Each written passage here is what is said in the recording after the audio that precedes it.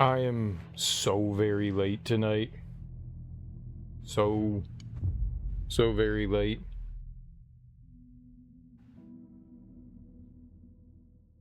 Sorry about that. I'm so late. I'm eating my breakfast dinner on stream. It's chicken pot pie.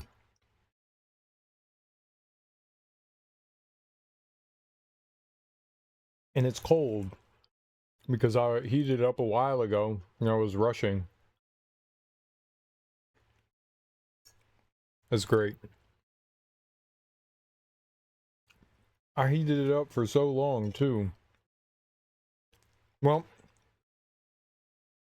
I'm late today because my mom asked me to watch the what do you call it? Football game with her today. The what are they called? The Washington Commanders, and they got the crap kicked out of them.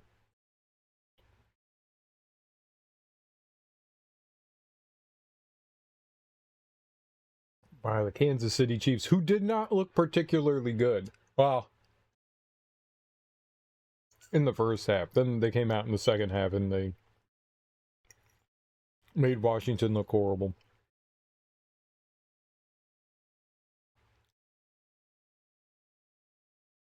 Our defense is abysmal.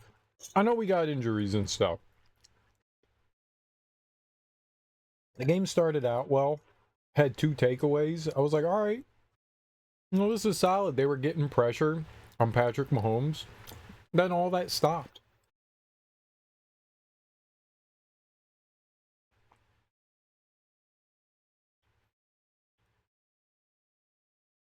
The zone defense was abysmal. Someone was always open.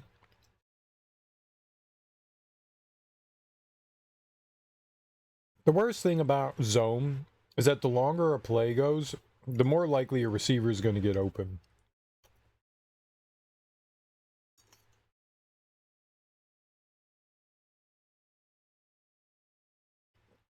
And that's what happened, like every play. Oh, someone forgot to cover them. They're wide open. Why Bobby Wagner was covering wide receivers beyond me. It was rough. Offense didn't look particularly all that great either. I don't know that Cliff Kingsbury is calling a great game or not. I don't think he is.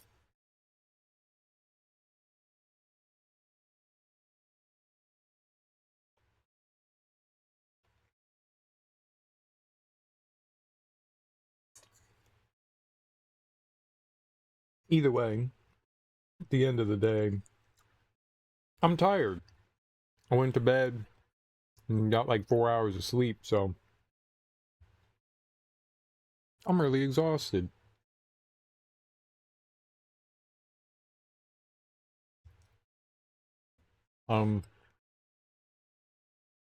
Last stream,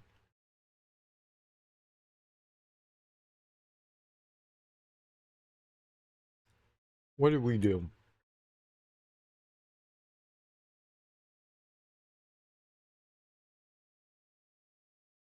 We did stuff with Saga. It was all Saga. We cleaned up after.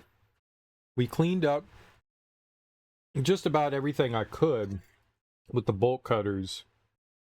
Then we went into the police station and got the final stash, which had a key to the lighthouse. But then we had to finish the police station. Police station wasn't that hard. We found out that the Alan Wake that we found wasn't Alan Wake, it was Scratch. And he killed Yako, one of the Calavella brothers. No. Kaleska brothers. I don't remember their last name. This is not a name that is common enough for me to remember.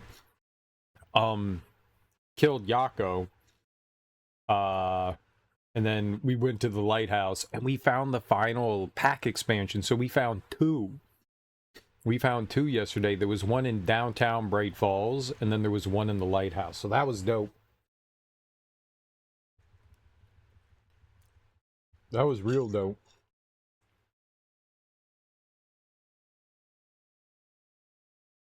And we got a pump action shotgun.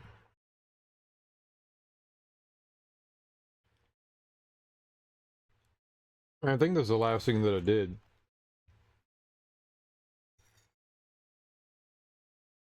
Was pick that up. So, since they forced us back, at the beginning of the game, you play as Saga, then they push you into Alan, and then they push you back to Saga. I've not switched back to Alan. They're like, you can switch back to Alan at any time. I've not switched back to Alan.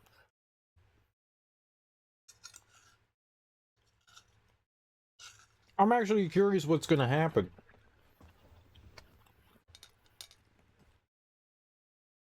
At some point, the characters have to come to a head. At some point.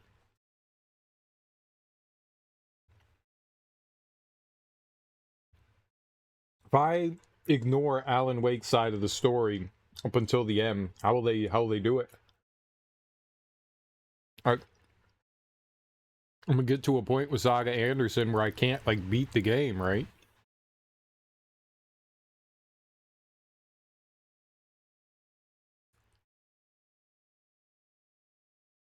I'm genuinely curious how that's gonna go.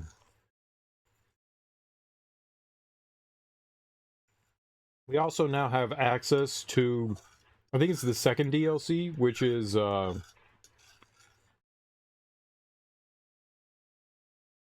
Lake House. Lake House. So I think we're gonna do that.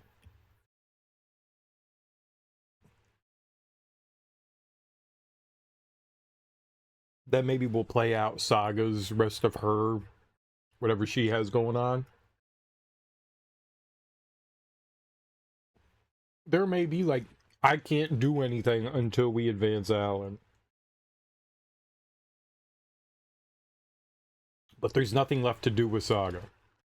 Like, we found all the riddles. We solved all of those. We found all the stashes. We found all the lunch boxes. There are not enough lunch boxes to upgrade everything in your inventory, like all your weapons.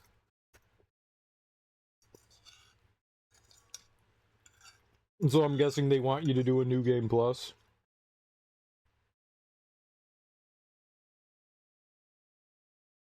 It was chicken pot pie. I know I'm super late today. It's because I was watching football. The Commanders had a Monday night game. And I did not get many hours of sleep.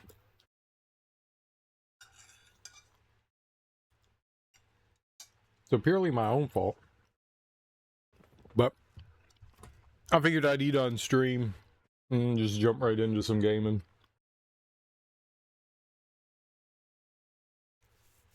Wait for you cool folks to show up. Homemade chicken pot pie.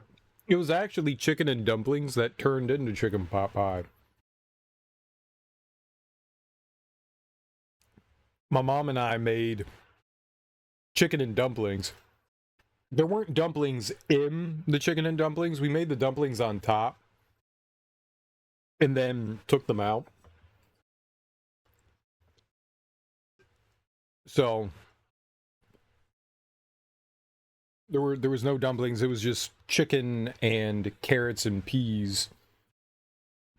And then we replaced, and then we added in like a bunch more veggies to make a chicken pot pie. It was pretty good.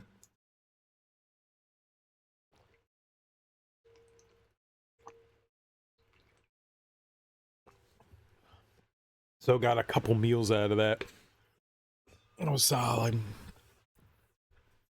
I'm about to go downstairs and get that buffalo chicken salad for breakfast. It's a brave move, Ebony. That's a brave move. You're gonna be pooping fire all day long.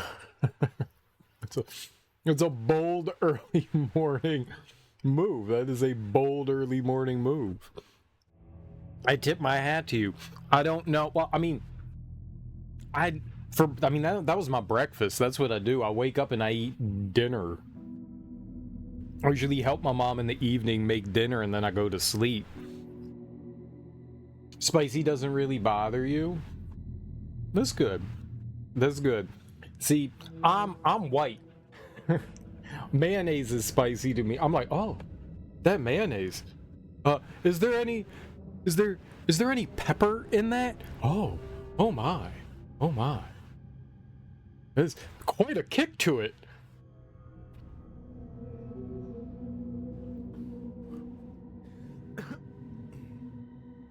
I can kind of do. When I was younger, I handled spice a lot better. I would go to Taco Bell and get like the volcano hot sauce, which by today's standards is insanely tame. That's what I used to do. And then I don't know, something happened and I was like, I can't handle spice anymore. I don't know what it was, but like somewhere in my 20s, like a switch went off. I don't mind spicing things. But what I had found, there was like a hot sauce revolution sometime in like the 2000 teens, you know? And hot sauce to me was always just like heat.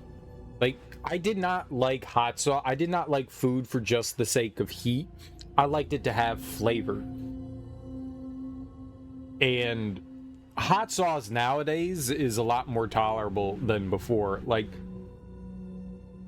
Tabasco sauce or the standard hot sauces that were around were just kind of like different levels of heat, not a lot of flavor. Nowadays, there's flavor in your hot sauce, and I like that. But yeah, I'm not good at like overly spicy things. I don't. My mouth burns. I don't want my mouth to burn. I want to enjoy my food, and I don't like it when my mouth burns. I don't want to. Ooh, ow, ooh! I can't do it. I like spice. I have Tapatio and some. We almost always have. Oh God, I can't think of it. What's the very, very common?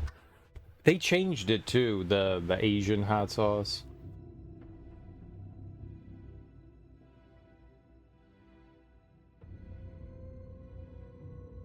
We always have that.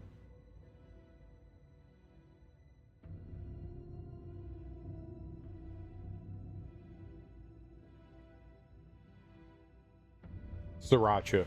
Yeah, I was gonna say it's Thai. We always have sriracha. I discovered sriracha in the early 2000s when I went to go get pho, whatever you want to call it, with some friends, and they had sriracha at the table. Which sriracha is Vietnamese, not no Thailand. Sriracha is Thailand. Pho is Vietnamese. So it's weird that they have, I don't know, it's not authentic Vietnamese. But that's where I had first had it. And since then, I'd kind of fallen in love with it because it's not like overly spicy. It has okay flavor. I think Tapatio's a little bit better. But I like having flavor to my heat. But I do like buffalo chicken. Buffalo chicken's very mild. Buffalo chicken's very mild. I don't mind that. I did once. I was at a restaurant. I just had like a memory in my brain where I ordered a buffalo chicken sandwich and it was the spiciest goddamn buffalo chicken sandwich I ever had. Like the menu said it was like, you know, had heat on it, but I mean, they don't really tell you. It's just like, this is spicy. So I was like, it's buffalo chicken. They're not gonna like kill you with buffalo chicken. And no, this was like the spiciest buffalo chicken sandwich I had ever had in my entire life. Like, it was brutal. It was tasty, but it was hard to eat. It was spicy as hell. It made me contemplate not continuing to eat said sandwich. Oh, but I finished. but I was sweating. That's also, I sweat. Like, I just need to think about being sweaty, and I sweat. Which is not good. So if I eat a buffalo chicken, say anything like mildly spicy, I'm like, oh, this is hot. This is so hot. I'ma die. I don't want to die.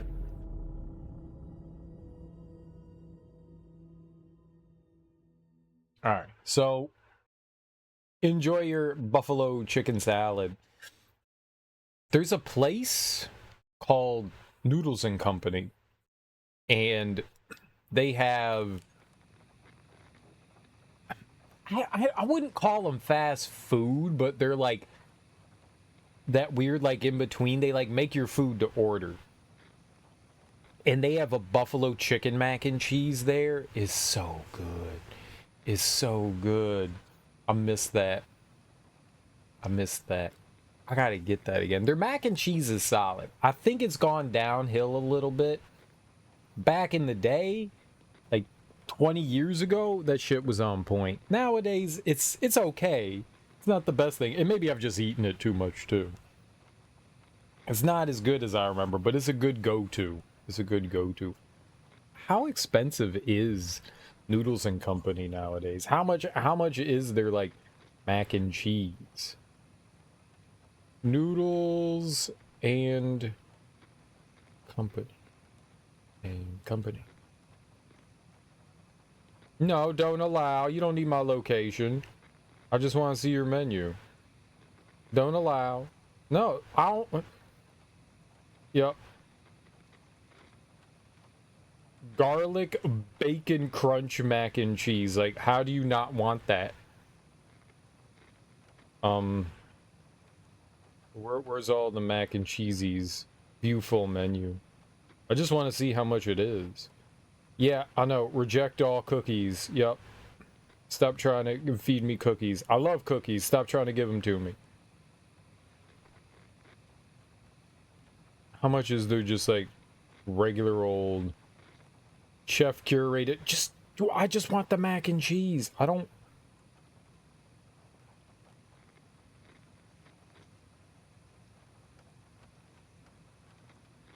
They don't tell you. There's no prices. Start order. They won't even show you the price of anything. I have to use my current location. That's so stupid. Like, it just says add to cart. Doesn't even give you a price. Why can't I check a price? Yeah, whatever. Sure. Order quick pickup. At 6 in the morning. It's $10?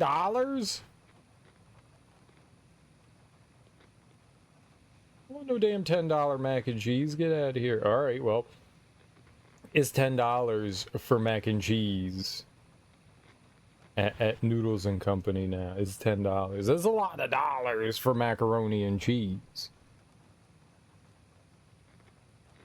It used to be like $7.50, $8. It was nice. That was nice. Now it's $10. $10. Ain't nobody got $10 for mac and cheese. Better be the best damn crunchy bacon mac and cheese I ever had. All right, so I was saying earlier, we got all the way up to, I think this is chapter 7 of her saga.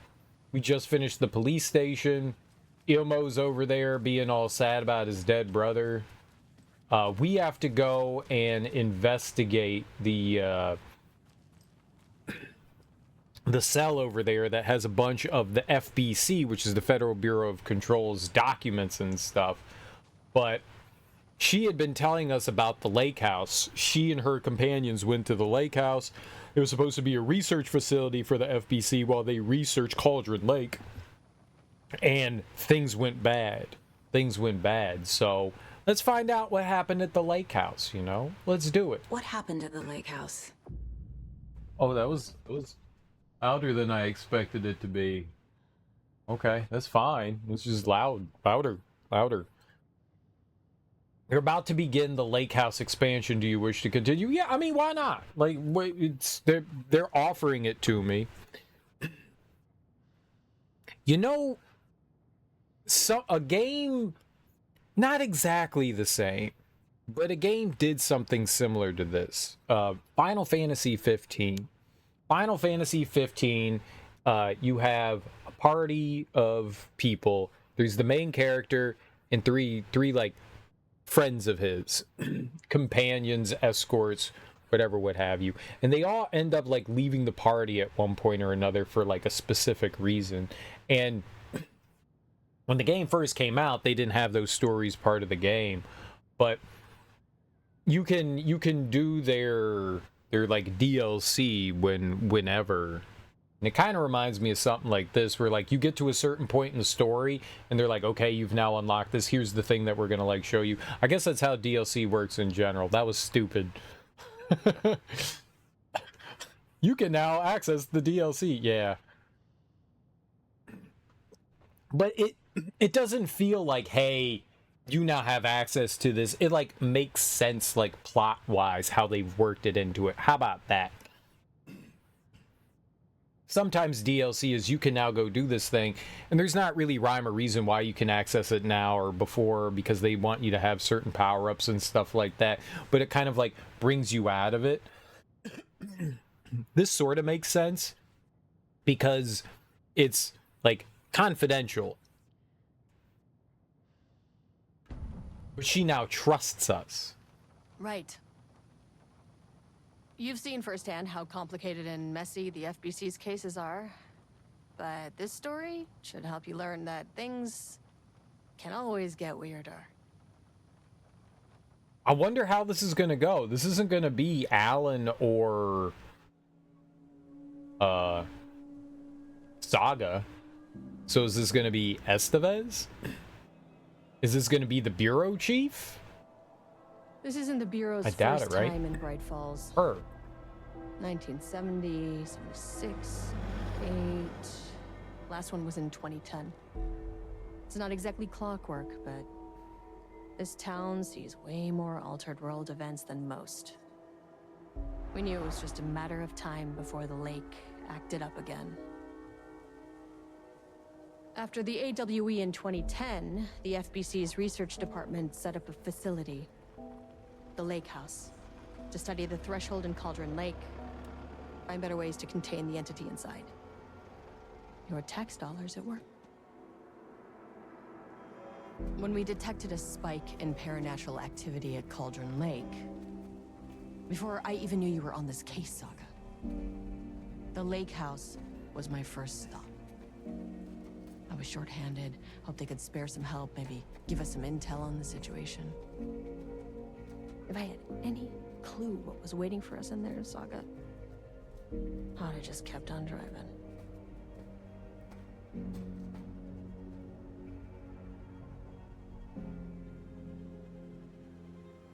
Hi, Darby. How you doing, homie?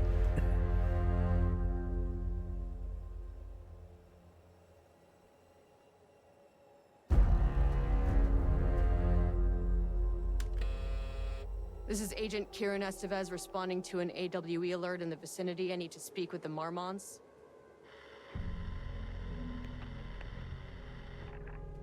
So much for the welcome wagon.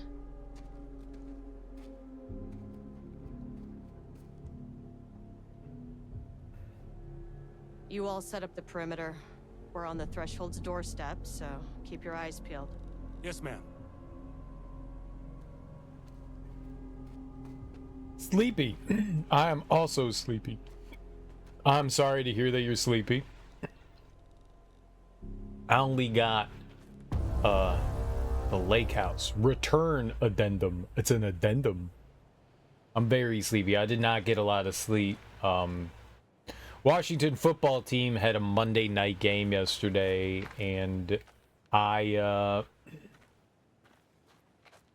mom asked me to watch it with her. I was just planning on going to sleep, but she was like, hey, are you going to watch the game with me? And I was like, yeah, I'll watch the stupid game with you. So I only got like a few hours of sleep, so I'm really tired.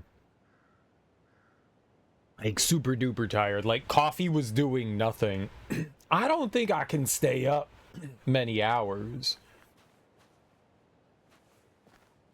I don't think I have the ability to do that. Agent Kieran Estevez requesting entry. I don't have time for this. Yeah, so like super late, like late for me. Like I'm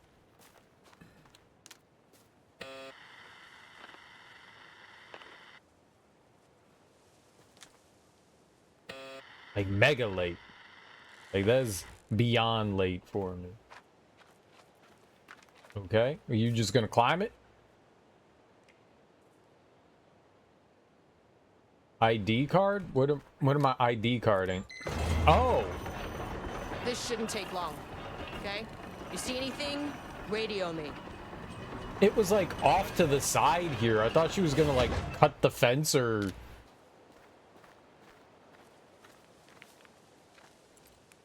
Hey, we got a flashlight. Let's go. Okay. Yeah, sports, and it was horrible. They got the crap kicked out of them. The lake house was run by the research department. Research and investigations don't really see eye to eye. What they call science, I call a violation of Bureau protocol and human decency. Classic interdepartmental drama. Your FBI saga, you know how it goes. Now, in retrospect, my low opinion of the research department may have clouded my judgment. She have an inventory? She does, but her inventory only goes down to there. We got some flashlight, trauma pads, some bullets. Okay.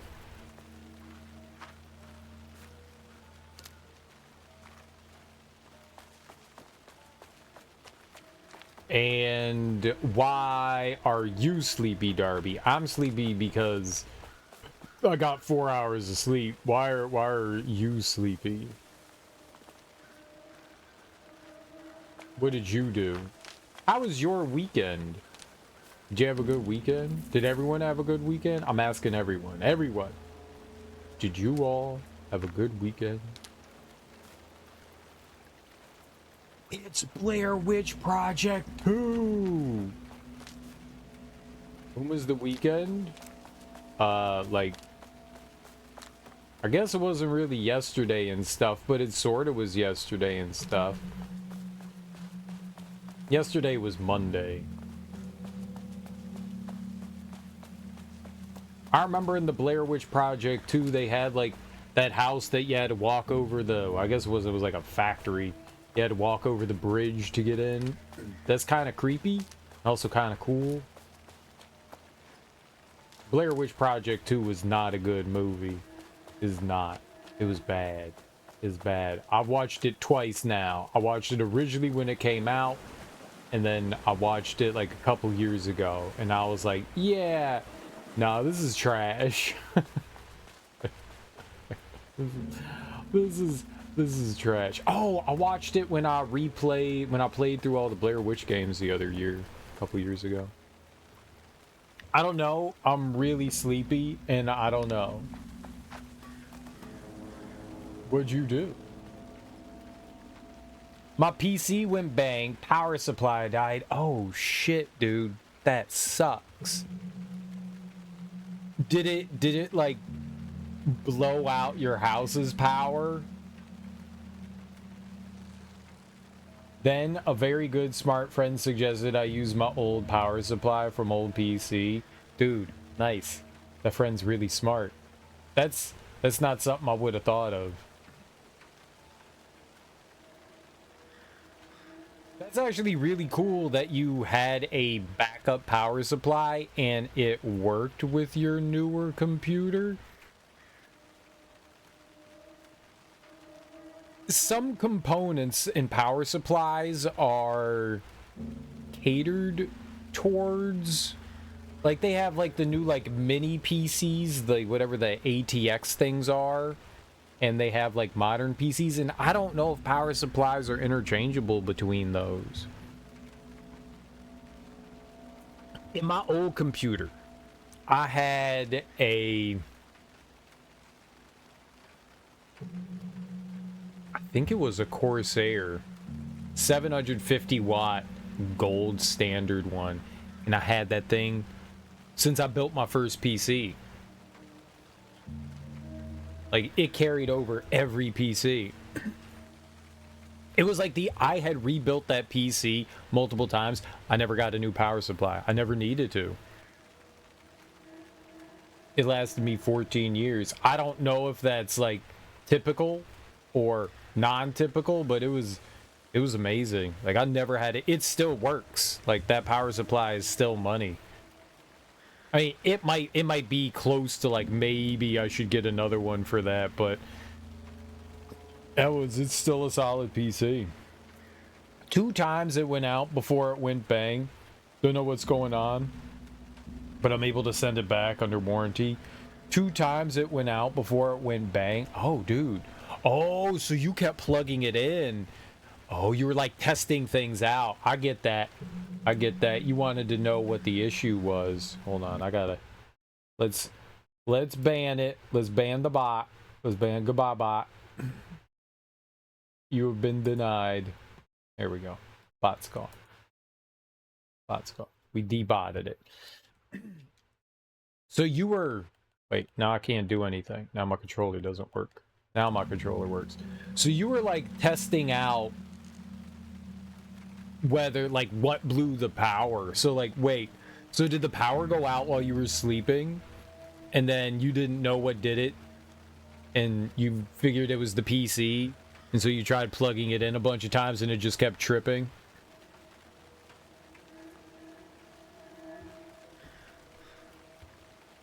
That's unfortunate. And that's a newer PC that you have, right? Like, that's not old. That's just like, you built that within like the past like year or so, right? You're able to send it back under warranty. That's really good. I'm curious, what would happen? So, if your power supply goes out and there's like a surge and the power supply fries like a component on your computer, is the power supply company responsible for that, or would they just like throw their hands up in the air? And I know that like Australian consumer rights are way different from the US. Like, we have very poor consumer rights here in the US compared to like the EU, Australia, like very poor consumer rights here. So they would just be like, oh, your power supply broke, buy another one. And you'd be like, dude, no, it's been like barely a year and I haven't done much with it. You were asleep, your mom came in because the power was out. Then we were testing things. Then I plugged it in and it went off. Then I went back to sleep to deal with it later. And when I moved to a new plug, it went bang. Dang, that sucks. Collected parts at beginning of 2024, built in July. Okay. Gotcha. Yeah, you do have rights. That's, that sucks. Well, and so none of your other parts were, like, messed up. It was just the power supply. Like, you checked everything out. Like, your RAM's okay, your hard drives are okay. I know your hard drives are plugged into your motherboard.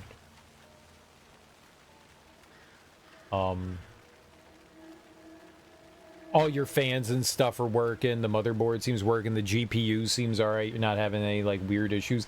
There's no, like, weird smells coming off the computer. Like, electrical burning kind of thing. Like, you couldn't smell anything like that. All your, like, USB ports and stuff are working and all that. Like, everything you could tell is okay. Been using being used with the NVMe. I didn't need half the plugs this time. Okay. So far, so good. Good. That's good to hear. That's always scary when the power supply goes out because it can send surges, you know, and there's supposed to be precautions in there. But freak things happen from time to time, and it can send surges, electrical surges, which can fry some things, so it's something you always have to be careful of. You checked both of you have 2 hard drives, right? You've checked both of them? You checked your RAM. I wonder if there's like a procedure that you should do after something. I would look that up. I would Google, and I would check and see if there's anything that you should do after something like that, like how you would go about checking things and stuff like that, just to make sure everything's okay. I would Google and check that out. You have those surge boards too, and the house safety. Yeah, but that doesn't. This is a separate thing though. The power supply is within the unit. If the unit itself sends an electrical surge, that's a whole different matter of things. Especially when any of the, I'm assuming what happened was one of the capacitors blew. That's what the bang was. So that can, when a capacitor blows, it can send out, because they store a lot of energy in them, they can send out electrical surges. So you want to be really mindful of that. So that's a whole separate thing. You have surge protectors to protect your plugged-in electronics, but those themselves, like computers and consoles, have electronics like battery powers in them, and those themselves also can send out electrical surges. So you have to be wary of that too. All the PC people I asked and Google said the same assumption. I'm just saying, is there like a thing afterwards? Like, can you check the components now just to make sure? Because things might seem okay right now, but maybe in like a day or two, you might see something weird. So is there any way that you can run any sort of like stress tests on like the RAM and the CPU and stuff like that to see if they're okay? Like, there has to be something that you can do to like check things out. Like, I know that there's like you could check the hard drives, but you should check as many things as you possibly can. Like, make sure the fans and stuff are working on the motherboard, like your CPU fan. Like, little small things can go out. Monitoring gauges to check things. That's why I said, like, can you like Google something to see like what you should do after something like this happens? Because you're not the only one that this has ever happened to, so I wonder if there's like safety steps that you can do to like make sure everything's okay. That's all. I would be panicking. That's all I'm saying. I would be What I'm saying are the things that are going through my brain. If it was me, I'd be like, oh shit, I got to check everything. How do I check everything? Like, I know that there's ways to like monitor your RAM and stuff like that, but is there a way to like make sure that it's like performing functionally?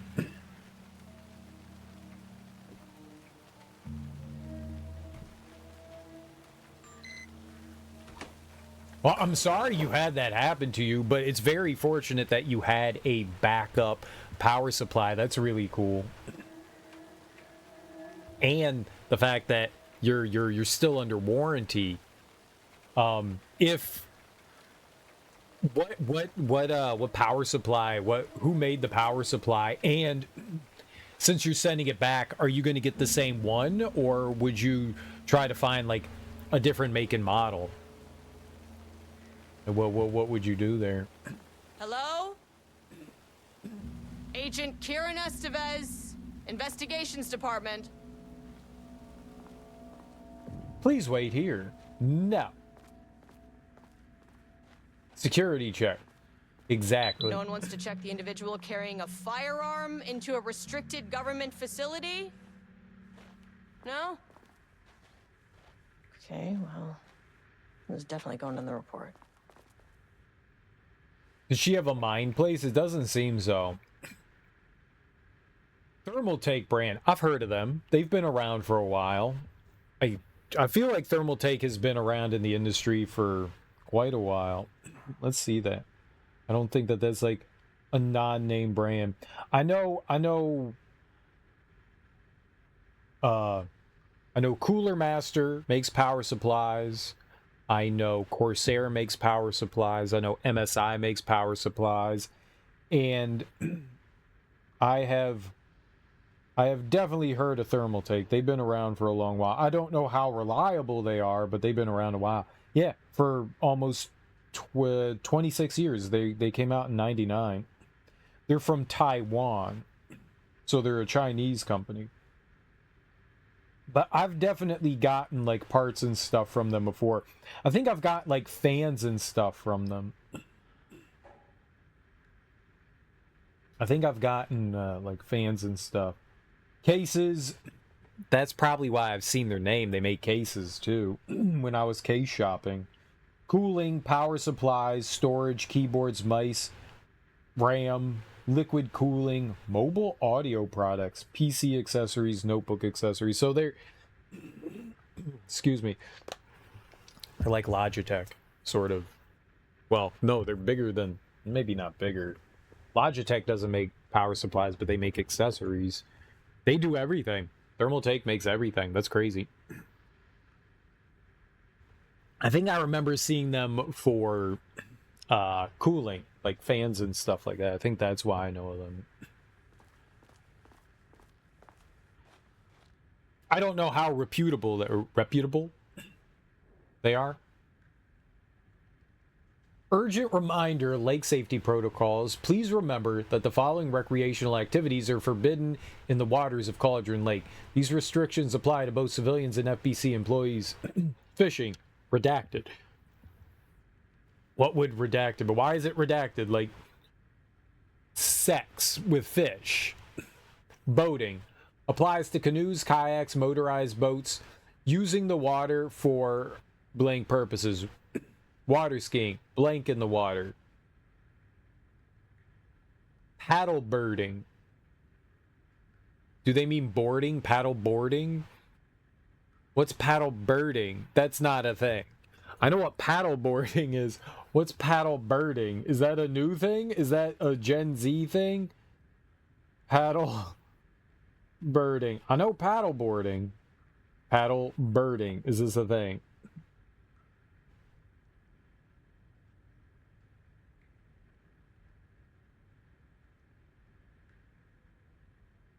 Oh, it's just, no, it's not a thing.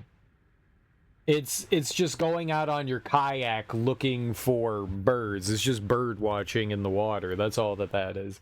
I don't, maybe that's what they meant. I feel like they meant paddle boarding, but maybe they did mean paddle birding. It's weird.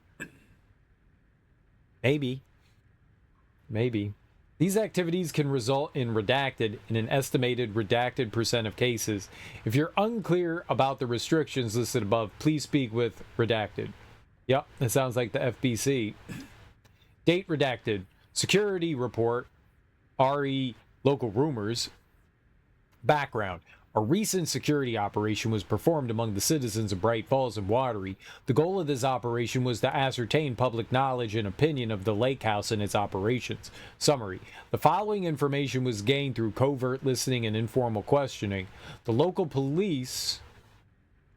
public appear to view the area around the lake house with fear. This is, of course, the intended reaction, as the Bureau has publicly marked the area as dangerous due to volcanic gases. However, there is a specific rumor among the public regarding a government facility in the woods run by mad scientists, taking people for experimentation. This rumor seems particularly popular among the local youth, and its proximity to the truth is cause for concern. Worst case outcome would be an increase in curiosity or possibly even aggression. It's possible this is even the reason for the lake house's security breach back in Redacted. Action to be taken. Security personnel will continue to monitor youth chatter. If the rumors continue disseminating, a cover story may be required, perhaps even fabricated signage for an American Volcano Commission type institution. Volcano.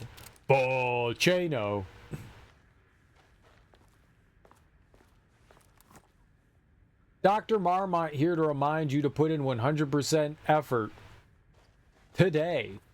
You don't tell me what to do, Dr. Marmont. I'll have a talk with Dr. Marmont. Coffee cups are in a circle. Very good.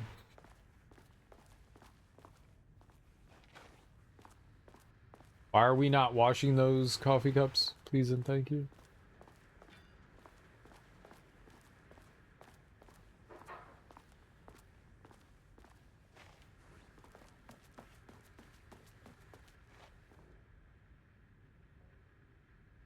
(7/14/2023) from Ava Ramani to FBC personnel. Subject status update in reference to Oldest House to all staff. On-site observation teams report that the Oldest House is still under active lockdown. Status of Director Trench, management team, and all other personnel inside the Oldest House at the time of the lockdown's initialization remains unknown.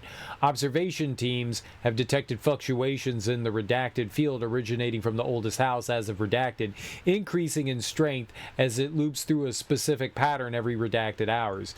These readings are currently being analyzed by research staff in the Boston office. Any personnel with information pertaining to the signal should contact them immediately. Sincerely, Ava Ramani.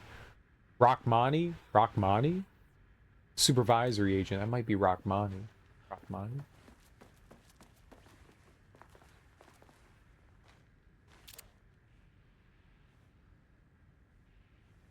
Who are these honkies? Are those Dr. Marmont and Dr. Marmont? That's handy. I got a map.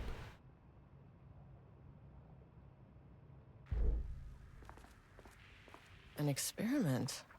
That bodes well. Experiment in progress. Security, safety, censorship. Any unaccompanied artist must be reported to security immediately. Artist. Right, because they have a influence over what the lake does. It's funny.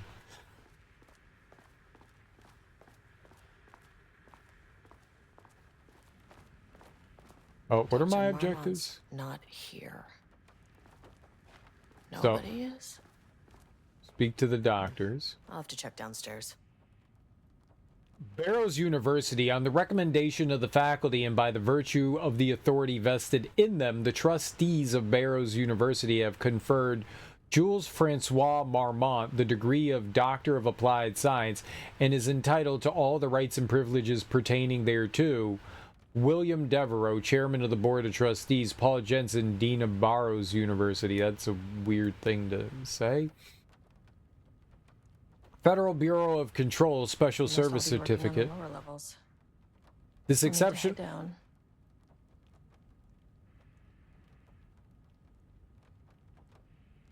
Federal Bureau of Control Special Service Certificate. This exceptional contribution certificate awarded to Jules Francois Marmont in grateful recognition of his outstanding contributions to the Bureau's scientific endeavors. Casper Darling, head of research. Notice of appointment from Dr. Casper Darling, head of research, to Dr. Jules Marmont, subject appointment as facility head. The senior leadership of the Federal Bureau of Control is determined to appoint Dr. Jules Marmont as head of research at the facility at Cauldron Lake, Washington. The appointment will be shared with Diana Marmont effectively upon the facility's completion in July 18. Zachariah Trench, Bureau Director. Casper Darling, Bureau Head of Research. So I guess the events of Control were supposed to have happened at the same time as this? I would have assumed that they happened, you know, in the past. To my fellow head of the lake house, love Diana. She made a bust of him.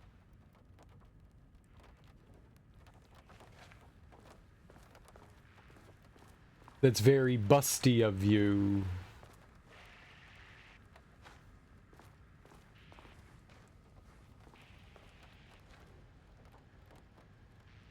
Replacement key card request form. Please fill out the fields below before delivering the form to security. A new key card will be issued to you once your request is processed.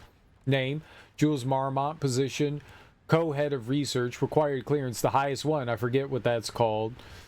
Reason for replacement, my card went missing. Indicate here if your card was stolen.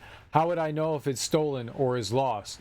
Why do you not put microchips inside to follow them if you are so concerned with this? I'm the head of research and I expect a new card on my desk by the end of the workday. 4/18/2020. Research profile RE subject P. So they've been here for a few years.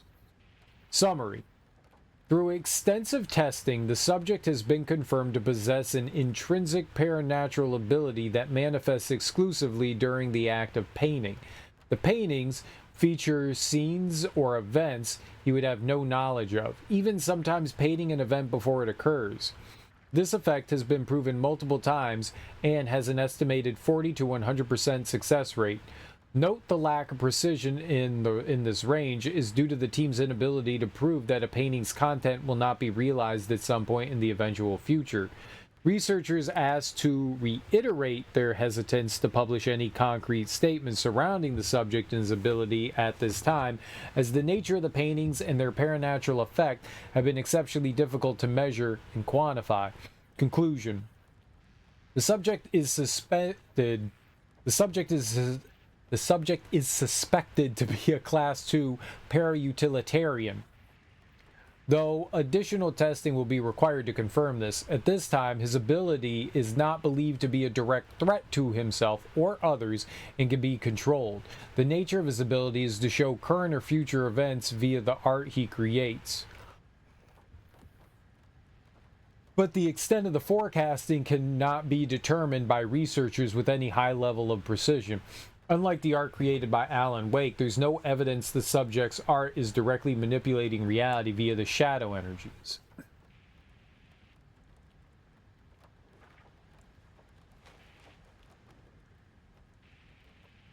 Changing passwords, huh?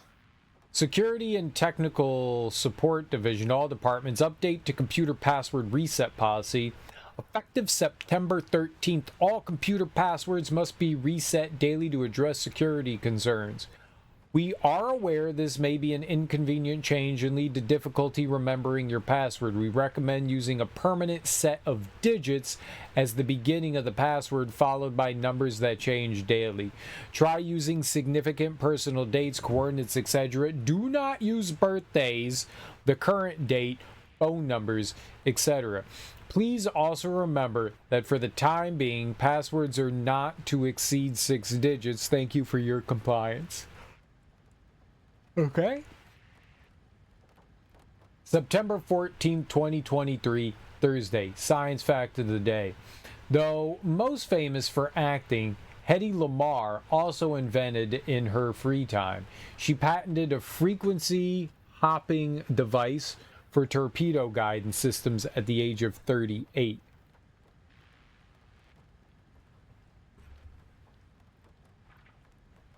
Hello, Darby. The cats were fighting?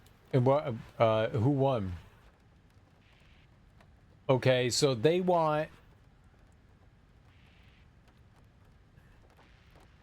September 13th, all computer passwords. Permanent set of digits at the beginning of the password, followed by numbers that change daily. Do not use birthdays, the current date, phone numbers, etc. But I mean, they totally did. So it's got to have something to do with this, like 14, 23, 38, something like that. Let's try this. 14, 23, 38.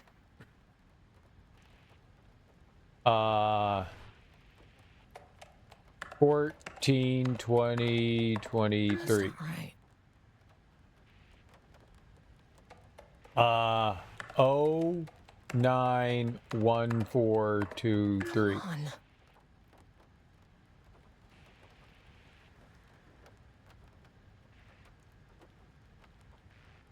No numbers there. There's some there, but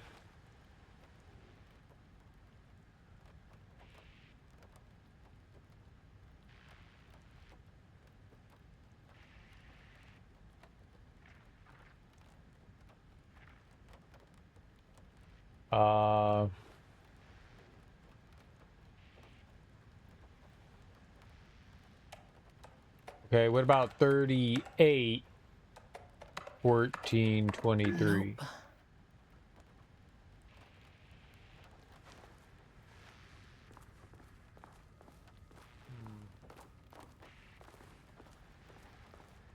Gonna have to solve that thing.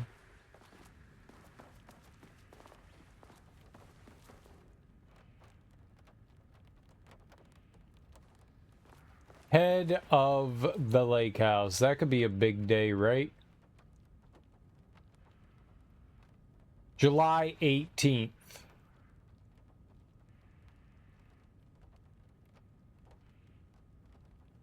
It's also highlighted. 0718 0718 38.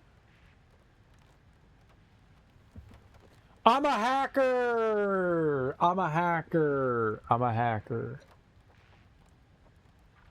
You did? What did you do?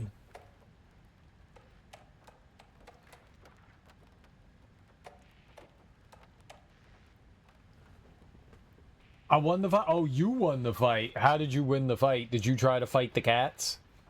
Annual budget. Good morning. A friendly reminder that proposed annual budgets need to be sent out by the end of this month.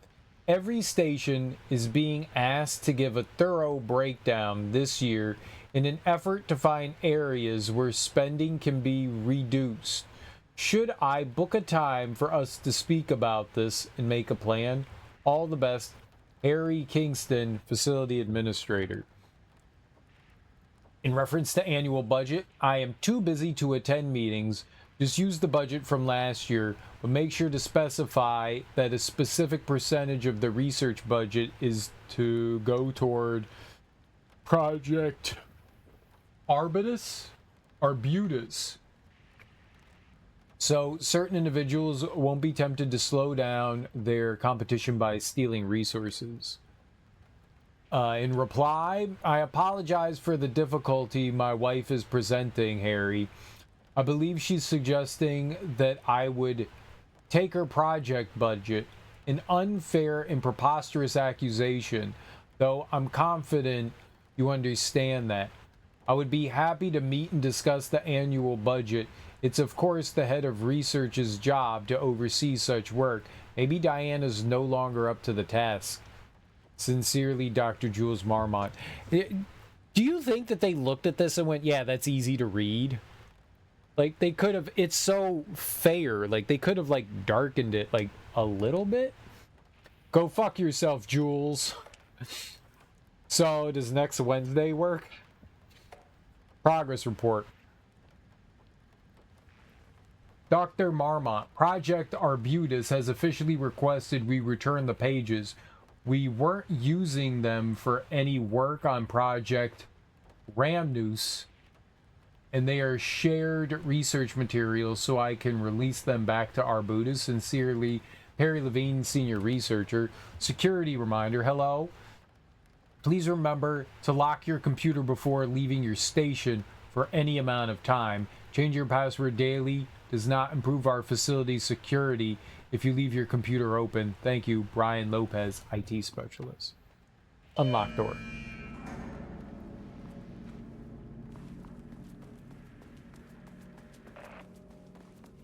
I hacked his computer anyways, so... Hello, and welcome to another exciting day here at the Lake House.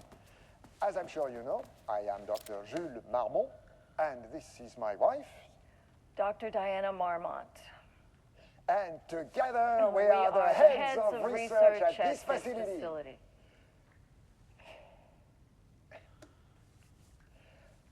We want to thank you all for helping us break new ground in our study of Cauldron Lake.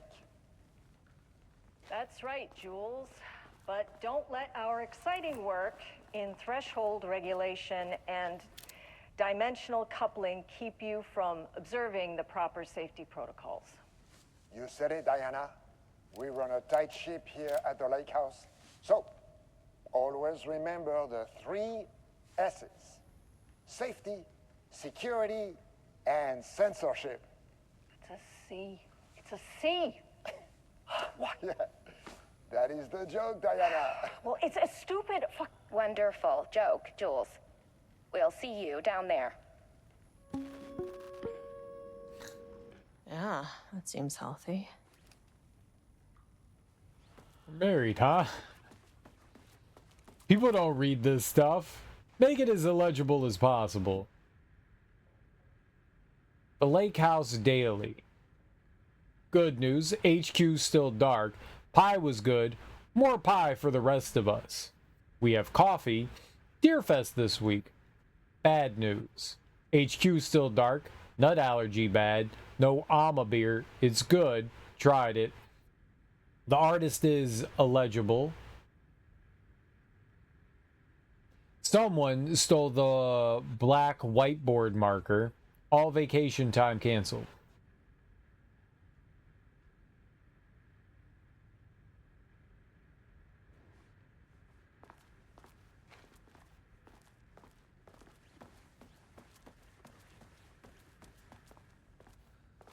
Okay.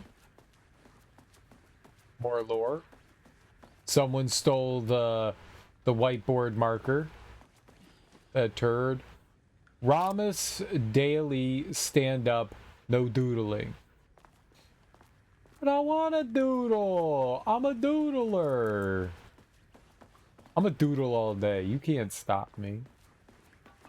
Why are you anti-doodling? Ooh, is this a security office? Can I touch buttons? This should come in handy.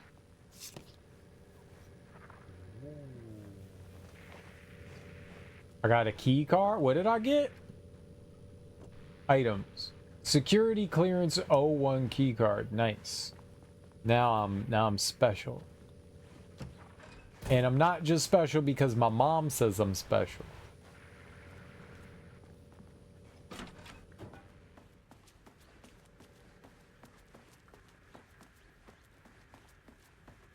All right, I guess we go downstairs.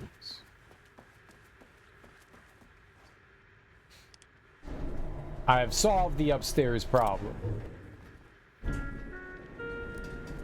Sweet.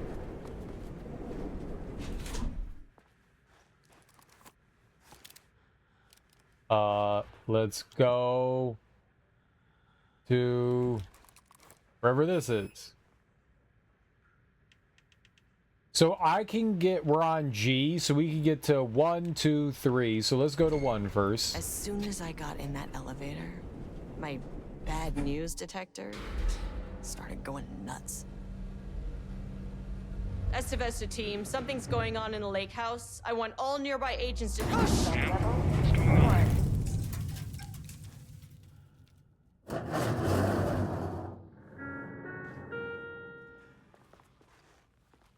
Agent Estevez, what's your status?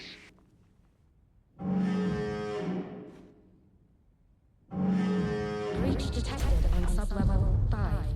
Staff should seek shelter immediately. We have a situation in the lake house. All agents converge on the facility now.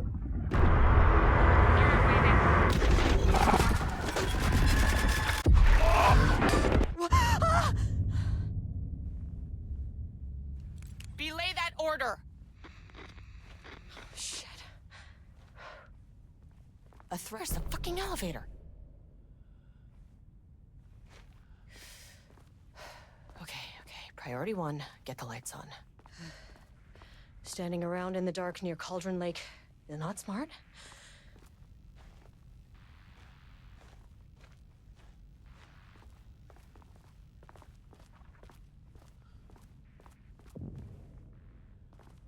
What the fuck was that?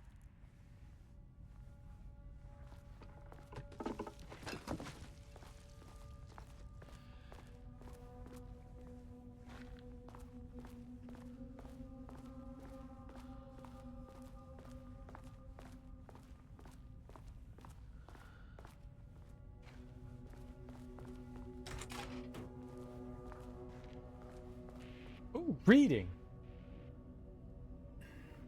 3/10/2023. Threshold linking experiment progress by Dr. Jules Marmont. The work to create a stable link between our reality and that of the Redacted continues. Progress is good, with all teams reporting high confidence that a successful connection will soon be possible. Recent efforts in utilizing the paintings produced by Subject P to adjust reality in such a way that achieves our goals were unsuccessful. However, the result allowed us to discard that avenue of research and focus solely on a much more viable one. Our new hypothesis states that the Threshold's energies, and thus its reality-altering effect, are drawn to pieces of art that contain significant level of emotion. This is supported by a clear trend in the data that we have gathered over the years. If we can identify and quantify the emotion of an art piece, our work will speed up considerably. Work has already proceeded with an immediate focus on developing devices capable of measuring the level of emotion in any given piece of art. For now, our research will continue to focus solely on the art produced by Subject P. While no pieces of his have yielded successful results outside of their assistance in discovering the redacted pages, his proven status as a para-utilitarian makes his work the most suitable research material. Refer to file F-2-15-3821 for full report. Research order. As the Lake House continues to make progress toward its goal, various avenues of research are being pursued. Recently, one such avenue has yielded unexpected results. The research into nursery rhymes directed by Dr. Marmont, led by Dr. Campbell, as an art form, has shown viability in its ability to connect to the Cauldron Lake threshold. As a result, the nursery rhyme findings will now be carried forward by the co-heads of research and incorporated into ongoing research across the Lake House, effective immediately. Research teams will be briefed on how to utilize the effective elements of the nursery rhymes into their own work. No, Dr. Campbell and his team are being reassigned. They will continue to develop their work on nursery rhymes outside the Lake House.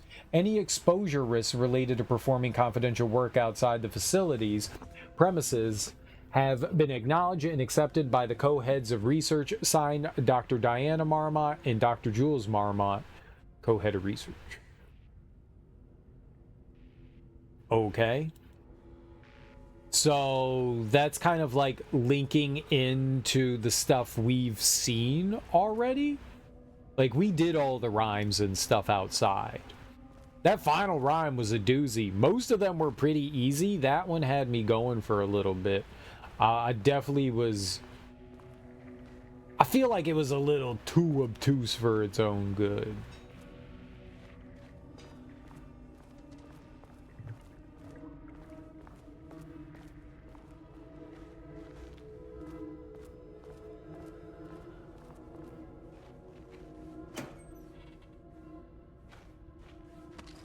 A flare and a flashbang, okay.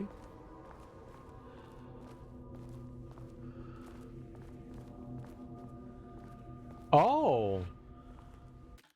Manual save. Let's make a manual save there. Oh! Okay. Double save. Double save.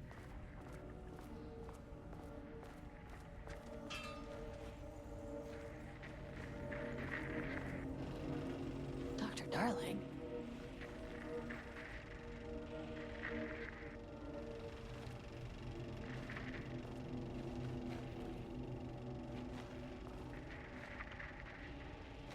Is there anything like significant here? Shadow, he's got some 1970, 76, 78, 2010. So those are the years that things happened here.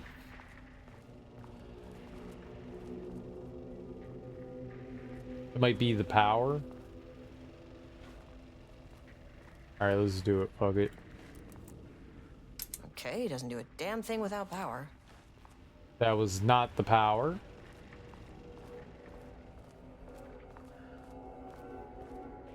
I knew that.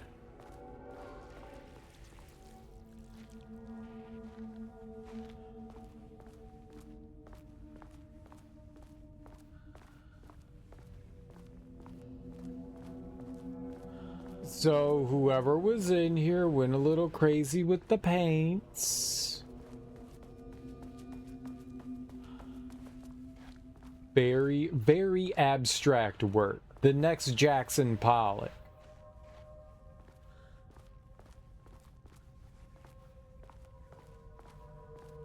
We're only using a couple colors: white, black, blue.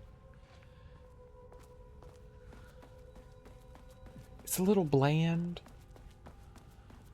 for my taste, you know?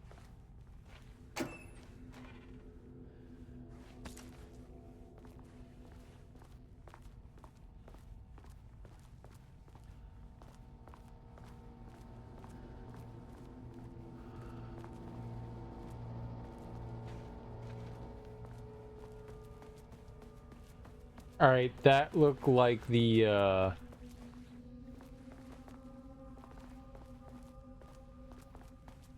electricity there.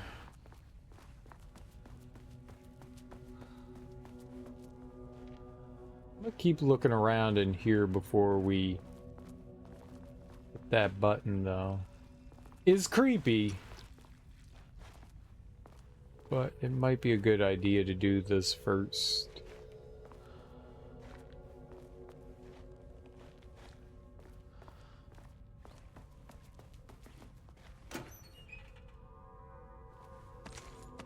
Over the years, video games have taught me that by triggering key event things, stuff happens. So if you don't trigger said key event things, then you avoid doing the stuff. Moving machinery, so they have a bunch of like paintings and stuff behind there. There's a door, and we can't get through that, I'm guessing. I'm not gonna try it. Oh, but there's no power. It's a key card door. There's no power.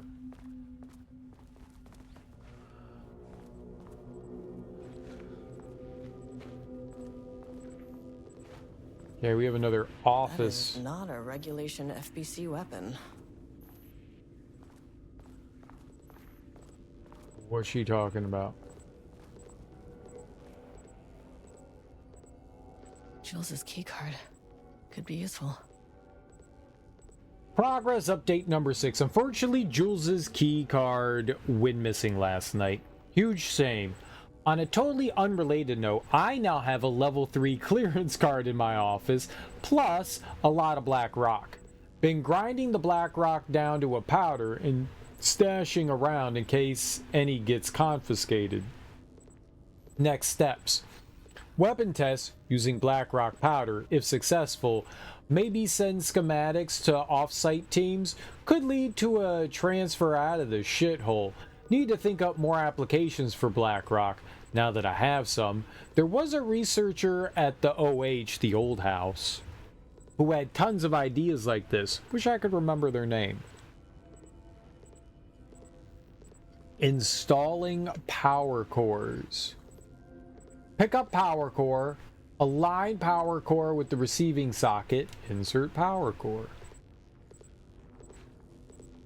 Might be a power. Oh, those are from Control. I remember that. Can't open it from the side. She said that doesn't look like. Oh, that. Okay.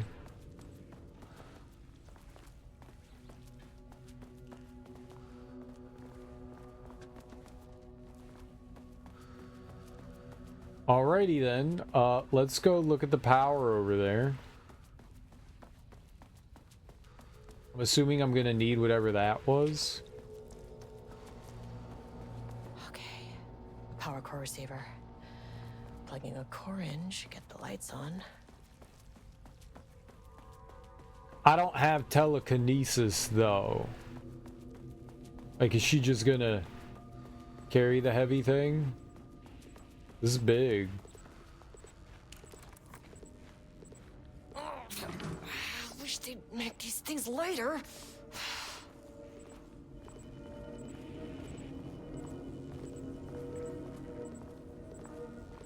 The way I saw it, there was only one way out. identify the source of the event, and contain or eliminate it. Now, good news, I just had to keep going down. Bad news, the elevator liked to disappear. I don't like all the clicking noises and stuff that are happening.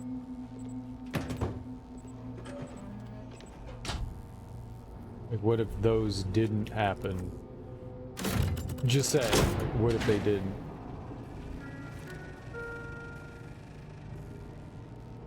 At least the elevator's back.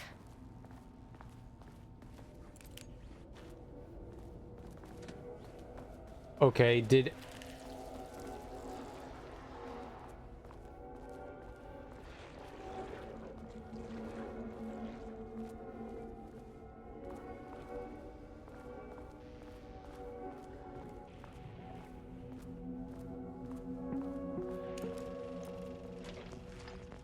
First off, a huge thank you to everyone here. The Lake House has made amazing strides in researching the AWE here at Cauldron Lake.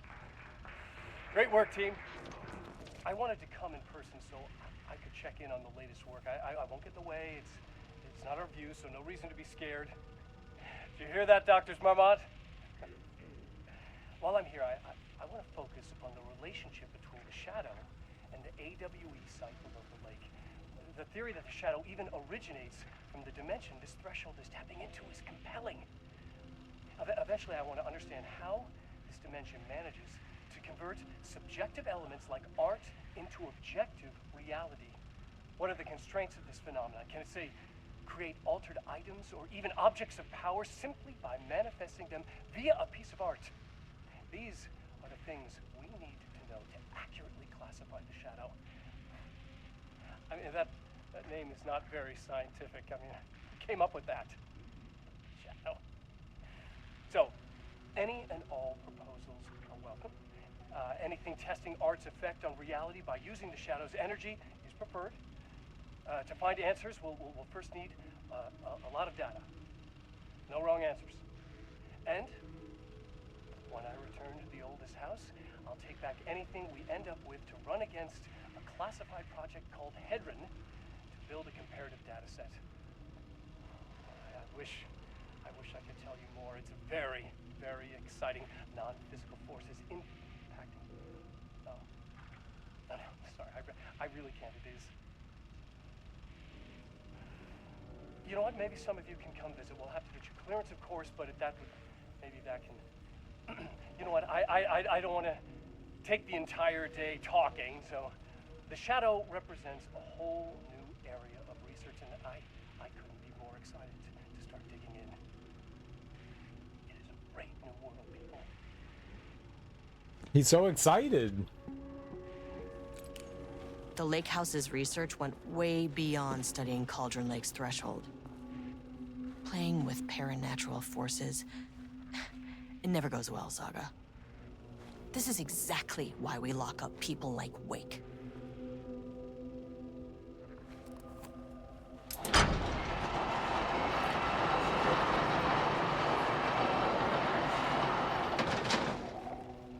I don't know what I just did. We moved some of the paintings, I guess. Quick save. I'm gonna take a look at the map too.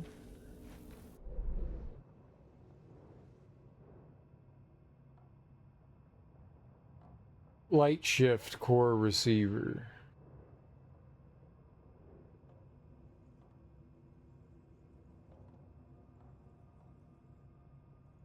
Security clearance 02 required. Locked door. Security clearance card 03. So maybe we have to go back down the elevator?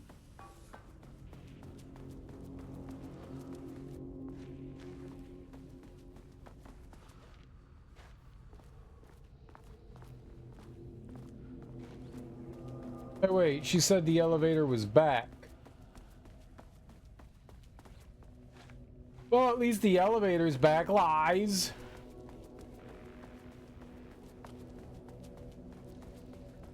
What kind of hobby? If you can understand me, I am an agent of... It never fucking works.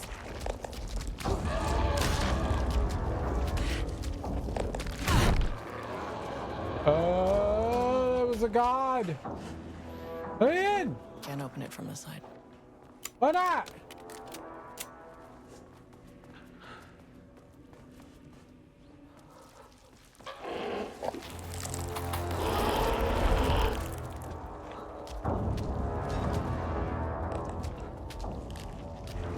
Oh, that's where the elevator is.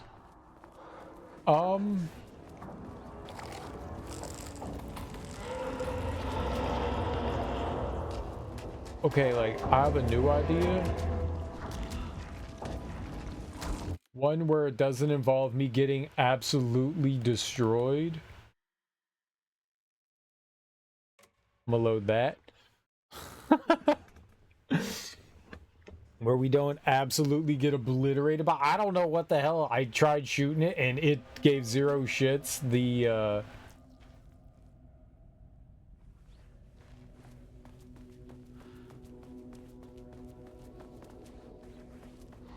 oh yeah, okay. Yep. If you can understand me, I am an agent of the Federal Bureau of Control. I can assist you if you take no hostile action against me or any action that can be perceived as hostile. Yeah. Alright. What the fuck were those things? Don't know. Didn't fight it.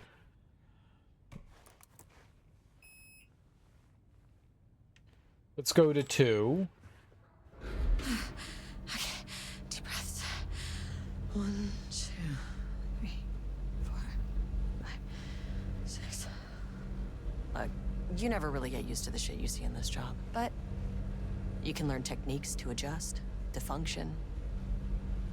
Take 6 deep breaths, then get to work. Find the source, collapse the threshold. Error. Please hold. Please hold. Now where am I? Hold. Please hold.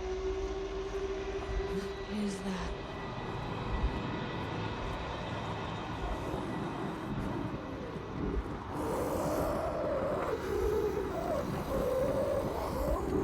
If you can understand me, I'm an agent of the Federal Bureau of Control. I can assist you if you take no hostile action against me or any action that can be perceived as hostile. Do you understand?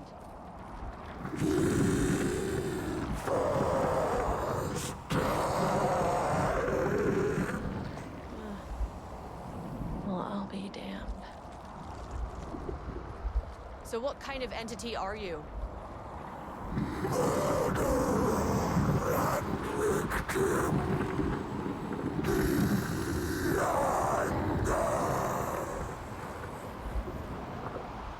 You can speak. That means you probably imprinted on a person or retained some of your former self's information. Previously human, maybe?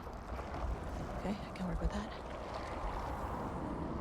I just had an unpleasant encounter with some other painted individuals. Any relation? 1,000 painting shoes crowed. What does that mean? Paint no brush, a self-portrait. Okay, hey, calm down. Fire in his eyes and hands and bones. You need to cease all hostility right now.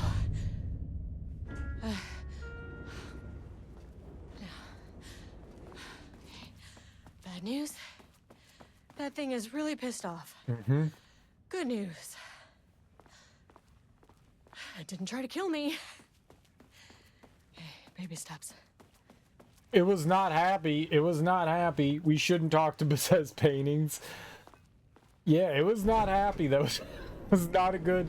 It's not a good interaction.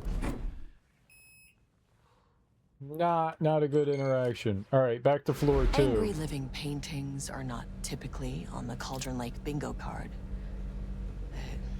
Something different was happening at the lake house. and I couldn't let it escape. Bright Falls didn't need this particular cherry on its already shitty sundae.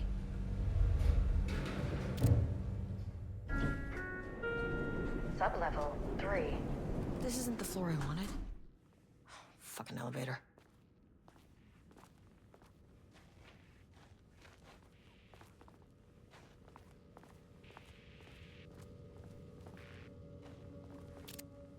Emergency. Seek shelter. Okay, you got it. Who is shelter?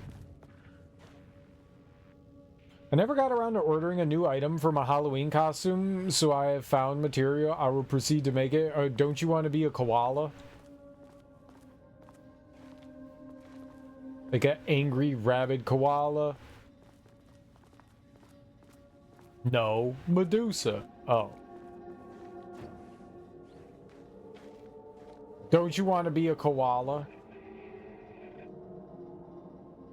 Koala was just for stream. What's the Medusa for?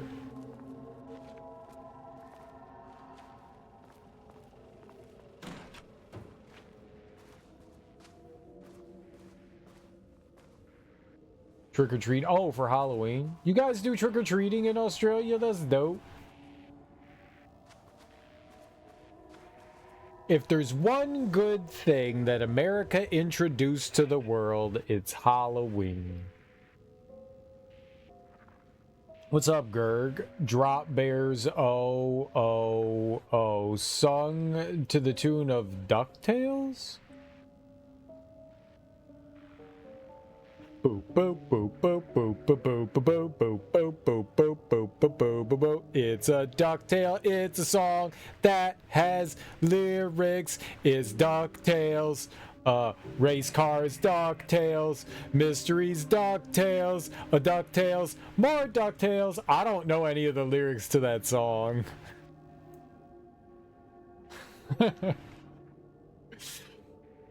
3/24/2022. Refinement process in reference ATD output and calibration. The automated typing device, there we go, ATD, will produce writing mimicking that of Alan Wake, known para-utilitarian, with the goal of affecting reality with the same consistency as Mr. Wake's writing. To reach this level of authenticity, each page produced by the ATDs must be evaluated and graded based on its similarity to Wake's original style. The pages will be graded using the following criteria. 1. Comprehensibility. This is the most basic of criteria. The page must use language and develop stories in an understandable, organic way. 2. Style. The page must accurately mimic the typical style of Wake's writing, using pages in the Lake House's possessions as reference. 3. Tone. The page must accurately mimic the typical tone of Wake's writing, using pages in the Lake House's possessions as reference. 4. Content. The page must accurately mimic the typical content of Wake's writing, using pages in the Lake House possession as reference. Once pages are graded, they will be fed into the algorithm as preferred reference material, thus continuously refining the writing produced by the ATDs until they can produce near identical stories to Alan Wake. Once that's achieved, we will provide instructions to the ATD on what to write, effectively gaining control of Wake's ability to link with the Shadow's power. You gotta know DuckTales? LOL. Only in recent years these days we gather small groups of offspring and walk around getting lollies from random houses. You should not get lollies from anyone's house. That is illegal. And you would get in a lot of trouble. Morning. I love it when parents join in. Morning, Gerg. I don't know DuckTales. DuckTales was a cartoon that came on in the early 90s, maybe late 80s, early 90s. In the States, it was based on, inspired by Donald Duck. Donald Duck had a uncle named Scrooge McDuck, and he had 3 nephews. I don't know whose kids they are. I don't think that they were Donald's, but somebody's kids. Introduced like a bunch of like duck-like characters similar to Donald Duck. So it was Scrooge McDuck, his 3 nephews, their niece, and Launchpad McQuack. And Launchpad was hands down the best part about it. Darby DuckTales is an old cartoon from the late 80s into the 90s. Donald Duck's nephews with their uncle, who is rich as fuck and is greedy. He's very greedy. He has a vault of money and he swims in the coins. Don't ask how that works. It would go through and solve mysteries. We had Looney Tunes in late afternoon weekends. Nice, Looney Tunes are good. But yeah, there was like a whole like Disney Hour. They had like a bunch of different ones. Tailspin was based off the Jungle Book. They had... Was the Gummy Bears part of theirs? DuckTales, Darkwing Duck. That was another one. That was... I think that came after DuckTales. Chippendale Rescue Rangers.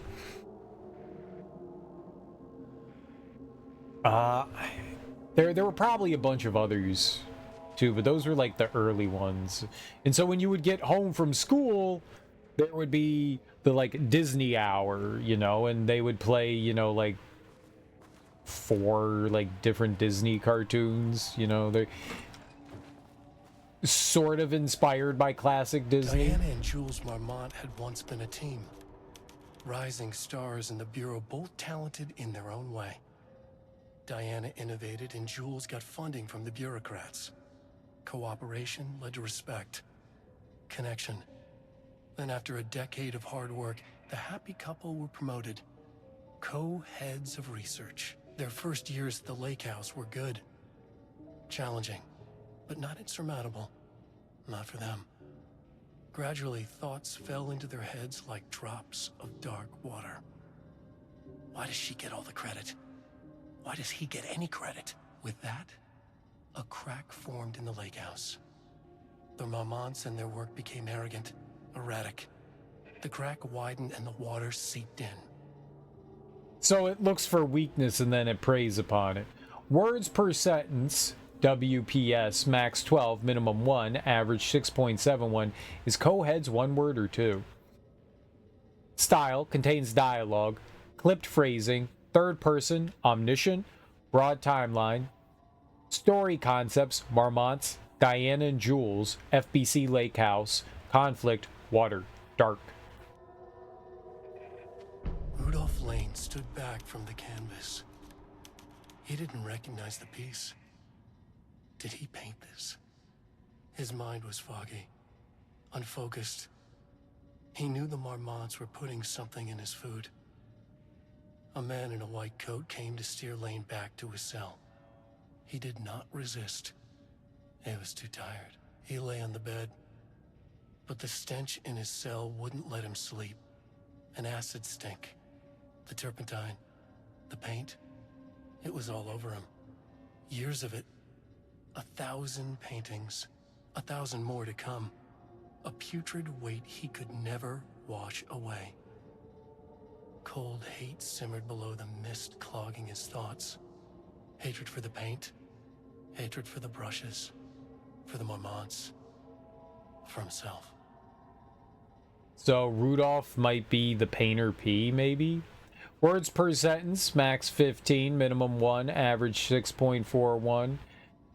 Style, character-centric Lane, past tense, clipped phrasing, higher adjective usage, focused timeline.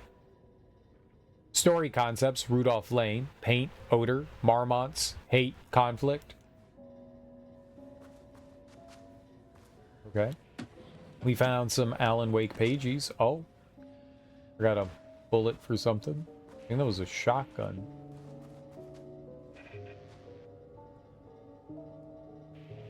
Tailspin, the Gummy Bears, a whole list of cartoons came out during that period. Interesting. So it was Cameo Cartoon Hour, sort of. Disney cartoons during the reign. Oh, yeah, there was Goof Troop. Sounds like a storyboard for a new and exciting Alan Wake 2 game. Yeah, there was Goof Troop. Goof Troop was good. September 12, 2023.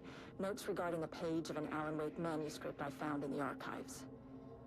I checked the records, and this page is not in our inventory. I believe it manifested inside the lake house directly. I won't be filing this page. It'll just send Jules into a panic.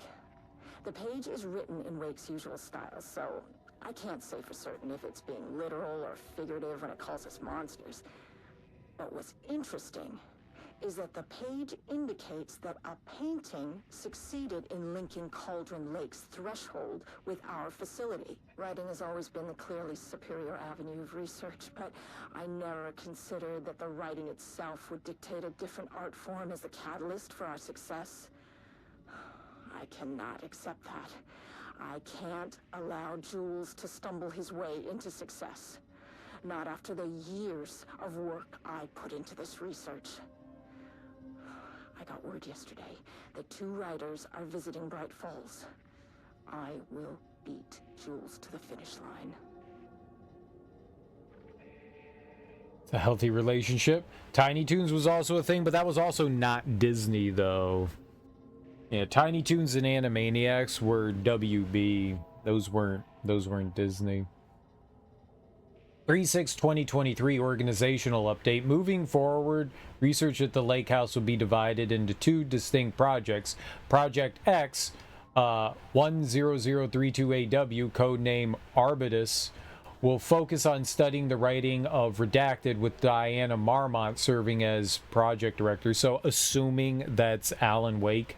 Project C, 43210RL, codename Ramnus, will focus on studying Redacted and his work, with Dr. Jules Marmont serving as project director. It's possible both of those were Alan Wake, but it's possible one of those was the painter. That says the writings and focus on studying blank in his work. That's not clear enough. Staff will soon be notified regarding their project assignment and any required desk changes. Your patience is requested during this reorganization. This is a confidential facility matter and is not to be discussed with external agents or teams. If you have any questions, please contact me directly. Signed, Harry Kingstein, Facility Administrator. Animaniacs and Looney Tunes were really good, though. Those were solid cartoons.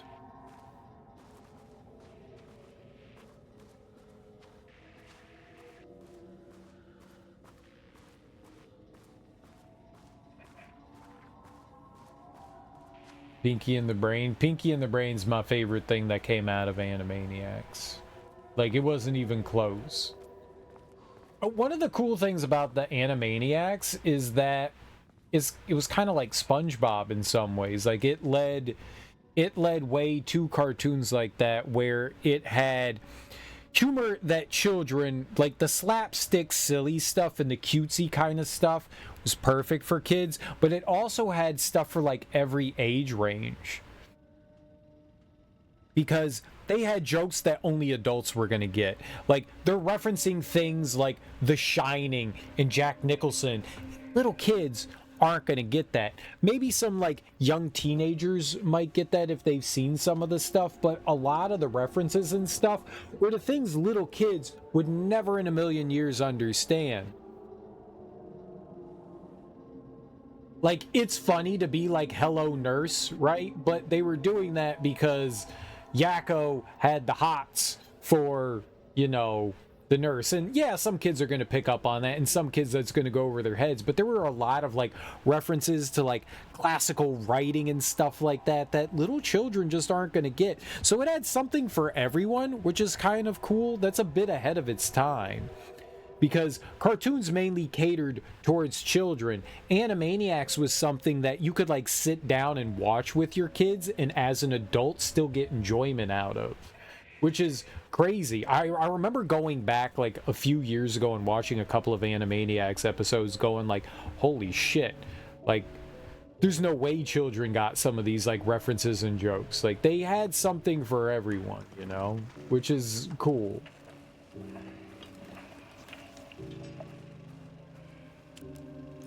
A crack in the lake house. The Marmonts had let the lake in, but the water could not flow. It became trapped, stagnant, went bad. The truth was controlled here. The art was not art, just content for the experiment.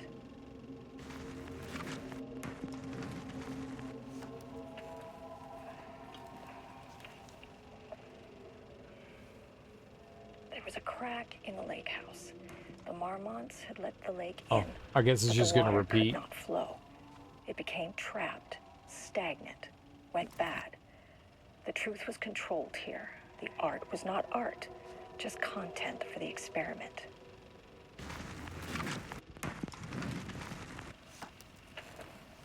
Yeah, it looks like it's just going to repeat. 9/12/2023, Project There was a Arbitus crack in the initial lake house. findings The report Mormons in let reference the to lake in, Edward Franklin but the water could Booker, not flow. born in New York, New became York, trapped, currently stagnant, resides in New York, went New bad. York. The truth was controlled here. Married The to art was not Tamitha Booker, art, no known just children or content dependents, for the no experiment. prior criminal affiliations found, located in Bright Falls, Washington as of 9/10/2023. Writer and director of 5 stage plays unsuccessful. Confirmed artist, There was a designator, crack in author, the lake playwright. house. Disclaimer, The background Marmonts had let the investigation lake performed in a short but the amount of water time could per not instruction. flow. As a result, the information became contained in the trapped, report is not comprehensive and stagnant, possibly went bad. erroneous. The truth was 9/12/2023, controlled here. Project The Arbitus art initial was not findings art, report just in content reference for to the experiment. Tamitha Madison Booker, born in Atlanta, Georgia, currently resides in New York, New York, married to Edward Franklin Booker, no known children or dependents, no paracriminal affiliations found, located in Bright Falls, Washington as of 9/10/23. Author of 3 commercially successful true crime books. First publication was a poetry collection, unsuccessful. Confirmed artist designation, author, poet. Disclaimer, background investigation performed in a short amount of time. Per instruction, as a result, the information contained in this report is not comprehensive and possibly erroneous. Oh, that was like something that could have had things in it, and it had There nothing. was a crack in the lake house. The Marmonts had let the lake in, but the water Output. could not flow. It became Some trapped, numbers that stagnant, could be went bad. important. The truth was controlled here. The art was not art, just content for the experiment. Could be important.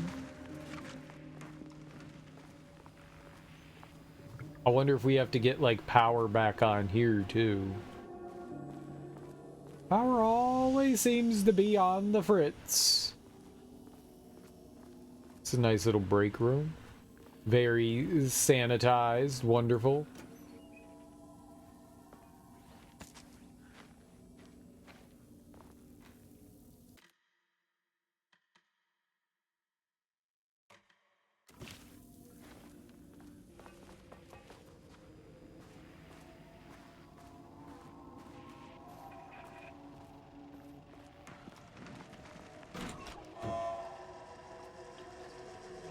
Typewriters.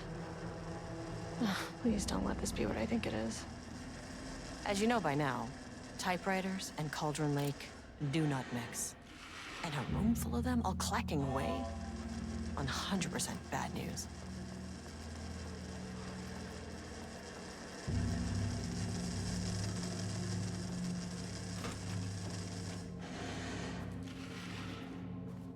Good. Nice and empty, very good.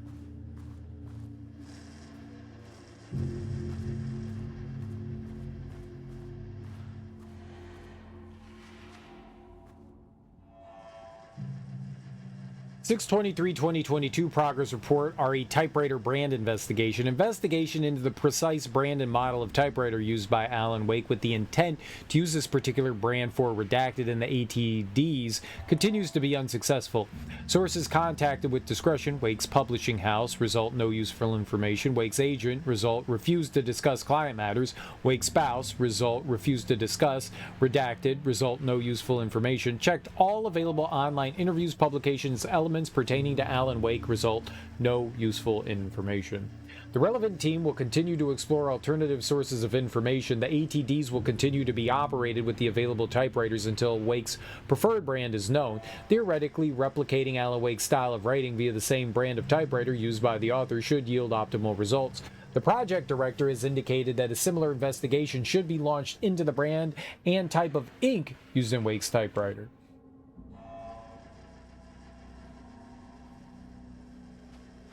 So they were doing their best to mimic Wake. It's a little creepy.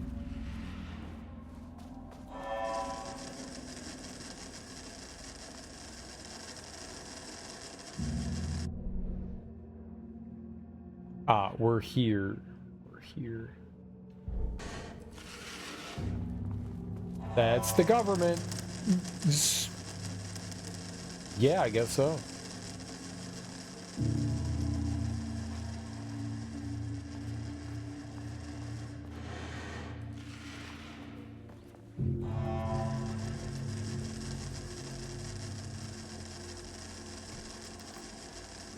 Need a higher clearance key card.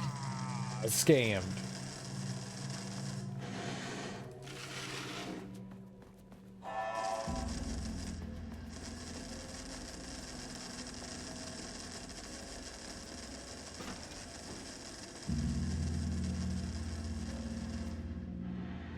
I found the dressmaker's mannequin, and it's only for 3 of the 4 legs, so I'm using my weights to hold it up. Wait, what?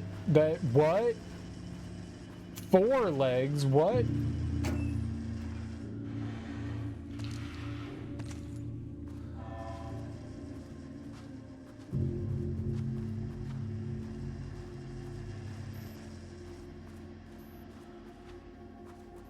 Mannequin should only have 2 legs. March 7th, 2018. Notes regarding Dr. Emil Hartman, founder of the Cauldron Lake Lodge, where he manipulated artists in an attempt to control the power of the Shadow. I've gone through his notes, which were confiscated by the Bureau after his arrest in 2010. Overall, Hartman's work was sloppy. Complete disregard for proper scientific method. But he was bold enough to try something we haven't. Our procedural writing machines are promising, but we could understand the effects of Cauldron Lake's threshold much better by observing live artists in action. Thanks to Hartman, we even have a list of prospects. Next step is to send Dr. Darling a request to bring some into the lake house for analysis. What did you say? I found the dressmaker's mannequin, and it's only for 3 of the 4 legs. So I'm using my weights to hold it up. I don't understand that. It's usually had 4 base legs to hold it up, like a PC chair. No, a dressmaker's one, not a display one. I have no idea what you're talking about. No idea. To keep the dress furled out while being worked on. Not doing anything today, but tomorrow the material I found is not a single bit of material. It's in small pieces. I got it secondhand and never opened it. A dressmaker's mannequin, and it's only for 3 of the 4 legs. This is all, like, I have no idea what you're talking about, Darby. I'm sorry. It's a soft style mannequin, just the neck to hips. Only got 3 of the 4 legs for. Why does it have 4 legs? Mannequins have 2 legs because they're people. What?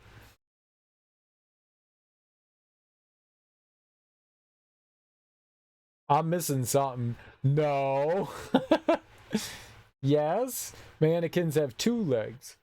Google dressmaker's mannequin. Taylor? Who's Taylor?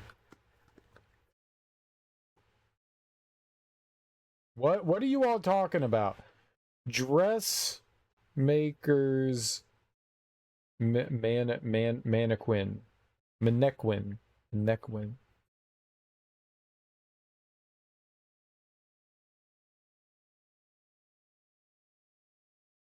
I see. So it's just like the upper torso, no legs or body. But these just have like a stand. So you're saying yours, all of these look like chair stands, you know, like how a chair sits?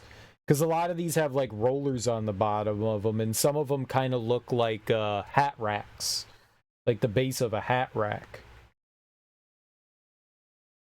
Or a lamp. But none of them have like poles, I guess? like multiple poles. They all have like one long pole and then like feet. So like a stand. Taylor. I can't spell. Okay. I didn't know if you were saying like some, I thought like maybe there was some, I didn't know what you were doing, Gerg. We have found Serial's weak point sewing. I'm not the queen of seamstressy. I'm no seamstress. The stand legs, I call stand legs.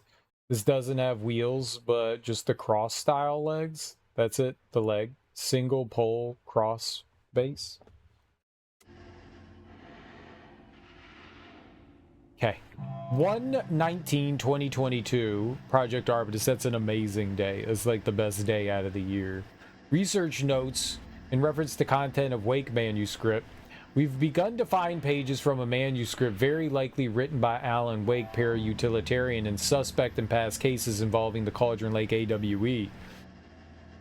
Though I do not bring myself or my biases into my work, I must do so here to address the matter being examined. As reference for any future readers, I am Dr. Diana Marmont, co-head research at the Lake House facility. The page we recently found summarizes my life with Jules Marmont, husband and co-researcher.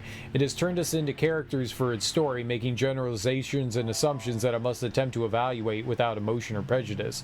The accuracy of the writing is intriguing. It reports our past in the Bureau, but also details inner thoughts that an outside recorder would have no way of knowing. Jules and I have indeed been having more and more interpersonal conflict this past year. This raises many questions.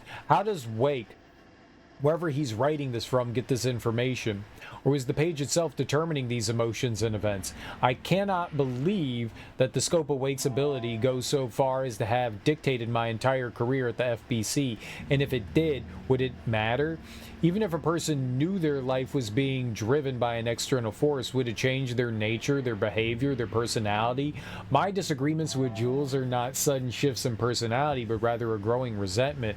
I firmly believe that, though I have no evidence to prove it, which brings me to a new research query for our team. What methodology can one use to prove that their actions, their mind, their love or animosity are theirs to control? It's being held up by weights and that's not stable. Can you find another way to like actually make it stable?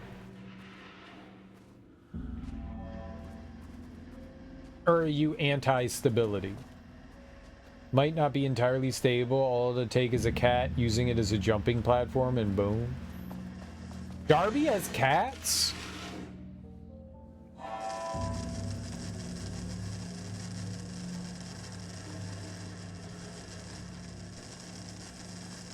Yeah, you don't want unstable things around cats. Cats can and will destroy everything. I could probably buy another base pretty easy. Oh yeah, I hope they don't mess with it. They're gonna mess with it though. They will mess with it. They will. That's literally what cats do. So they have these automatic typers and they're typing like pages for Alan Wake to try to replicate. Let's see if there's something random on one of these tables.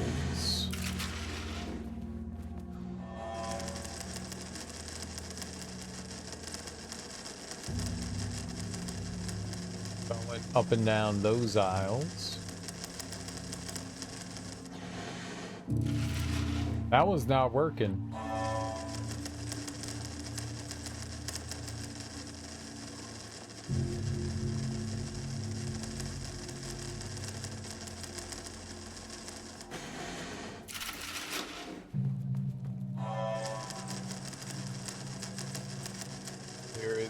Nothing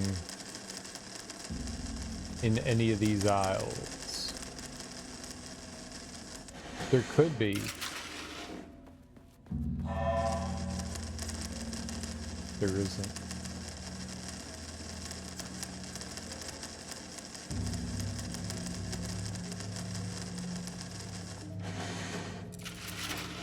It's weird and creepy for sure, but yeah, there doesn't seem to be anything. I'm gonna go save real quick and then we'll go open that other door at the end. Reminds me of the Superman scene with the monkeys typing crap about Superman. You mean The Simpsons? It was the best of times, it was the blurst of times, you stupid monkey. I don't have a log. Log round like a slab. Log round like a chopping block. What? Get a log round and stick it into the log round? What? Don't do that. That sounds dangerous. Saw that movie. The new Lex Luthor hired monkeys to do online trolling. I don't remember that. I did see the new Superman movie, but I don't remember that. Oh boy. That's a people! Shit. I can never say no to extra firepower.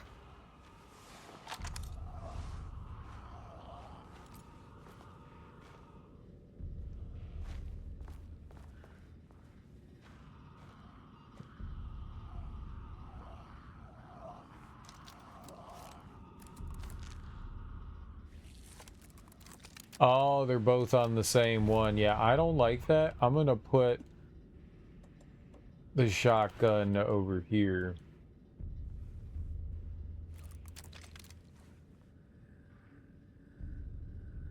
I love Nathan as Green Lantern. I think they were in the weird Vortex world, Pocket Universe. Nathan is good in everything he does, or he's great at everything he does. I wasn't a fan of the new one, or any DC really, but I saw it. I think that the new Superman movie is the only good thing that the DC cinematic universe has done. The only good thing. Everything else has been unwatchable garbage, but Superman, that was good. That was actually good. I thought it was going to be god-awful, because everything DC has been abysmal, like not watchable garbage, but Superman was good. I'm not a big fan of Superman. Spatial recurrence usually observes the law of 3. Finding a way to get the keycard gun by exploring the facility. So if I do it multiple times... The DC movies have been hard for me to get into, but I'll watch it. It's been really difficult getting into their story. DC's WB TV show era was all you watched. The Flash, I didn't mind the Harley Quinn movies. They weren't that good. The Birds was okay-ish. It was tolerable. The second Suicide Squad movie was decent. I will say that. That one was okay. That wasn't the greatest thing in the world, but it had moments. I didn't mind that. This contrived overlap rebounded on itself, compressing, compounding, reflecting, and refracting. An urban legend and a murder in constant imbalance. Cause and effect hopelessly tangled. Okay, that was different. Arranged wrong, the dream logic flawed, the feedback loop doubled and redoubled, out of control. The pressure kept building, looking for release. Whoa.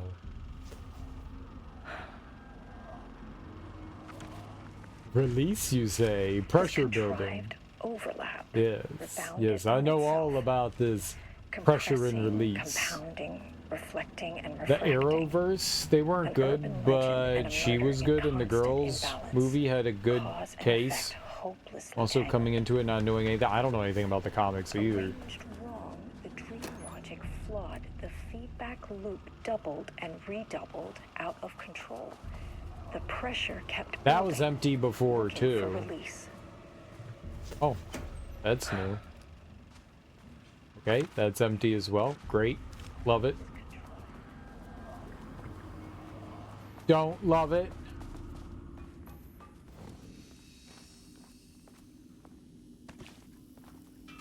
Enjoyed the first season of Flash, but then it went downhill. Never saw Arrow. Did not see Suicide Squad movies. Heard they were bad. The first one is not very good. Not good at all. But the second one's not bad.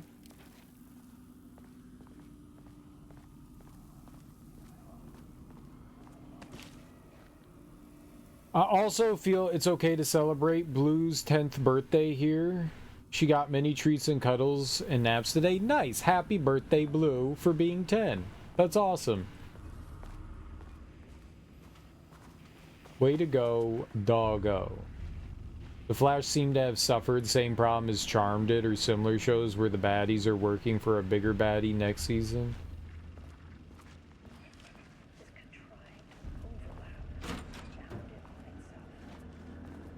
I never really watched Charmed. I was not the targeted audience for Charmed. Oh, shit. Shadow is here. Good thing you brought a flashlight.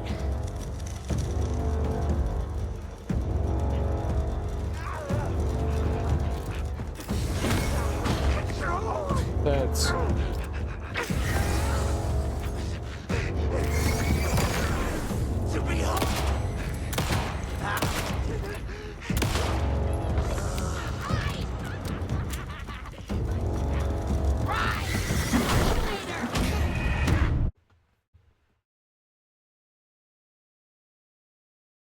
Why was the flashlight not doing anything? It took 3 charges to get that guy? That's not right. Shadow is here. Good thing you brought a flashlight. That is a lot of enemies.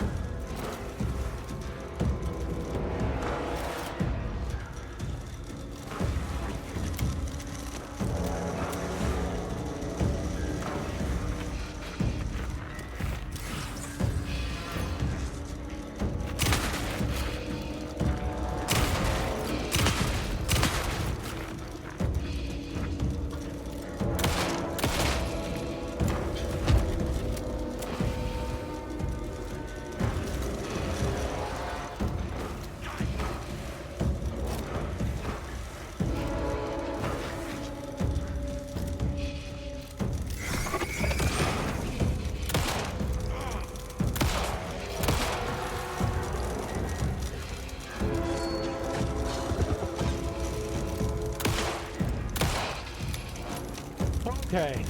Some staff down there had been corrupted. Shit just kept getting worse. That was a lot of enemies. Ooh, something weird with the DC verse on WB. It was really hard to get into. Had the same problem with Gotham, even though you love the new Penguin character there. This guy could take a shot. Yeah, they were tanky.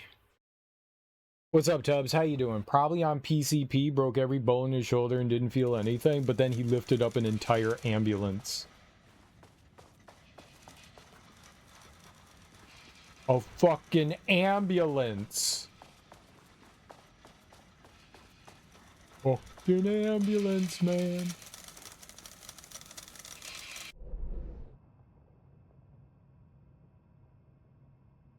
So I can open the door down there. It's gonna loop again, which I guess we don't have a choice but to go and do.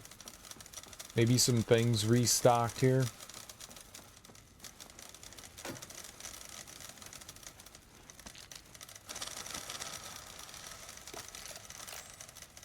Okay. Good. I don't have a 2.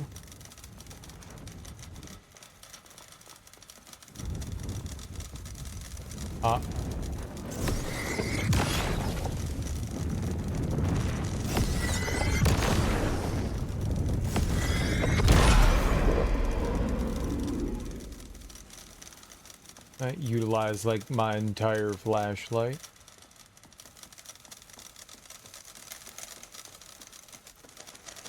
That was creepy and cool though. I dig it. Need like ammo and shit now though. Let's see if this other office over here or somewhere in here has like another... Ooh, yeah, like these things. This is good. That is empty. This is not good.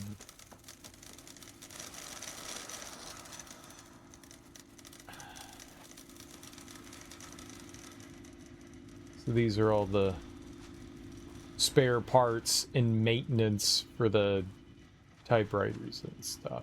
That's neat, I guess.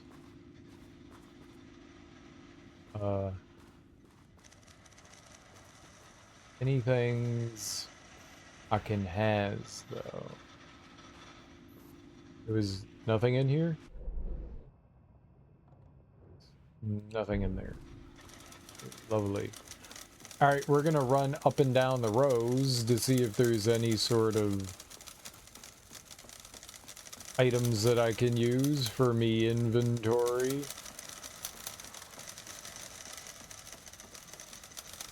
We'll save. Ah! Ooh, oh, there's something there. Nice.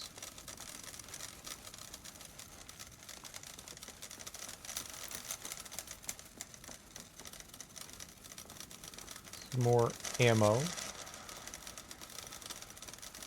Ammo's good. Oh, here we go.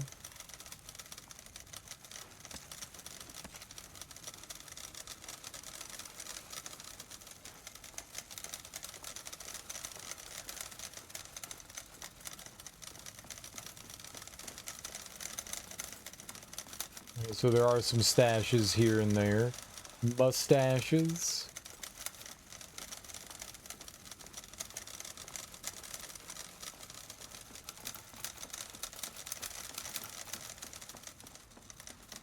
Amusing.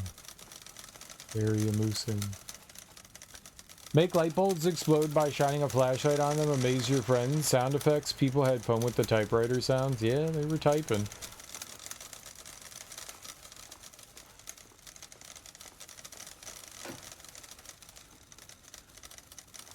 Nothing. Dang it.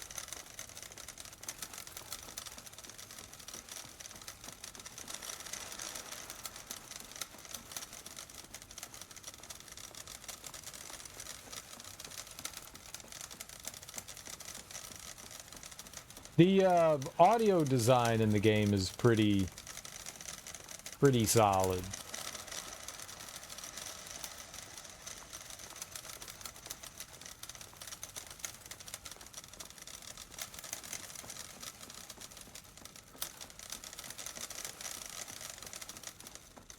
I feel like that's something that goes wildly under the radar of a lot of people, but audio goes a long way in enhancing the game experience, and when it's done well, it's very impressive and good. And most people tend to overlook those kinds of things, but the audio design in this game's been fantastic. It was really good in Dead Space as well. You gotta nail the atmosphere. Good audio track along with soundtrack is effective at creating tension or anything. Doesn't necessarily need to be tension.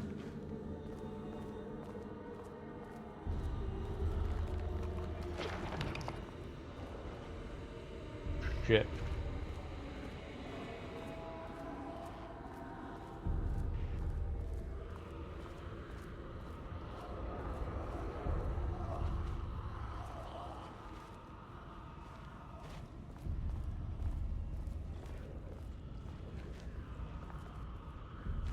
So, like, third time's the charm, right?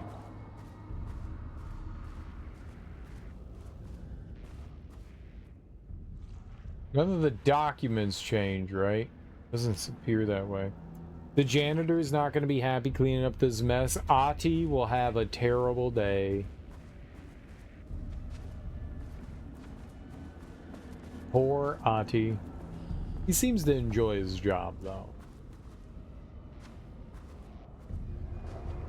You're like, you just made that up. No, we know the janitor. That's probably not good. That's definitely probably not good. Looks like those markings are really in the material.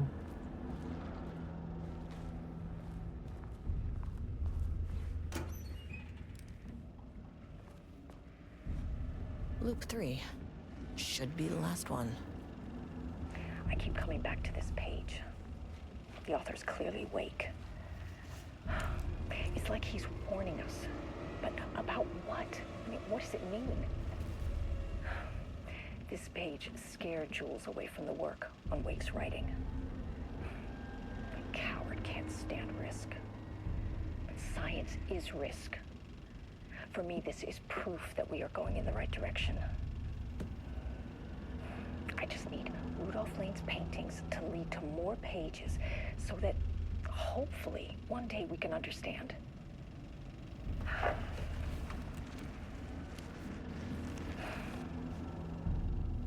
keep coming back to this page. The author's clearly awake. It's like he's warning us. But about what? This page scared Jules away from the work on Wake's writing.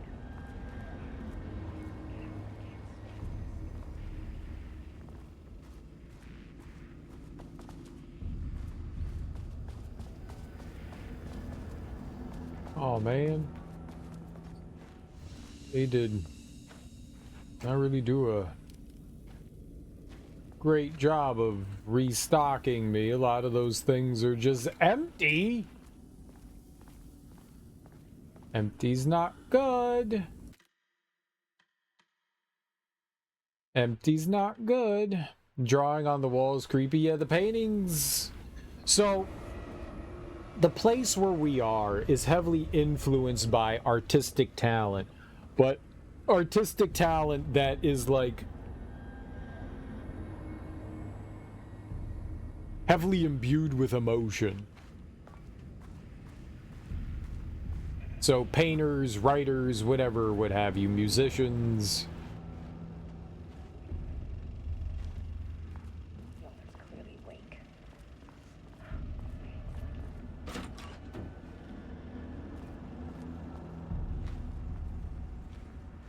Oh.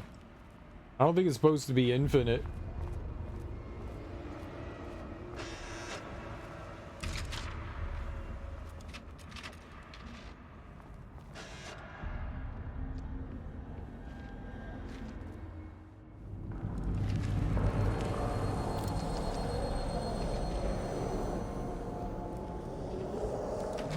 What is that? Probably not good.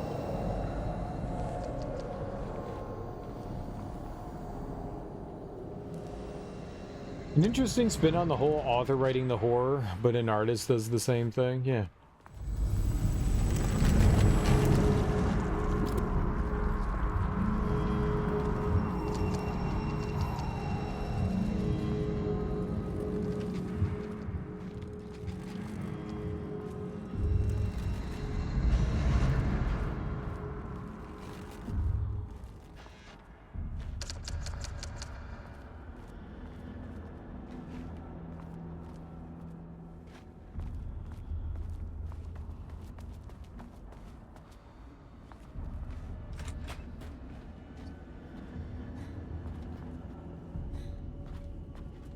Looks like a power supply there.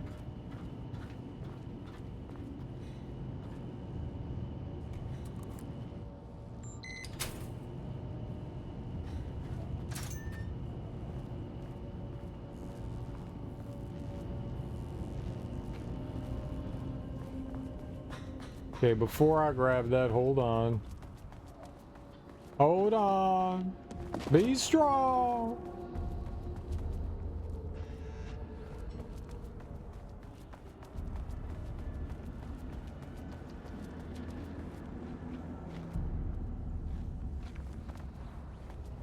Ugh, locked. Maybe there's another way in. Typical.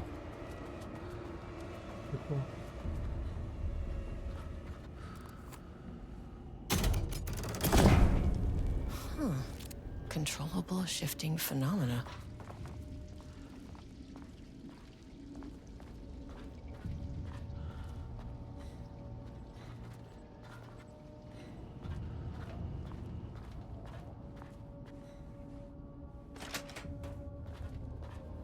Okay.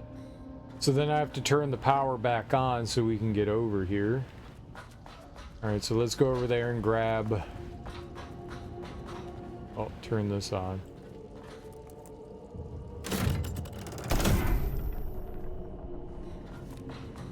And grab this. Interesting spin. Right. Grab that.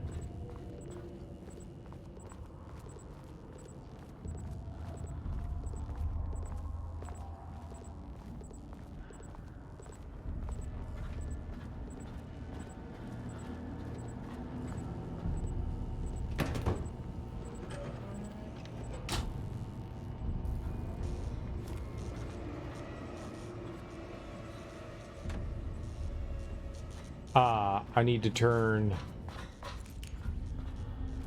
this switch on. What? Why?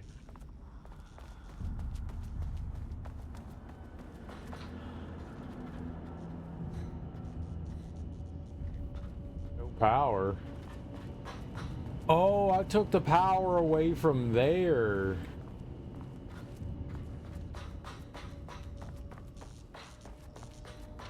But shouldn't I have, like, access?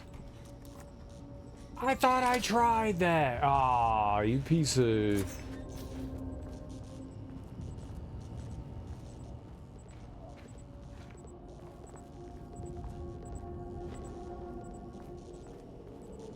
something or other.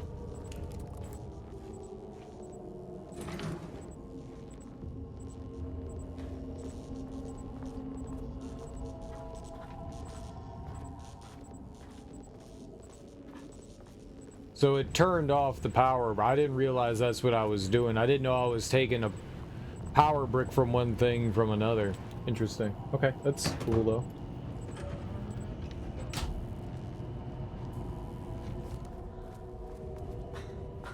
Okay, so that brings everything over here, and now I should be able to switch this thing.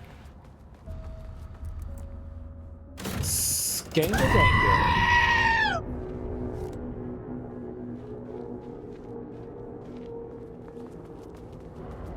Oh, it just opened that up. Alright, Gerg, enjoy your lurk. Thanks for hanging out. I appreciate it. Have a great day. Do all the things I wouldn't do.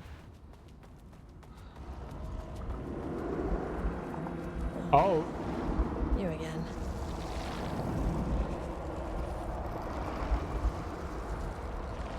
What happened to you? Did the people here do this to you? Mammons clogging his head.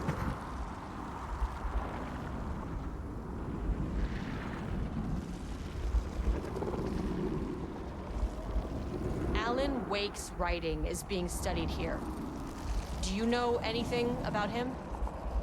Names don't matter. 1,000 more to come. They say clear communication is the key to any relationship. You and I have some work to do there. You said Marmonts before. Do they do this? Where are they now? Tell me where they are.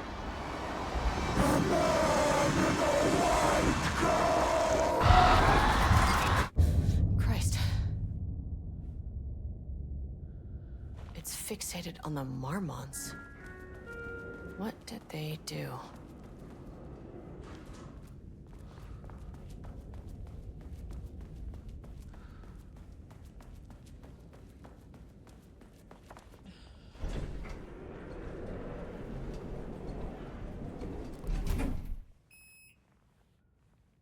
Okay, can we go to floor 2 now? A threshold is the connection between a foreign reality and our own. Now, they all have their own rules, strange as they are, but the further down I went, the more chaotic this one got. Clearly, this was the Cauldron Lake threshold, but something was wrong. Well, more wrong than usual.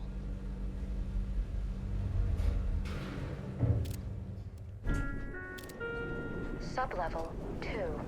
Level-wide lockdown in effect. Please remain calm. What? Level-wide lockdown Holding an in effect. observation. Page development. Please Research remain archives. Threshold experimentation.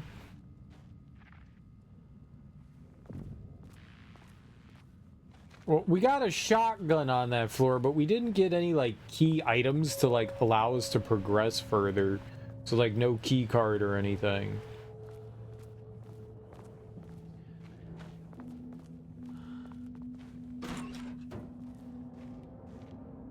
What's the map layout look like here? Alright, well, control center, holdings and observation. Yeah, we'll just have to... That is a people, but that's a bad people.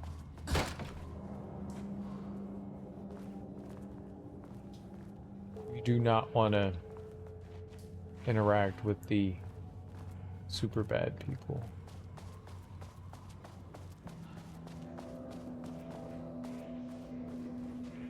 Won't open while the floor's on lockdown.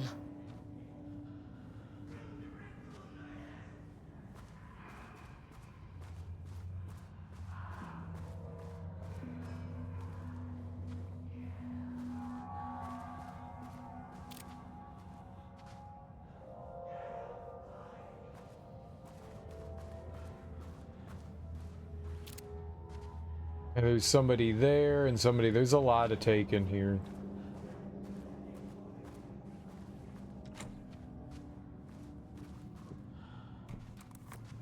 Yeah, get through with the level 1 card. High enough clearance? I know.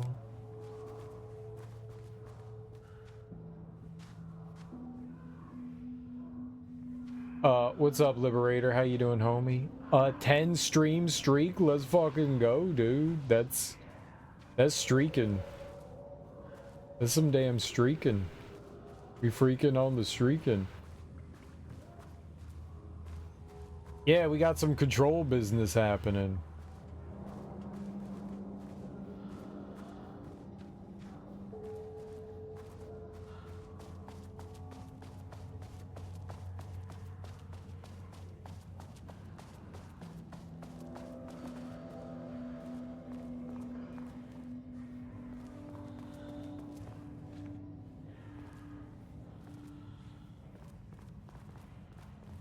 I wonder what happened here. Something juicy. Jules Marmont looked at the painting. He didn't understand it. Saw only random whirls of color. Drugging Lane made him more compliant, but his work had turned abstract. Jules needed more art his team could parse, could test, trial and error. These abstract explosions of color complicated the data. His grip tightened around the letter opener in his hand. The piece of art he needed was hidden inside Lane. If Jules could simply cut the painter open and pull the painting out of him, he would. The overhead lights flickered. Jules would make Lane cooperate. No more drugs. Less carrot, more stick. Jules had to go faster. He wouldn't lose to Diana. Nothing else mattered. Oh, well, that's not good. Beating people until they give you what you want is not a great way to influence your experiment. I can't paint anymore. I know you want me to paint, but I can't. I'm empty. Rudolph, no. You love to paint. And you are such a talent. This is just the classic artist slump. No. No, I hate it. It's just taking from me now. When can I leave? You said you'd let me leave. Ah, Rudolph, but you volunteered to come, remember?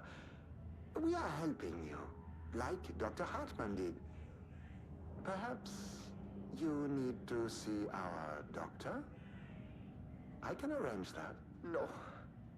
No, that's... I am feeling better. Much better. I will paint. Ah, this is wonderful to hear, Rudolph. I knew you would come back to your old self. Date redacted. Project Ramnus. Subject condition report. RE redacted. Background information. Rudolph Lane, subject P, has shown a decline in redacted over the past several months. Initially, this redacted presented as an increase in resistance, frequently declining requests to work. However, given time and pressure, subject would always relent. Subject's attitude toward art has also undergone a change recently. He's disinterested in his work, quickly becoming frustrated and sometimes even damaging or destroying the piece before it's completed. In the past few months, his work has become much more abstract, no longer showing true-to-life subjects or landscapes, but rather conceptual art that is much harder to define or categorize. Whether this sudden interest in abstraction was a form of rebellion, a consequence of growing redacted, or source of genuine artistic interest is unknown. Current situation. As of yesterday, subject refuses to touch his supplies. He claims he will not paint anymore and wishes to leave. The subject's refusal has effectively halted all research. While the team can continue to run tests on the backlog of paintings, they estimate that there is little new information to gain. The subject must continue to paint if work is to proceed. However, the team is concerned that convincing the subject with force to coercion may only entrench him further in his position. Action to be taken. Dr. Jules Marmont, co-head of research and project lead, has suggested that a high dose of redacted be introduced to the subject's food to cure his redacted. If the subject's attitude does not improve, then low doses of redacted will be introduced in order to improve his compliance. What were they giving him? Kettle corn? Candy? Sweet treats? 9/10/2023, work order, RE, wall removal and transport, location sublevel 2, lane cell, ordered by Marmont Jules, co-head of research. Work required, a section of the cell's southern wall needs to be removed to transport to sublevel 5 for analysis, urgency high. Tools required, it's not my job to know which tools you use to cut concrete walls, it's your job. Additional details, important, the wall must be removed very carefully, the painting on the interior wall must not be damaged. So he painted on a wall, and then they cut the wall out. I'm guessing this is the wall that they cut out here. It's the perfect way to intimidate. Bad? What's bad now? What did I do? I don't feel like I did anything. I was just reading. I don't feel like I had time to do bad things.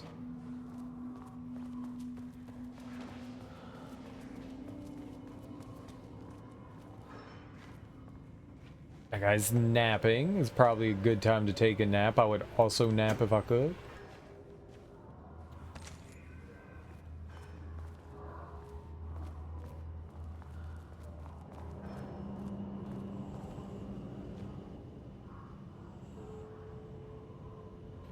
(9:14) Initial review. RE Booker's writing. The first piece of content produced by the subject is severely disappointing. It is not remotely similar in content to the wake pages we provided as reference. Why is it so focused on my marriage?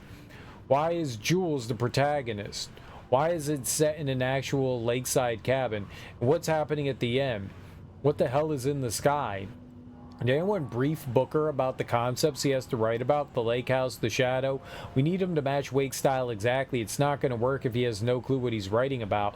We need to get this sorted. We need progress now. And why isn't he taking this seriously? When I spoke to him, he thought I was an actor. I want him to understand how serious we are, whatever it takes. Page ID ARBEB001. Assignment: continue the story from page ID AW002. Match the tone, style, and content of AW002 as closely as possible.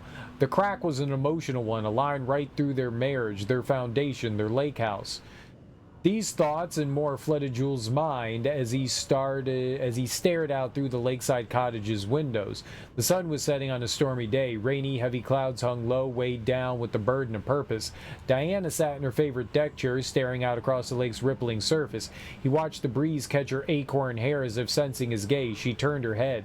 Jules looked away, flustered and annoyed with himself for letting her affect him this way. He grabbed the bottle of red wine, poured himself a generous serving, and he kept pouring, his mind distracted by a thought. How did we get here?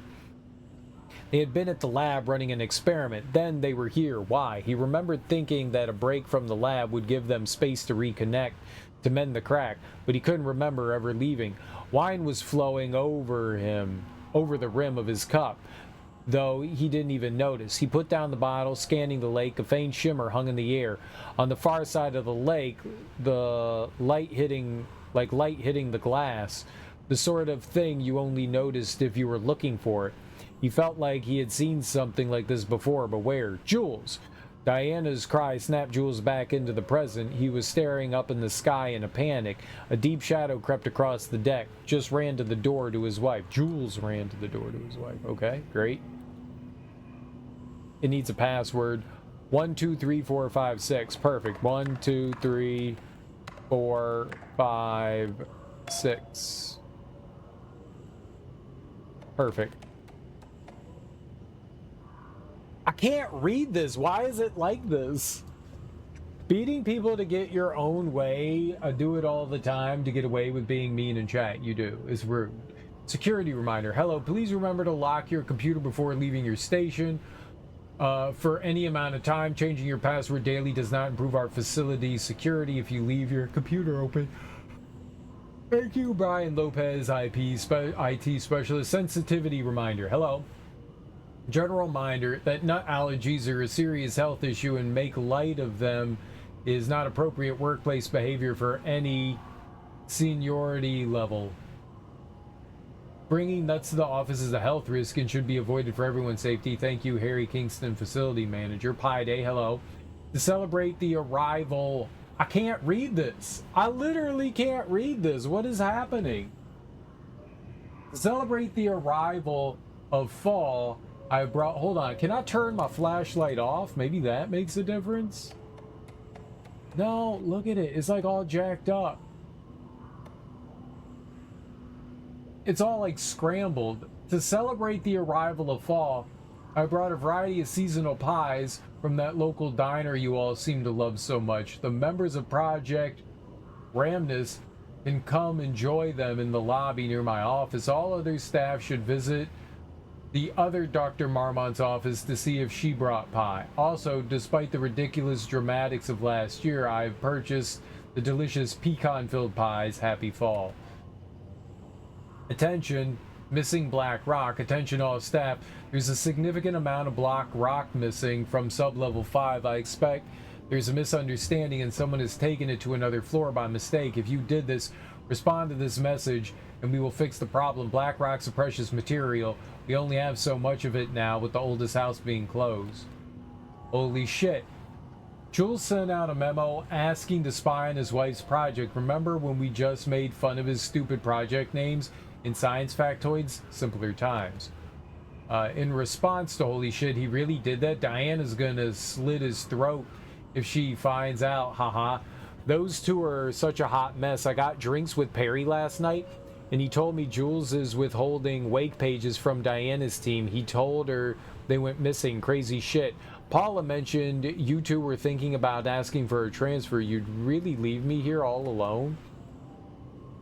In response to holy shit, we can have weekly gossip calls. Promise. Alright, there wasn't really anything Finally, There? Someone who isn't a painting. What? Is the dude, Ed. Hey, hello. Who are you? Sorry, got a flow going. Can we do this later? No, we cannot. I'm Agent Kieran Estevez. I'm with the government, and I need your name. I'm Ed Booker, the playwright. And I'm hitting my stride here, so can you guys stop with all that banging and screaming? It's throwing me off. Where do you think you are right now? In an immersive writing workshop. Well, bad news, it's not a writing workshop. Good news, it's not a writing workshop. Right. It's a government facility studying the power of creativity. That makes way more sense. Look around you. How is this a workshop? You have to stay in character. I get that. I'm in the theater business too. And look, the sets, the costumes, all great in that, you know, campy, 70s sci-fi kind of way. But you could dial down the role-playing like 15, 20%. Just some professional advice. What are you even doing? What are you writing?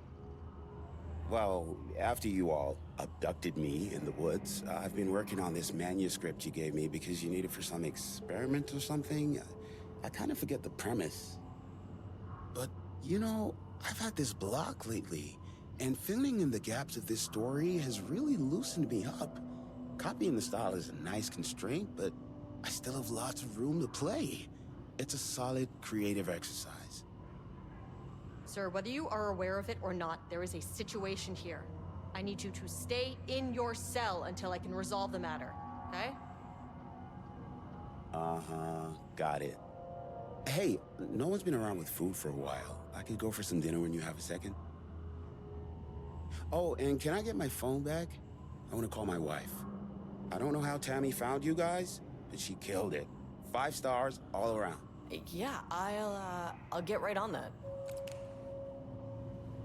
So that's what happened to Tammy and Ed. Ed got abducted.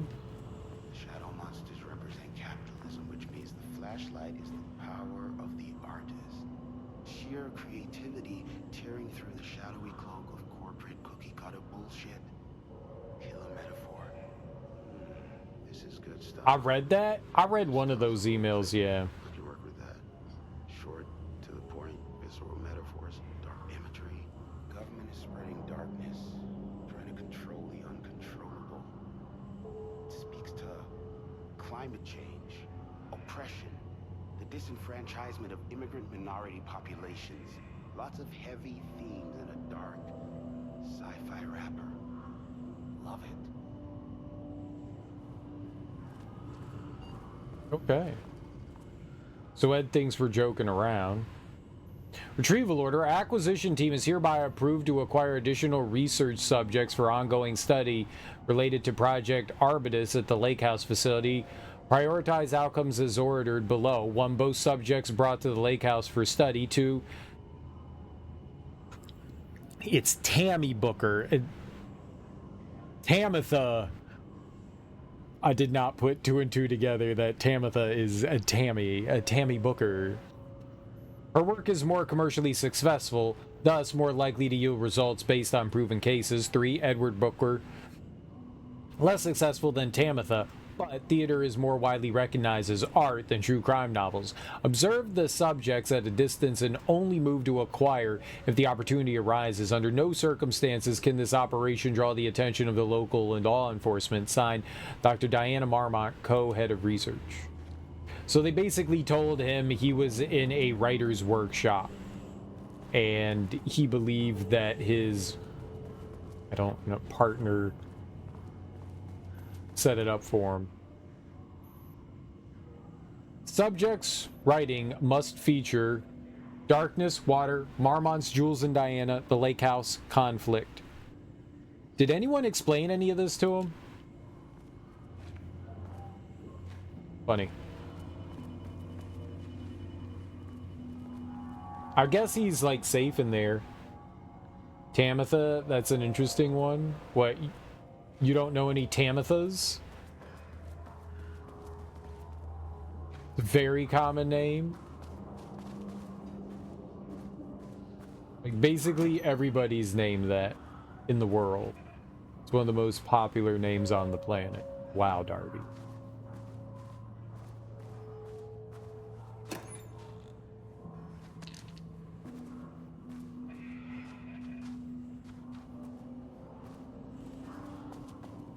And would you care to share your name, Darby?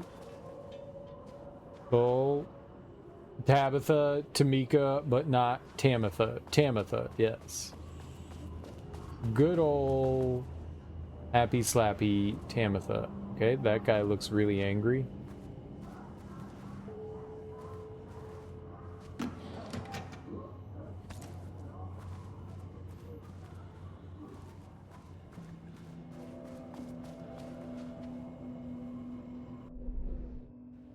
That's locked. This is locked. I guess the only choice is to go down that hallway. Yeah, sure. So I'm Darby. Hi, Australian confused. How's this going, mate? Okay. Hi, Darby. This your real name? Your real name's Darby?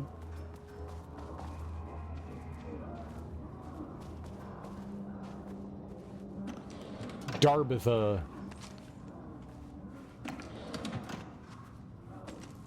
Darbarius.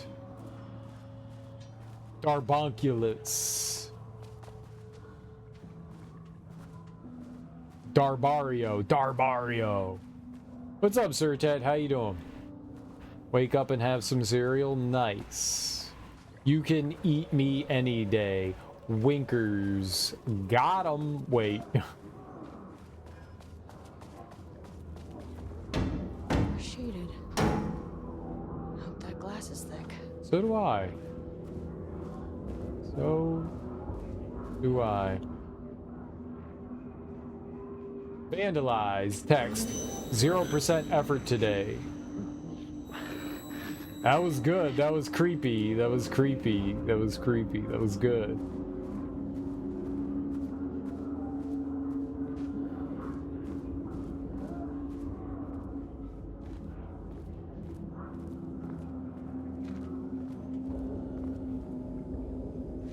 Everybody sick?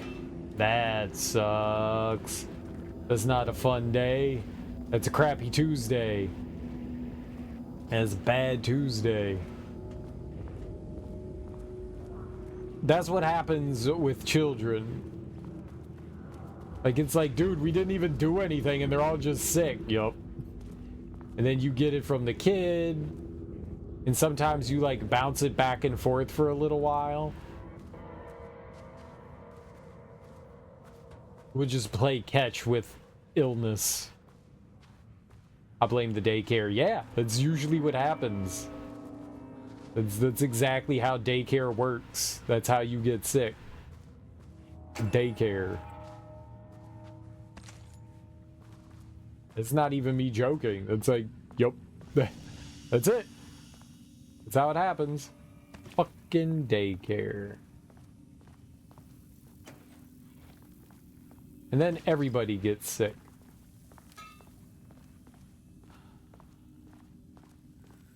You can keep all your sickness to yourself, please and thank you.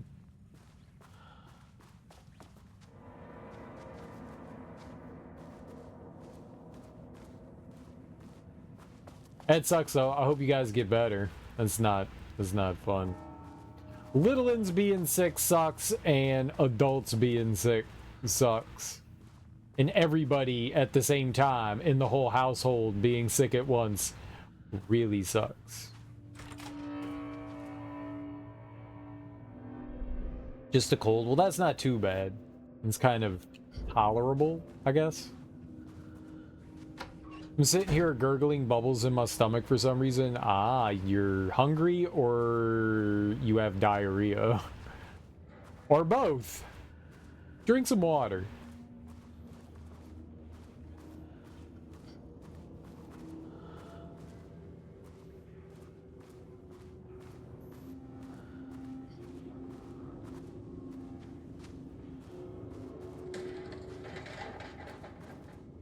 Just bubbles forming in my stomach, burping them out. Okay. You know you. You know you. Hopefully that's all that it is. Some gas. Gassy is not classy, though. How many paintings did they have this guy make? Catalog of Rudolph Lane production from painting session on Redacted. ID RL342. 42 is highlighted. That might be important. Designation: black circular shape among yellow lines. Description: an uneven circle painted in dark black in the foreground with jagged yellow-brown mustard lines behind it. Lines sometimes overlap with each other and or bleed into the black circle. RL1169, lone tree at night, a dark green tree, pine, standing in a dark landscape, presumably night. 170, empty road and forest, a dark gray streak across a dark green landscape, presumably a forest at night. The gray streak is likely to be a road due to its location, color, and the way its width reduces in line with the perspective. Note: small white shape in the road could be a page of writing by Alan Wake. Relevant teams have been informed and are searching for this site now to attempt page retrieval. RL524, yellow crescent shape on blank canvas. A curved yellow shape in a roughly crescent shape painted onto an otherwise empty canvas, possibly a crescent moon or banana. Unfinished piece. RL224, red, yellow, and green circle. 3 uneven circles, 1 red, 1 yellow, 1 green, roughly arranged in a vertical line. Background is black-gray with dark red streaks along the border of the canvas, possibly a traffic light. RL1171, cityscape with blue-gray sky. Gray vertical shapes, likely the skyline of a city. In the bottom third of the canvas with a vivid blue-gray sky, geometric shapes painted in thin white lines can barely be made out among the colors of the sky. RL344, black void. A deep black void covering the entire canvas with a small few specks of darker light gray able to be seen on close inspection. RL345, large variety of black spirals. A large number of rough spirals painted in black, ranging in size from that of a quarter to that of a basketball. Though the canvas appears quite covered, it is blank aside from the spirals. RL225, brown, shape with horns. A brown shape, vaguely triangular, with what are presumably horns extending from the shape, likely an animal head, possibly a deer or elk. Black background.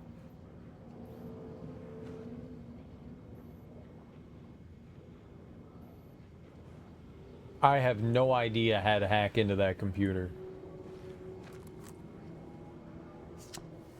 A higher access card. Sorry, but I need this. Yep, saw someone walk in there. That's not good.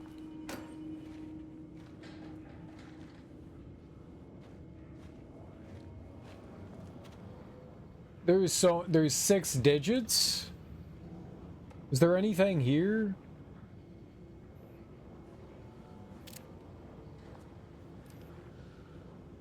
Alright, well, let's take 6 digits.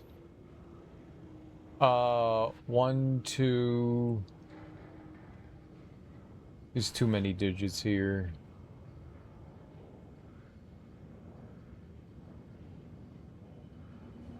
I wouldn't know where to start here. 169170. 169170.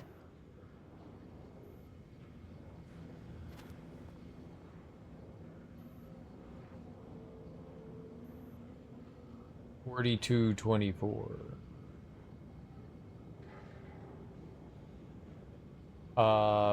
44, 45, 25.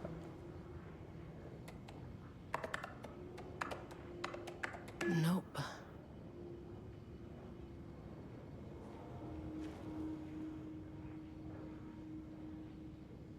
$24, 44, 45.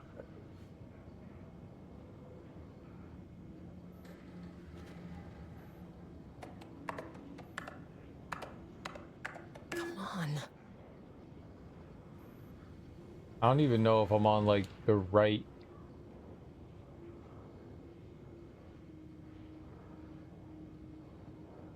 There's 2442. 24 is on there again.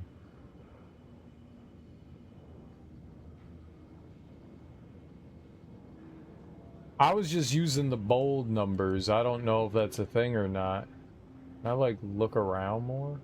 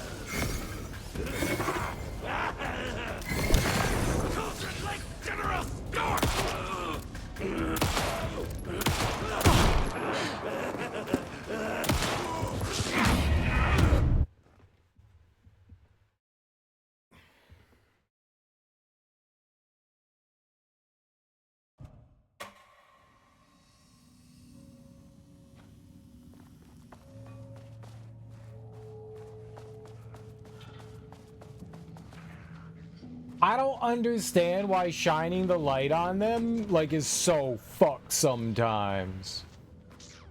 Like, just so royally fucked.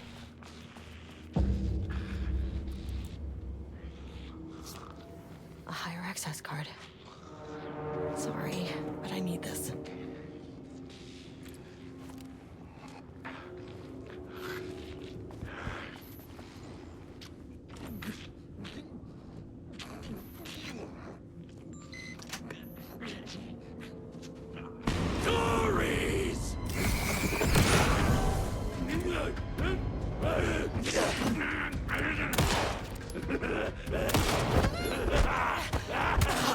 What?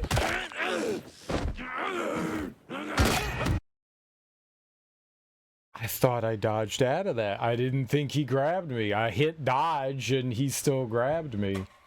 I thought I did a better job than that. I didn't. God damn it, man. Well, at least the flashlight thing worked there, though. That was alright.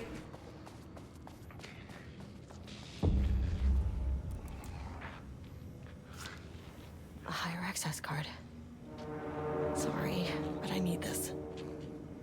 Yep, that could be a people. That could be like Jules or something like that. I would really like to be able to shoot this guy in the face and him die. The forest was...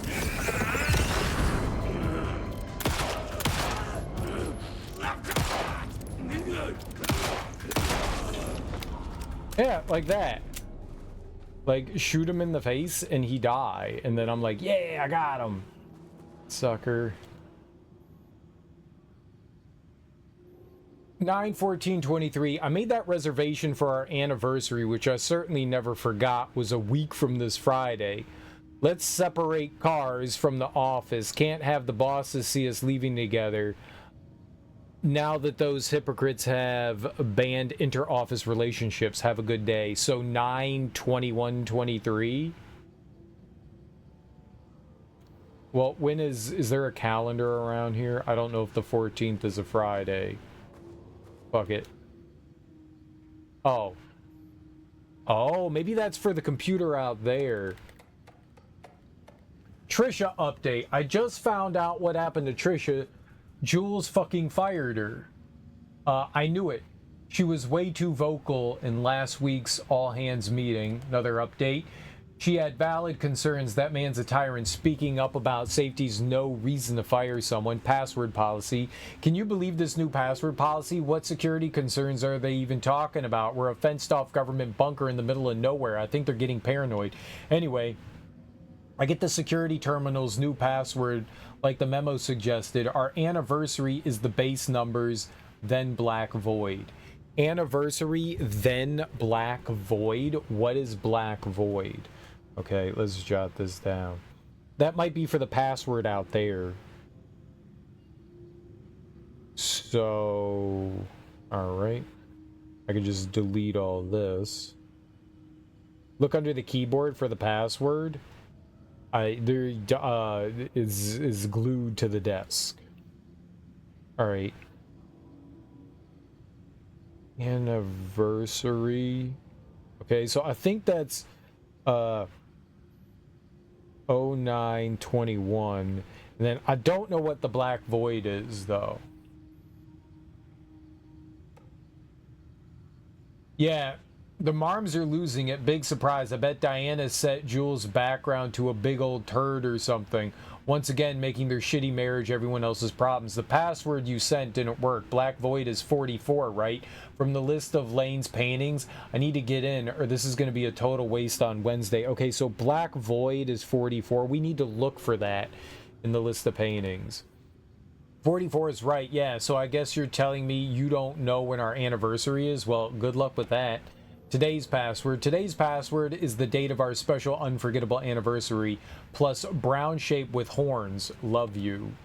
I maintain that seeing a movie together does not begin a relationship. Okay, so brown shape with horns. So it's not that. It's brown shape with horns. So 921 in brown shape with horns. That's why this is here. No, I didn't click on you. I clicked on you. How many paintings did they have this guy make? Brown shape with horns is the last one. 25. So 092125. That's not right. Do they have a calendar around here somewhere?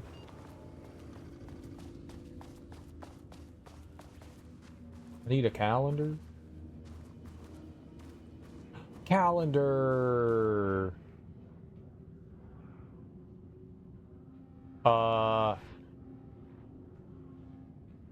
Security and Technical Support Division, all departments update to computer password reset policy. Effective September 13th, all computer passwords. Yeah, we've saw that one. All right, so they said anniversary. What do we got here? Was a week from this Friday. So it's the 23rd then, huh? No, 22nd. So 22. So I was one day off. 9/22. What was it? 24. 9/22/25. 092225. There. Genius. Friday's 22. Yeah, I see. We figured it out. Without HQ, more situations like this are gonna fall through the cracks.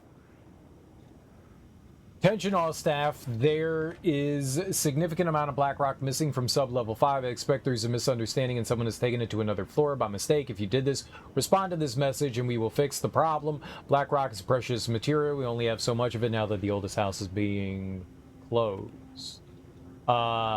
Security reminder. Hello, please remember to lock your computer before leaving your station for any amount of time. Changing your password daily does not improve our facility security if you leave your computer open.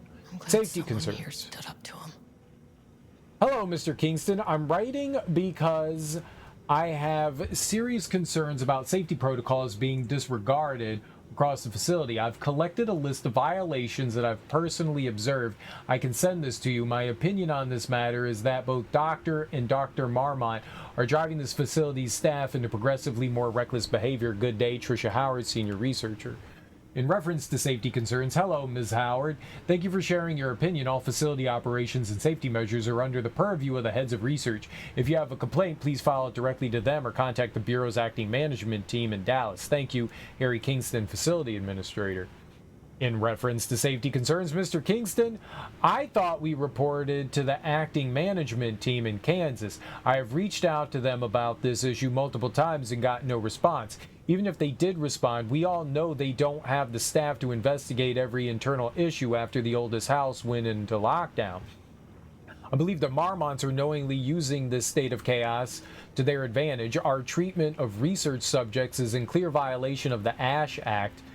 These are punishable offenses. If you do not open an internal investigation, then I will resign. Trisha Howard. Okay, so we need to deactivate the lockdown, but I want to save before we do that, so we don't have to fight Slunky Dunky again in case, like, I unleash fucking hell upon myself.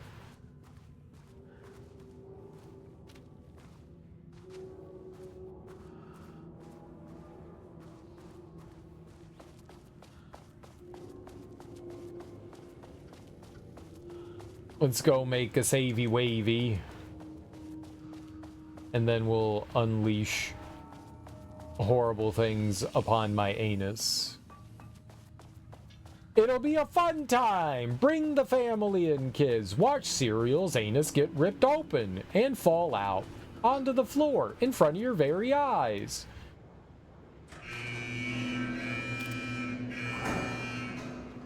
Lockdown lifted. You are now safe to resume working. Estevez, come in. Facility. Sub-level 1. You copy? No. Turn back. Area is extremely hostile. Fucking radios. They're on floor 1. I'll need help.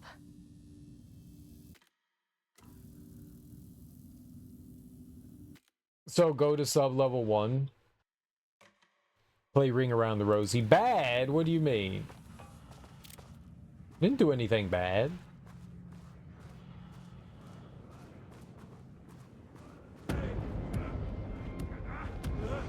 Fun for the whole family.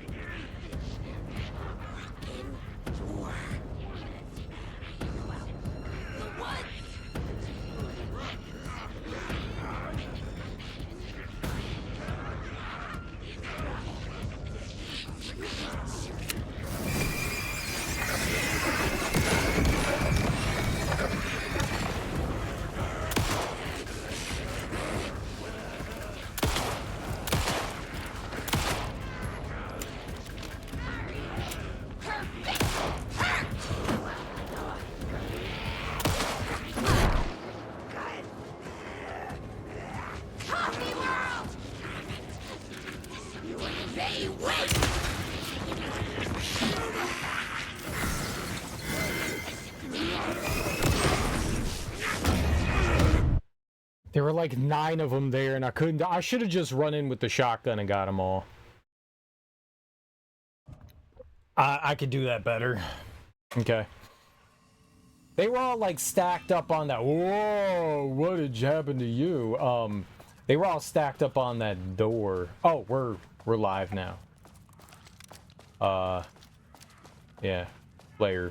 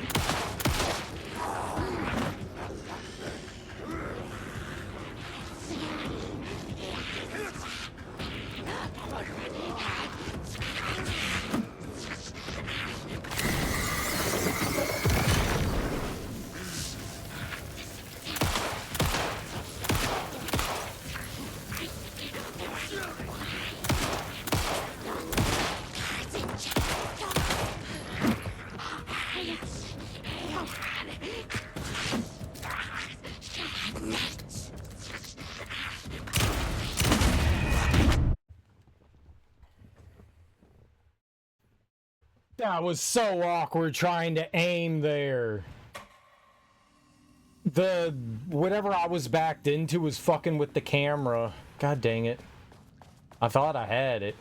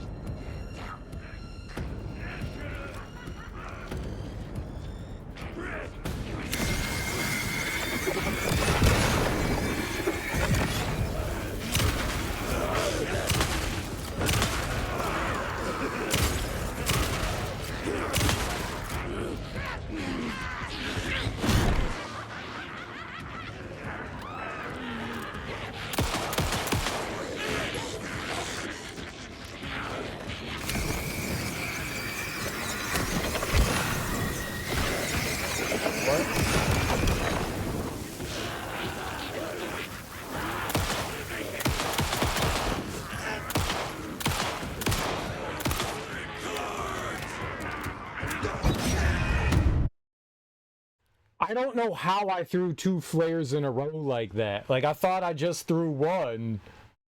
That was weird. Alright, but they all, like, gang up there. Maybe I'll just throw a flashbang down there instead. Let's try a flashbang in that instance.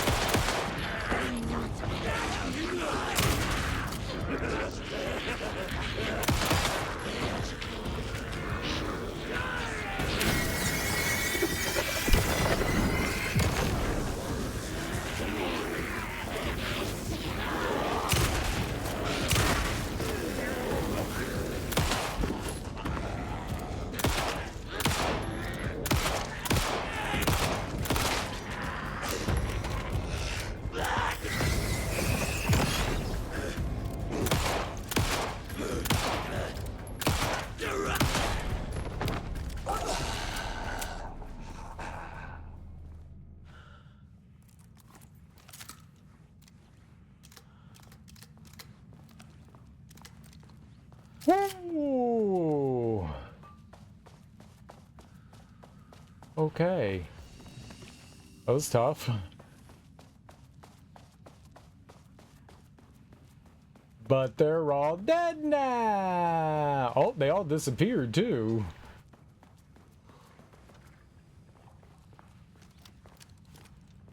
Guns reloaded, that's reloaded. The flashbang did not do what I thought it was going to do, and that was murder all of them. I was like, it's gonna kill them all. Yeah, I don't know what it did, but it did not do what I expected it to do. It was unexpected, and not in a fun unexpected way, but in a bad unexpected way. Nothing. I need shit, gay. Help. I had a thought today, a possible avenue for further research. When we think of art successfully affecting reality, we always think of Alan Wake and his writing. This could be due to recency bias or simply the amount of recorded evidence skewing our opinion. But also, I wonder if writing's very nature is an advantage. Text can describe events in such explicit detail. The story gives the shadow a, how you say, blueprint, a map of what to make real. But not all art is like this. Music, sculpture, dance, cuisine, in our case, a painting. When the source material is open to interpretation, how will the shadow choose to interpret it. I think Diana will find the question very interesting. Most likely, she already has an answer. That's why I love her. Stupid tarp! Stop making fucking noise. I'm trying to listen to very important dialogue.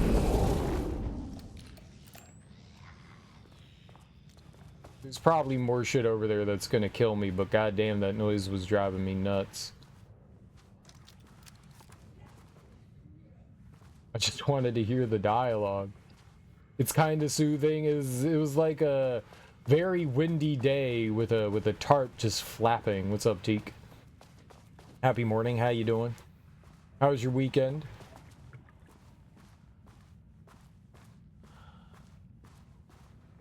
Oh, come on, I need things. Oh my god. ATD progress review. Too much overlap between tone and style. Merge. Holy shit. Okay, that's a lot.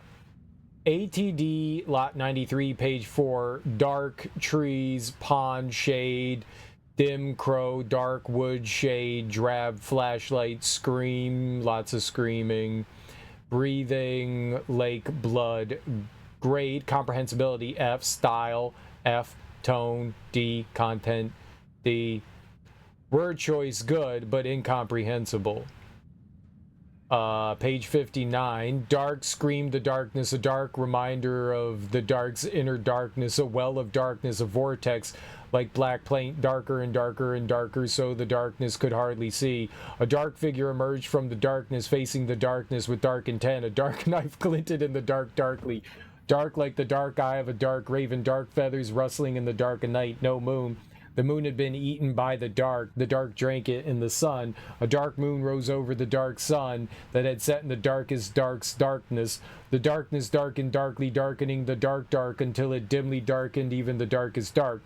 Grade, comprehensibility D, style C, tone A, content A. Structural improvement, repetition issue was solved with sufficient rounds of refinement. Page 10, the rot snail beamed, a wooden grain bent from the owl, egg mail, 4 forms in the glass eye and melt, a cracked page book through the from down in bark. I grow in longer with the lower dark sea, no one found egg mail heaven. Pour during out, he chin, when all scream in blue and an axe vermilion. A day is around, flat across evening. The water murmurs in light bulb trees round the cat. The night glares in all streets. The coffee deers run. Fear drinks locks by windy cottages and black fires in the same mirrors. A mist heavies in panic mountain. Grade, comprehensibility F, style F, tone F, content F. Style, tone prioritized over comprehensibility. Negative progress. Page 19, the dark woods rattled darkly, flashlight peered into the deep darkness and the dark shivered, flashlight scowled. A woodsman came with an axe, the woodsman's teeth screamed. Flashlight screamed too and was cut in half. Blood mixed with the darkness, a dark blend. Pistol looked at flashlight in shock. There was nowhere to run, he realized, but he ran anyway. He ran into the deep dark of the woods. The woodsman rattled behind them, bouncing through the trees. Pistol knew it. Had nowhere to run. Pistol drew his pistol and turned to face his death. The woodsman emerged and Pistol opened fire. Pistol's pistol flashed in dark night. Once, twice, thrice. The woodsman fell with a clatter. Pistol breathed in and out, in and out. Pistol looked at each tree, in and out. He was safe. Pistol grabbed the woodsman's axe and plunged it into his pistol to charge it. He went to check on flashlight. Pistol checked each half of flashlight. She was dead, and he knew it. Pistol screamed at the trees. The trees screamed back. Grade, comprehensibility B, style C, tone B, content C. Making progress again. Individual elements are strong, but ATD's lacking awareness and intention is a blocker. Need more wake reference material. Critical. How to correct input non-wake reference material. Source human subject. Use staff as writers. Risk of new data skew. Refinement plus time equals progress. Great. Pretty good. Read that whole thing. I did. Out loud to everyone. Repeatedly. Over and over. I did it twice.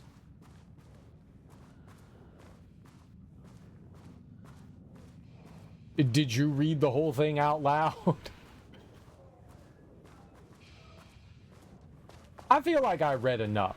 I got the gist. Sometimes we're gist people. Sometimes we have to live in the gist. Gist obviously spelt with a K.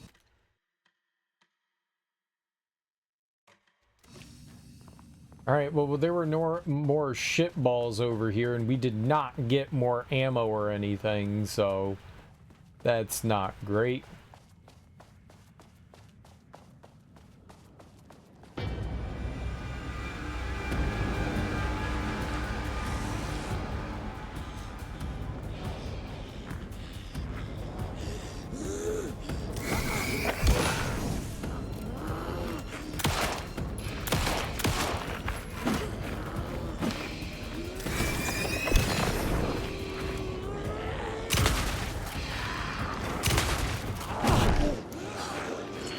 God damn it.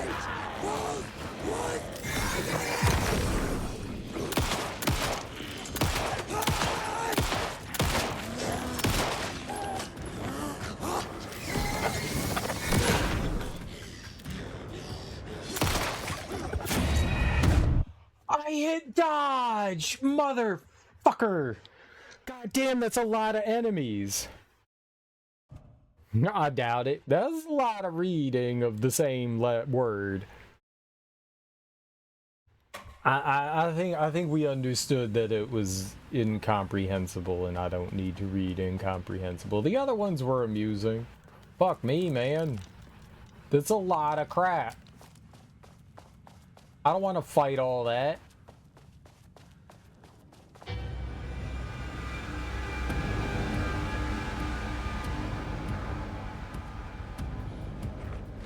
I thought by shooting the big dude in the head.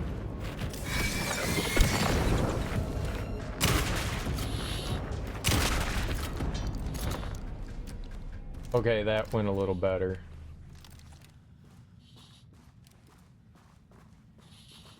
You know what? That deserves a save. Let's not fight that guy again.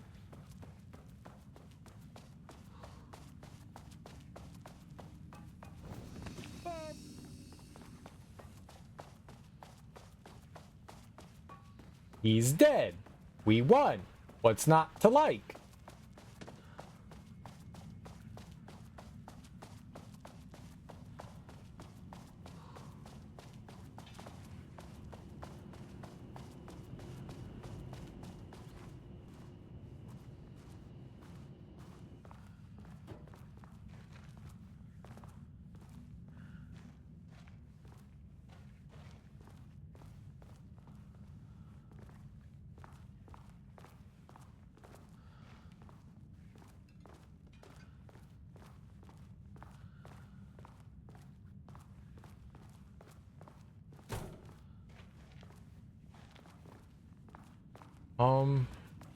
There's nothing in this room?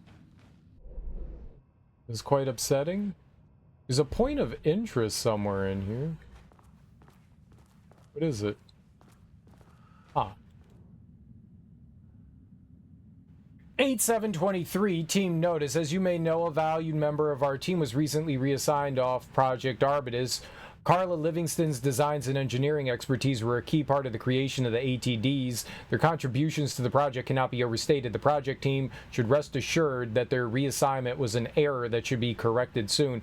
Our project director, Dr. Diana Marmont, would like to remind all team members that any directives or assignments from Dr. Jules Marmont have no bearing on Arbitus staff and should be ignored. Thank you for your attention. Okay, I guess we go across the hall now.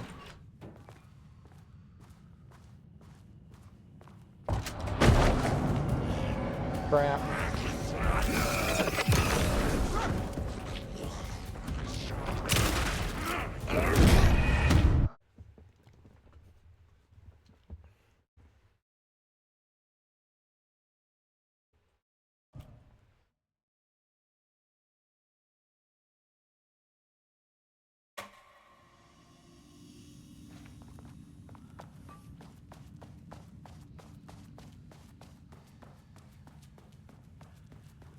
I tried to shoot him in the chest.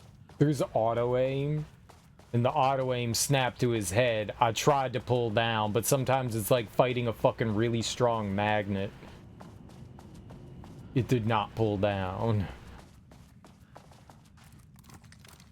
What did he do?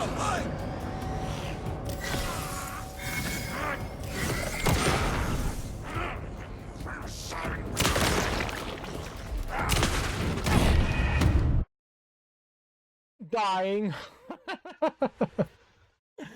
Dying. I'm really tired, Fairy Raven. How are you? I'm I'm a tired boy. I got only a couple of hours of sleep last night. Few hours, 4 hours of sleep. That's not nearly enough sleep for adult me to feel rested. I don't feel rested. I feel awake and sad and awake and sad and awake and sad and awake.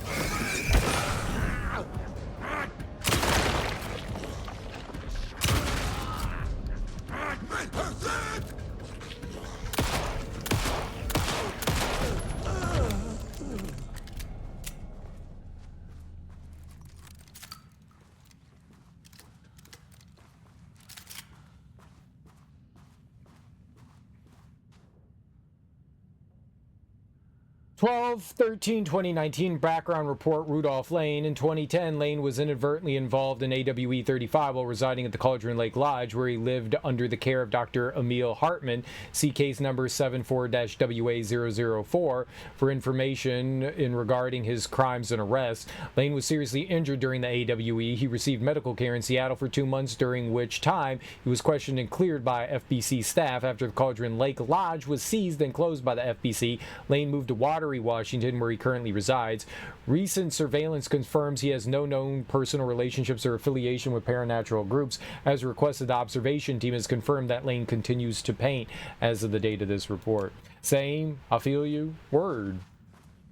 How was your weekend? I hope you enjoyed yourself.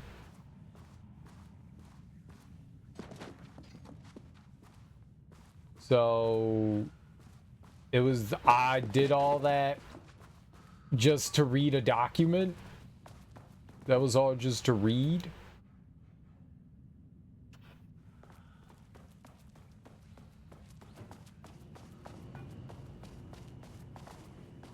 I know that there is some stuff on the other side, so we'll go check that out too. I was up late. I was watching my favorite sports team lose, because that's what they do best.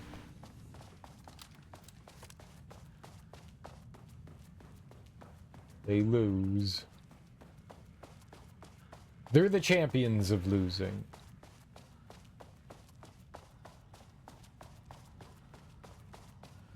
Oh noes, I knows. 3.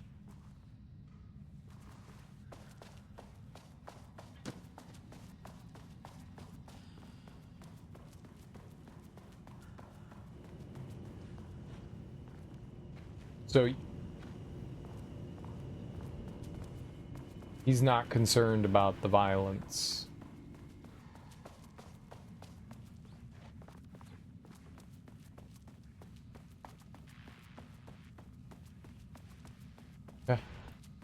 So we were just working our way towards the elevator. So we have a key card number 2. Was that as a door? Doors aren't prizes. It'd be cool to get a door prize, but we don't get any door prizes.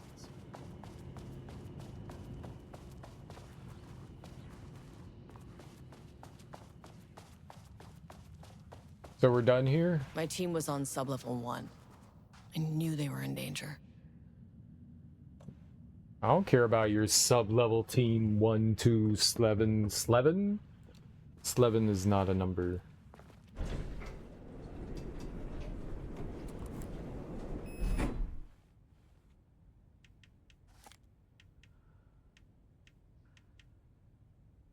Okay, back to sub-level 1. The Marmonts turned innocent people into tools using the FBC's authority. They thought they were untouchable out here, hidden away in the woods. No. Actions have consequences. And I'm the consequences. It's a lucky number. Yeah. Sub-level 1.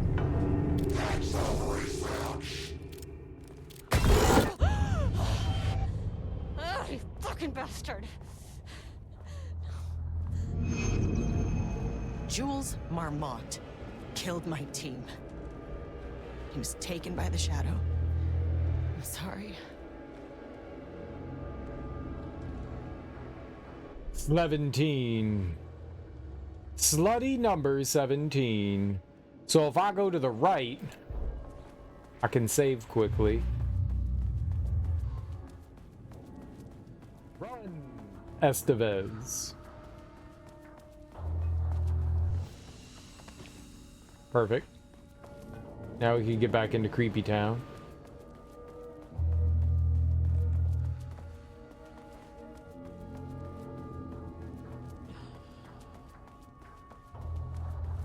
What?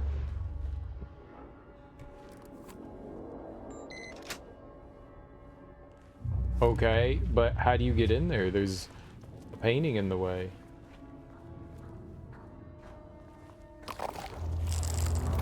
Not good. Not good. Not good. Not good. Not good. Not good. Oh, you're dead.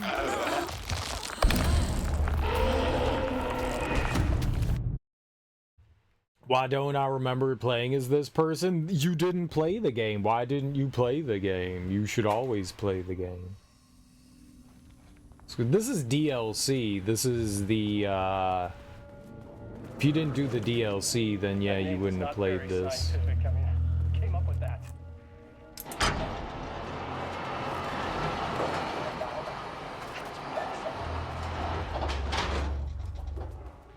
I'm assuming that did it.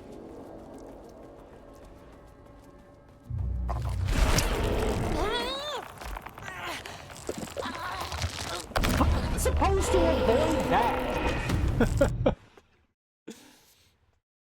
I did though, but you didn't. But you didn't. Yeah, this is the Lake House DLC.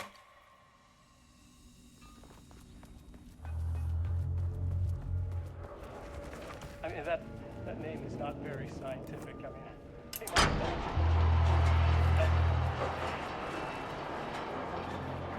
I mean, there's not even like a chance that I have of avoiding that attack. No, we're still playing the main game.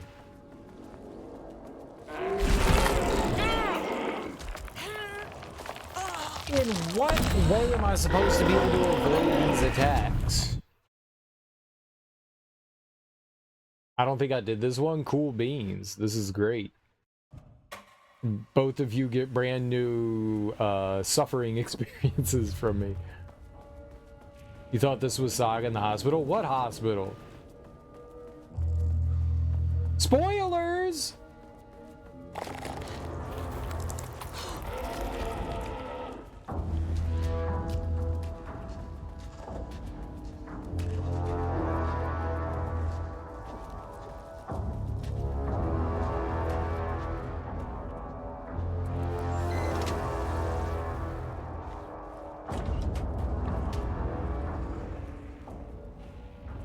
It's the fucking door.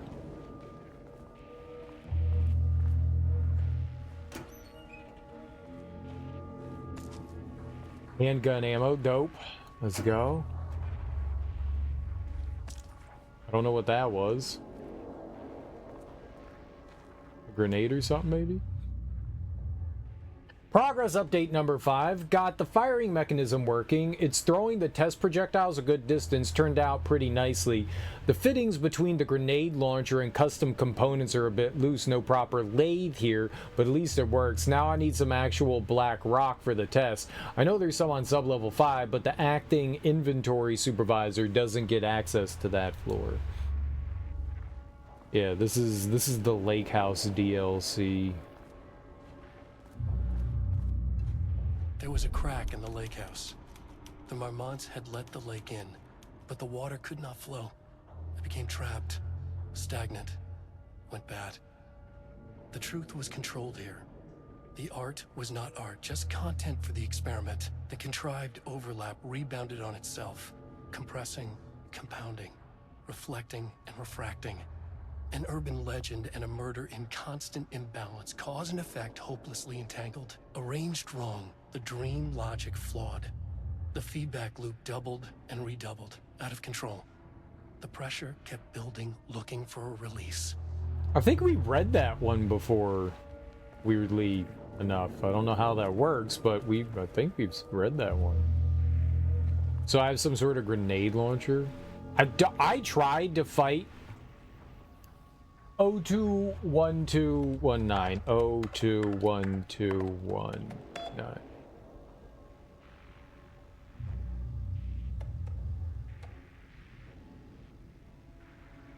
Okay, he brought pecan-filled pies. The sensitivity reminder. Missing black rock. We've read that one. Hello, Carla. Okay, that one's new.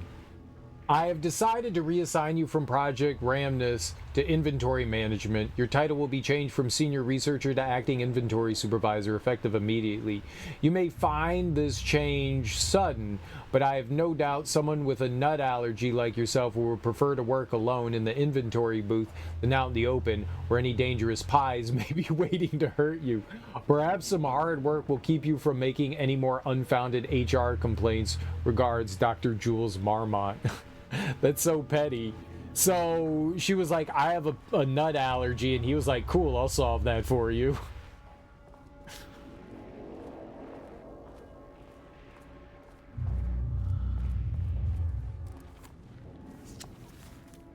Okay, this should get me down to sub-level 5.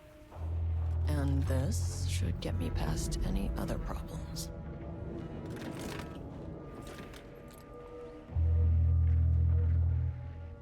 Charge the black rock launcher. Holding down RT, charge shots go farther and deal more damage on impact. I only have 5 rounds for it, and I guess it's a grenade launcher of sorts? I didn't mean to hit that button. Okay, so that's what we picked up were grenade rounds. Okay.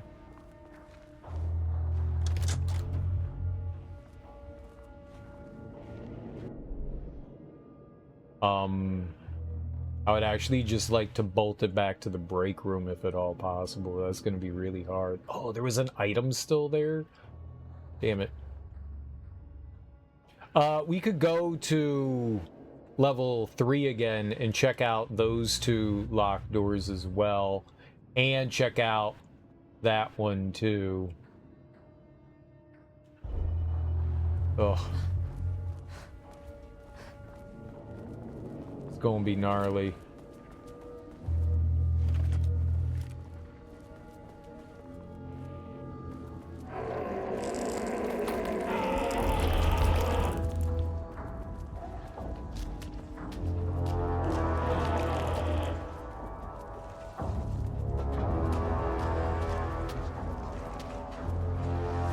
Let's fucking go.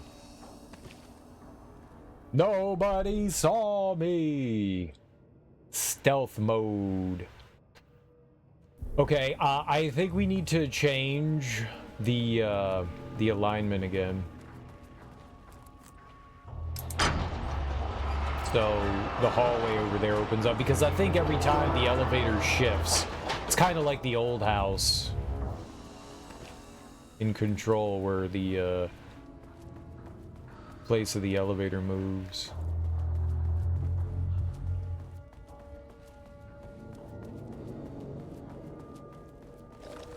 All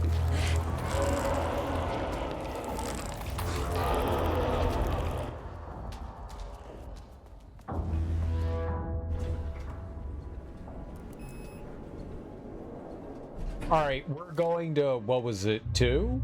That doesn't matter. We're going to all the floors. We're going to 2, Shadow 3, had 4. changed Jules Marmont into a hostile, paranatural entity. That made everything simpler.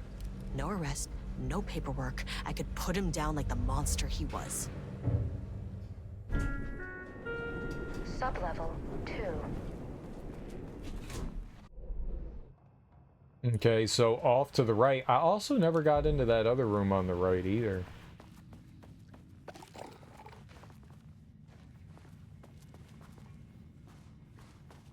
Thank you for gurgling.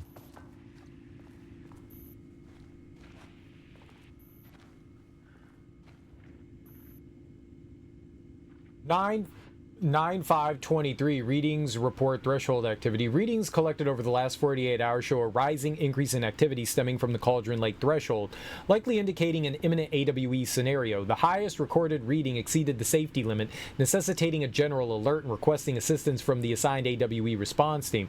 However, no alert or contact with external teams has been made per the recent amends to this procedure. As specified, the monitoring team will take no action until sign-off from either Dr. Marmon or Dr. Marmon has been received. Considering the rate of escalation that and recent data indicates, the monitoring team strongly recommends that the AWE response team be contacted immediately. Signed, Harris Kruss, lead threshold analysis.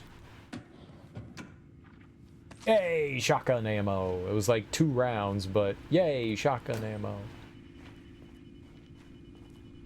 Sadness locker. That locker was made of sadness.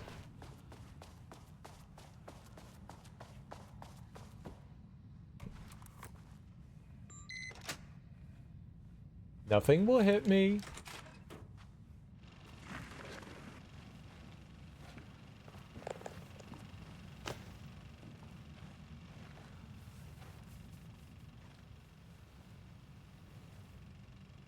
Lane was found dead in his cell this morning. It's an unfortunate setback.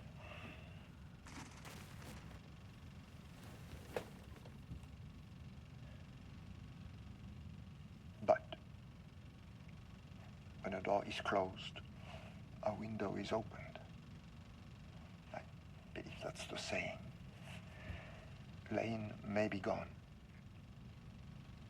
but he left us with a goodbye present. A final piece of art.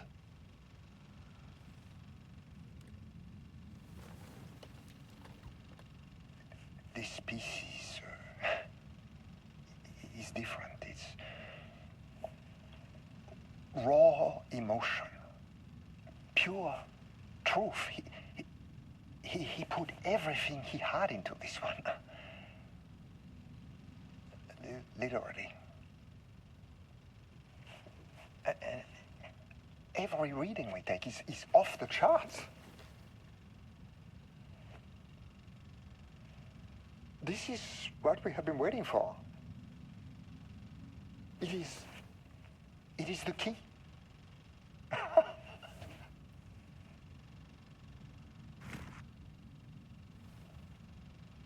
I will achieve what no one has before me. Not darling, that arrogant shit. Not my selfish harpy or the wife.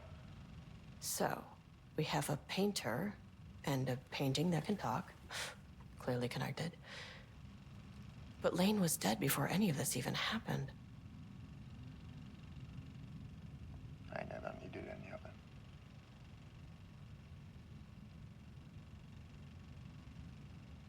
The fools will finally see me for the genius I am.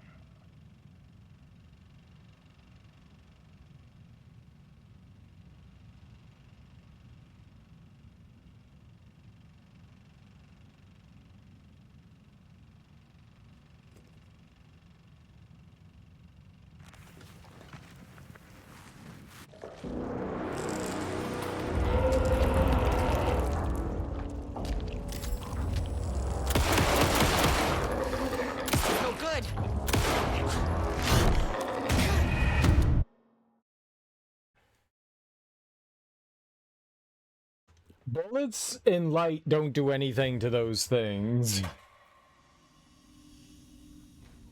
All right, we'll go do that in a second. I need to go take the trash out. It's Tuesday, and I almost forgot that I need to take trash out. So I'll turn on, what do you call it? The words on stream. I'll take my break right now, real quick. Yeah, we'll go do that. I will be right back in like.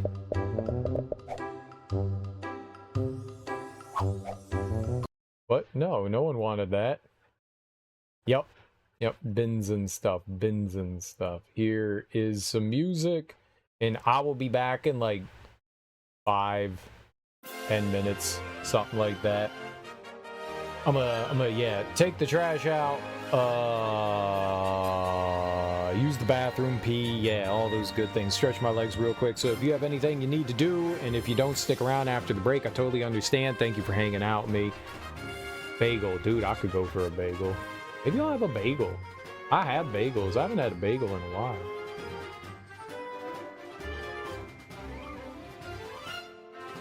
Why didn't that pop up? Oh, there it is. I'm leaving? Oh, okay. But I will be right back in like 5 minutes, so enjoy Words on Stream.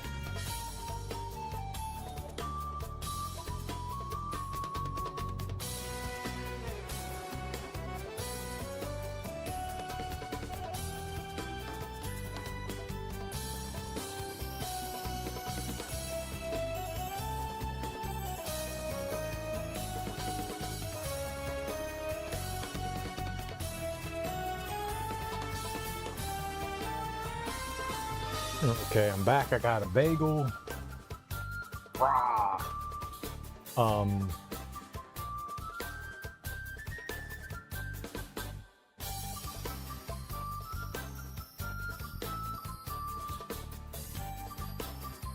Yeah. I don't know any words.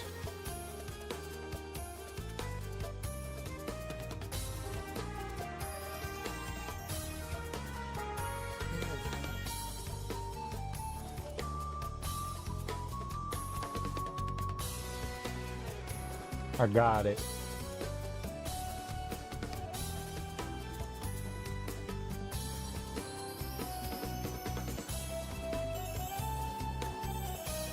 Damn it.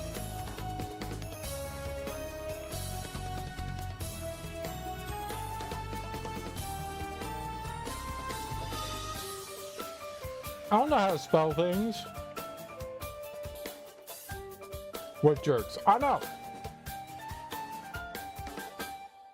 I got a bagel today. We've got pumpkin spice bagels, and they're very good. Toasted pumpkin spice bagels with cream cheese are wonderful.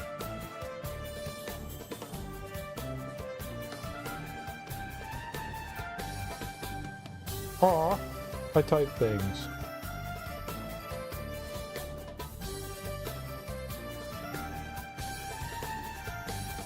Well, that's not a word. Reheat's a word. Oh.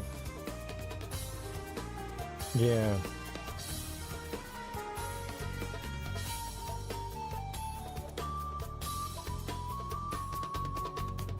Oh, no, that can't be it either.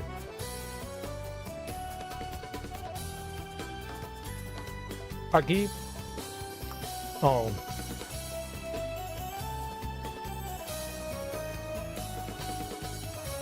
I kept typing in words that weren't correct using too many letters.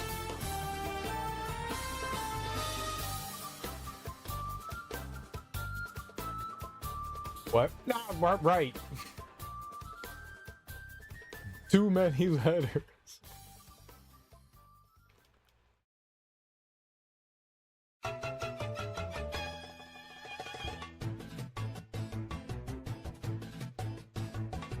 Oh, no.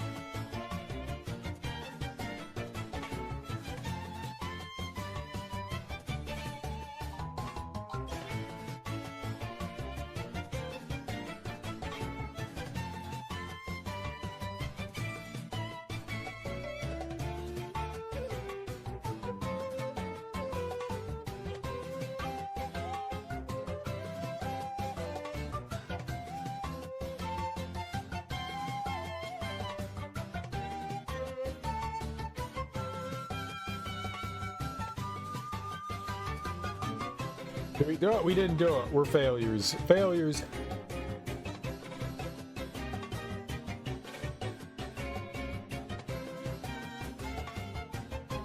Rigged. Rigged. I kept adding extra words there. Extra letters that weren't there. It's not a word. I also keep typing wrong things.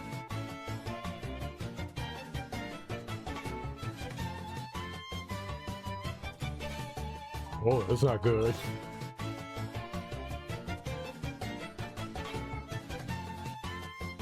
I mean, rape is a word. Is it in there? It's a word. It's not an appropriate word, but it's a word.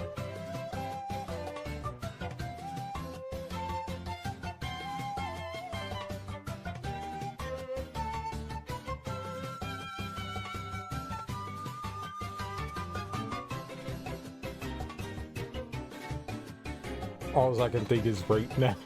That's not good.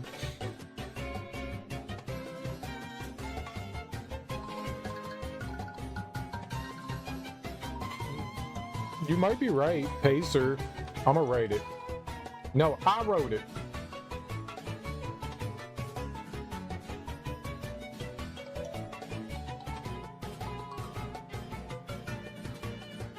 Fine, I'll do the other one. Oh. Oh, parse is spelled with a... Isn't parse spelled with an S?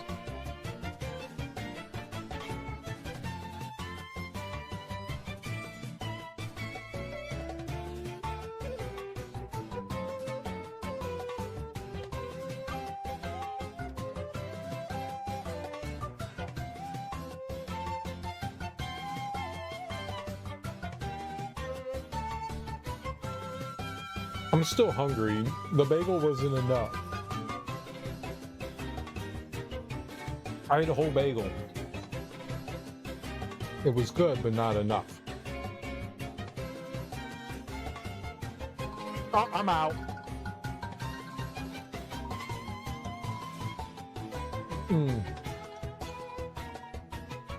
Nope.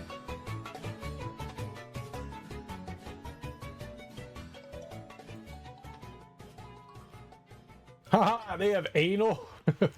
Yes. I don't need any more words.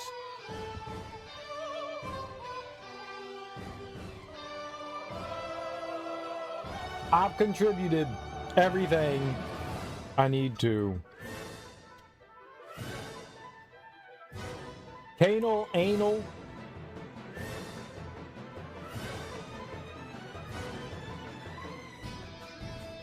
Anal. Banal. Cabal, that's a good one.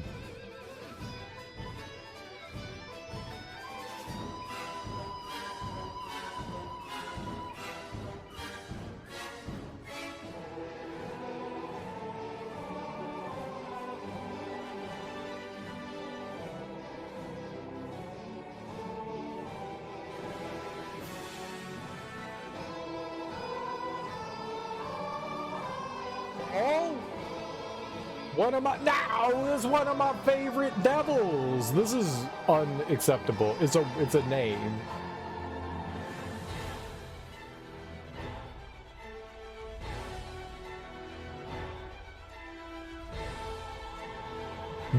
No. Nani? Nani? Bane, that's totally a word. How about bail?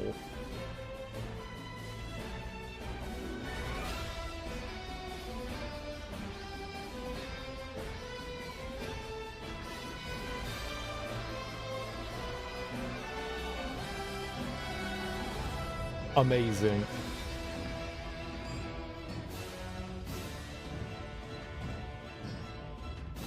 Jello. Joe, though.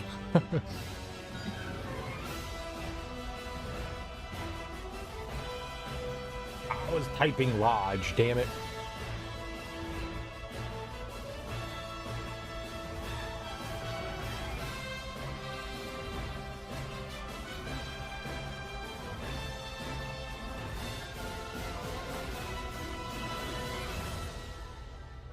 This is impossible.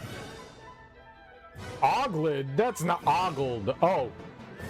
Doesn't ogled have 2 G's?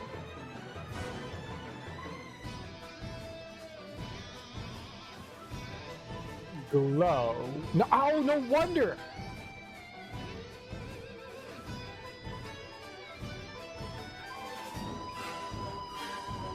I give up. I was trying to type because I have to click for the next thing. I keep going out of the window, so I'm typing into nothing.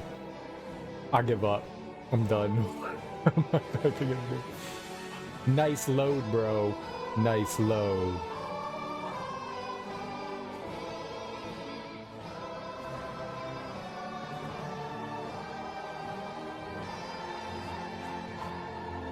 Which isn't a word. Fucking meme.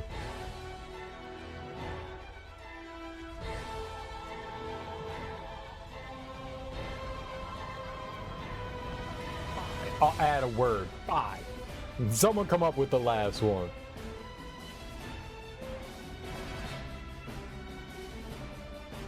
Loge. Fine, I'll do it.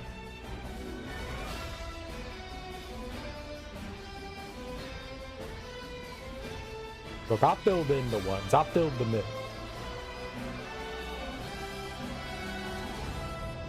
I didn't realize how close it was to the end. Homunculi.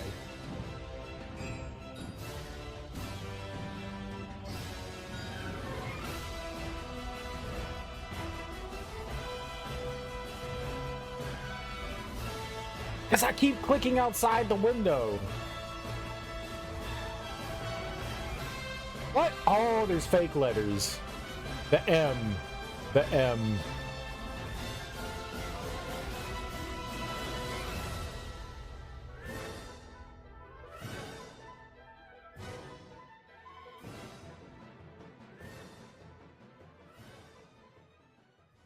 I can only think of M now.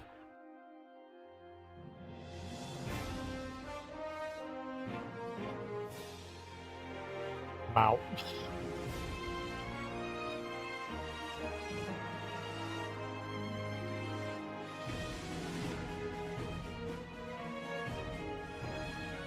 My brain does only wants M words.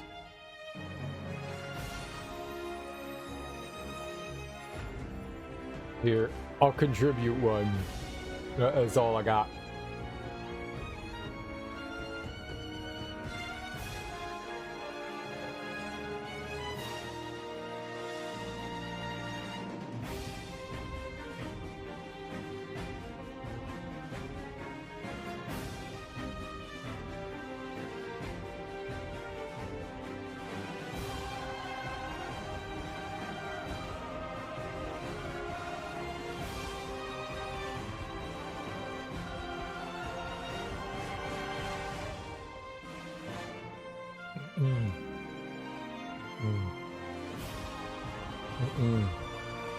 Malloyns. Hello, Malloyns. I contributed. I couldn't do it. My brain was so focused on the letter M that it couldn't do anything.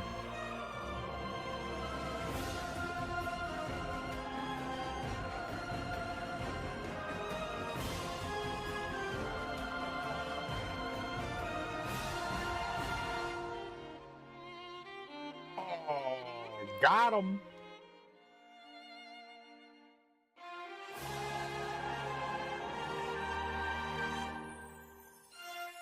Oops. Oh. Okay. There.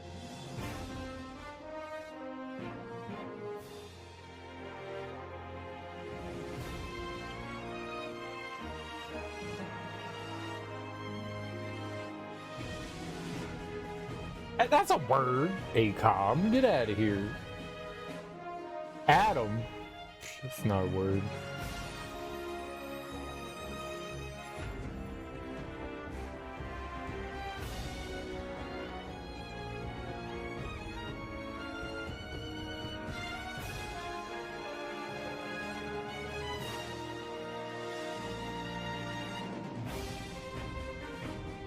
Let's go, Taco!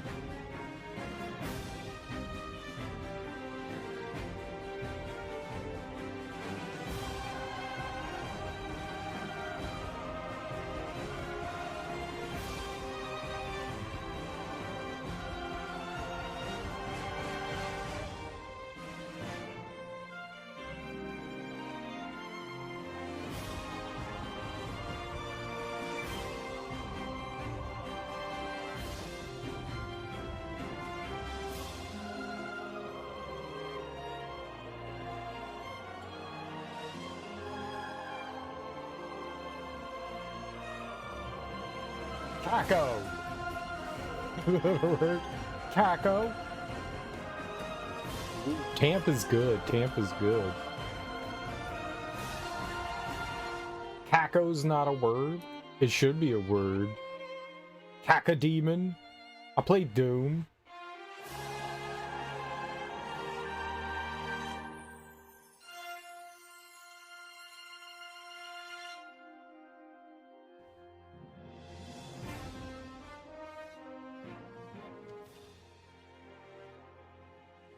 No P. No P.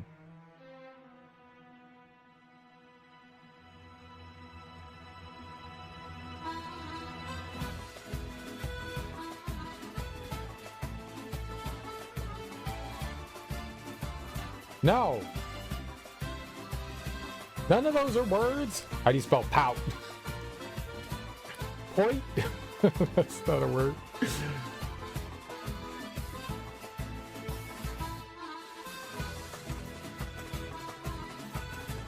No. Out. Out. Out. Out.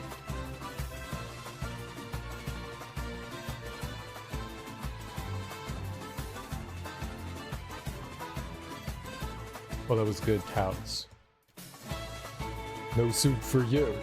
No pee! Damn it!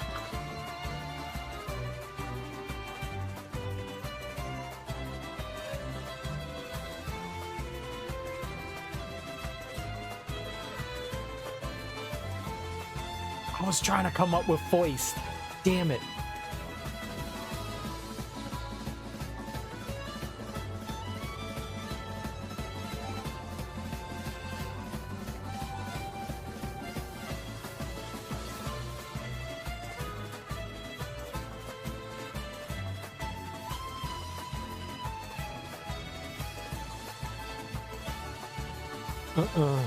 Yeah, my brain hurt. What's up, Avery? It was so close. It was so close. My brain was not doing anything there. You guys did a good job on that. You made it to level 2. Great job. Level 2. I had no locks to use. Yeah, I get that. You see stuff and you wanna add shit and you can't. I totally get it. I totally get it. I totally get it. We tried. We tried. We failed. We tried. If there were people in chat that were smarter than us, then we would have gone further. One day the dream can come true. One day the dream can be us, and we can be winners. I died. What did I die to? GG's? Yeah. How you doing, Avery?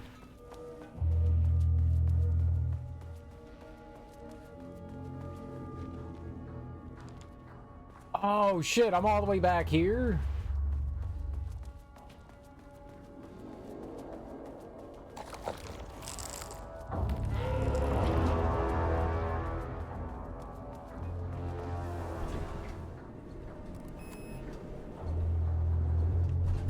Floor 2. I think the farthest I've gotten in other people's channels is in the 20s. That's pretty good. Entity. That made everything simpler. No arrest, no paperwork. I could put him down like the monster he was. That's when things get too weird. Dude, once they introduce fake letters, my brain only focuses on the fake letter. It's like, that one's not there, and I'm like, I'm gonna come up with words with that fake letter. I hate that. Like, it's too much for my brain. My brain does not operate that way. It's like the whole thing of, like, you know, don't do the things you're not supposed to do. And I do all the things I'm not supposed to do. Let's put that there.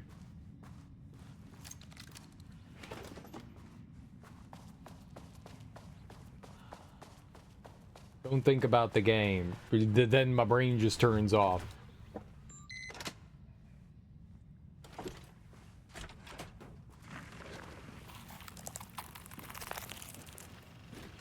We gotta watch that video again.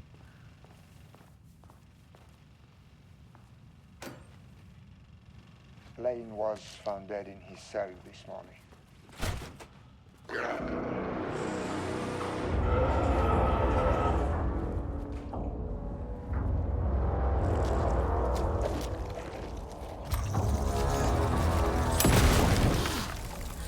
Finally! Something works on these bastards. Okay.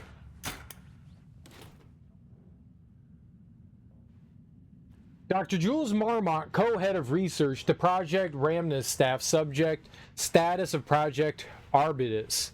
As a head research of Lake House, it is important that I'm informed of all proceedings at this facility since the other Dr. Marmont is failing to provide me with details about her team's progress. I ask that you all seek information from members of her team. Anyone who comes to me with details on Project Arbitus's current progress will be rewarded. Regards, Dr. Jules Marmont, co-head of research. Despite performance issues, I'm enjoying Bloodlines 2. I played an interesting demo this past Next Fest. What's Next Fest?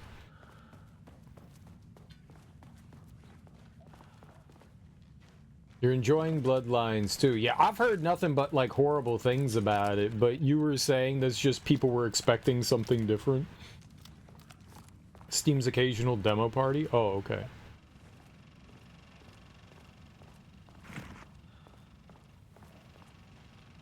I will achieve what no one has before me. Not darling, that arrogant shit. Not my selfish harpy or the wife. Harpy. We have a painter and a painting that can talk. Clearly connected. But Lane was dead before any of this even happened. Hasn't Bloodlines 2 been in development for like a decade? And it's been met with like delay after delay after delay, right? Yes, I am.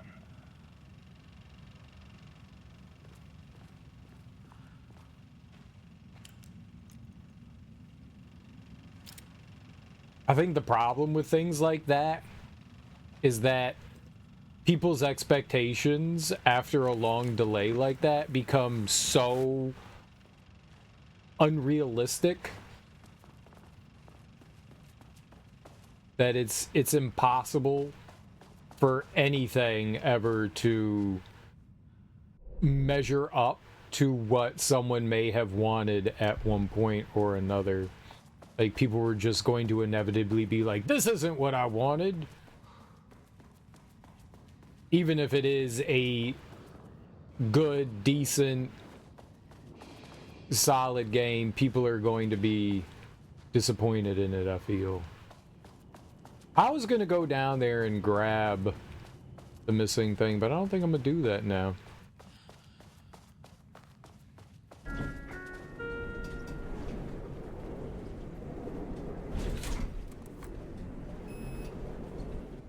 Bloodlines 2 is well written. It does have a grindy aspect, but I was able to knock out all the grinding to unlock every outfit skill in under 3 hours, even with lag spikes. No matter what was released, everyone was bound to be disappointed. Yeah, I don't think people had any high aspirations for it. They wanted a vampire RPG. No, I do think people had high aspirations for it. I don't think that's true at all. When you have a game that, like, it's a class Masquerade. I've never played through Vampire Masquerade. I have no idea whether it's a good game or a bad game or whatever, what have you. But all I have heard mainly nothing but praise about it. I watched Teak play a little bit of it last year or at the beginning of the year, and it seemed okay. Maybe when it came out in, like, what was that, the early 2000s, it was kind of impressive. But I think that's what people were wanting, was building more off of what the original game offered. And they wanted more of that. And then when a game goes into developmental hell for years and years and years, I think people's expectations just get higher and higher until it becomes untenable. Until, like, it just goes beyond anything that you could ever want. The longer you wait for something, I feel like the more your expectations are going to exceed whatever end product you get. Like Duke Nukem Forever. You know, Duke Nukem Forever is not a bad game, but people wanted a revolutionary game to come out of Duke Nukem Forever. They wanted it to change the landscape of gaming. They wanted it to be revolutionary, and it turned out is just a decent first-person shooter. Like, it's not amazing, but it's not bad either. I hear people talk about Duke Nukem Forever like it's one of the worst games ever, and it's playable, it doesn't have any issues, it works, it's a solid first-person shooter, and everybody wanted Duke Nukem Forever to change the game. And I feel like that's kind of what ends up happening when a game goes into, like, long-standing development waiting, you know? Like, you're just never going to appease people in that way. Would you consider it required JRPG aspects? What now?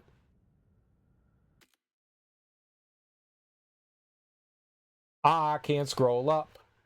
I can't scroll up. I can't scroll up. I hate when chat does this sometimes. Like, I try to scroll up and chat won't do it, and I try to grab the scroll bar and chat won't still scroll up. Hate when it does that.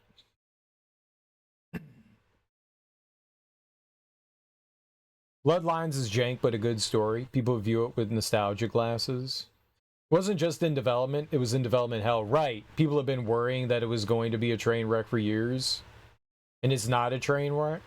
Nobody had high expectations for Duke Nukem Forever. Oh, my dude, that is not true at all. That is not true at all. People's expectations for Duke Nukem were ludicrous. Luda-fucking-crous. That's not true at all. That is very untrue. People's expectations for Duke Nukem Forever were obscene. Because they had those demos that came out at E3 and it kept changing, people had insane expectations for Duke Nukem Forever. Like, beyond unreachable expectations. The hype around that was, like, way too big.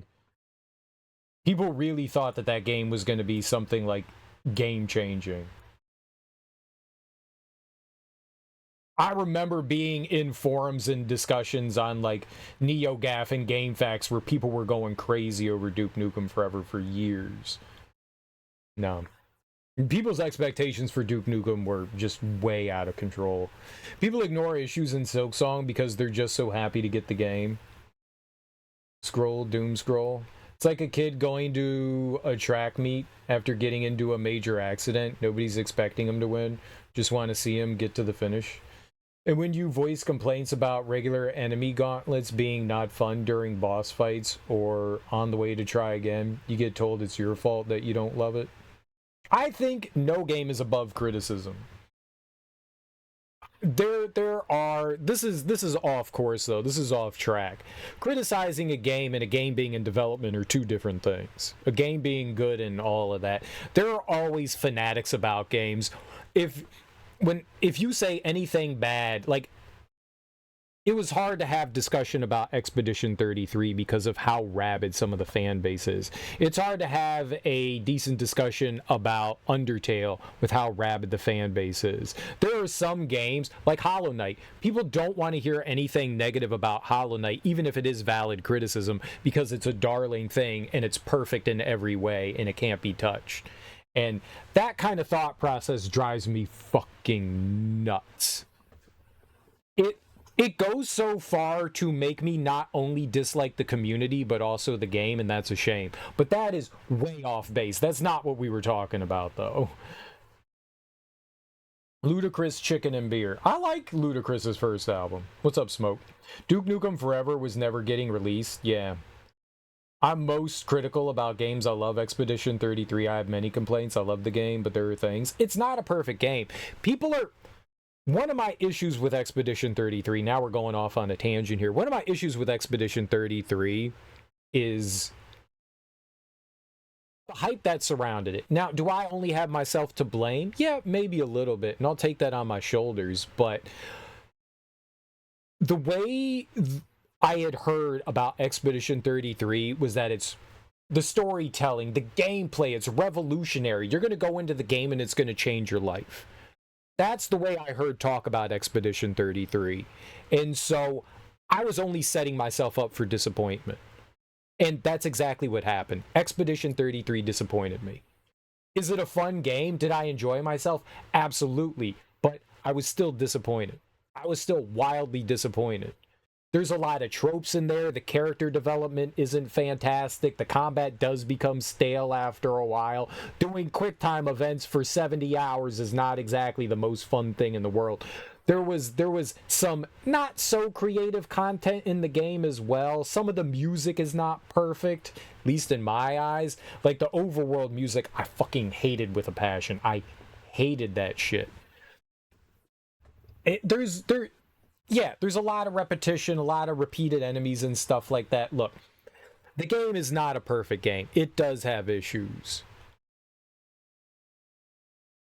And I was expecting something amazing. So, to be fair, Expedition 33 disappointed me. I came away from Expedition 33 disappointed.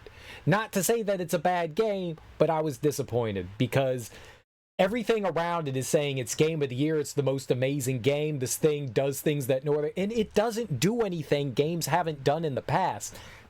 That's the thing. It does what Hollow Knight does. Hollow Knight takes pieces from genres and combines them together in a really well done manner. Expedition 33 isn't inventing the wheel here. They're not reinventing the wheel. They're taking bits and pieces from other games and putting them together in a really nice package. That's what it's doing. The only characters that are decently developed in that game are Mael and Verso. Everybody else is kind of cookie cutter. They sort of develop them a little bit, but really not enough. You have really small interactions with your other characters where you can get to enjoy them and like them, but you have like 4 or 5 individual interactions with them, and that's it. Like, there really isn't a lot to create much on them. They feel kind of shallow to me. I'm not saying that I don't dislike those interactions. I like it. I wish there was more to them. I feel like they should have fleshed out that bit a lot more. I feel like they didn't delve into that enough. Give me more individual character interaction. I'm all about that. I feel there's a lot of shortcomings in Expedition 33.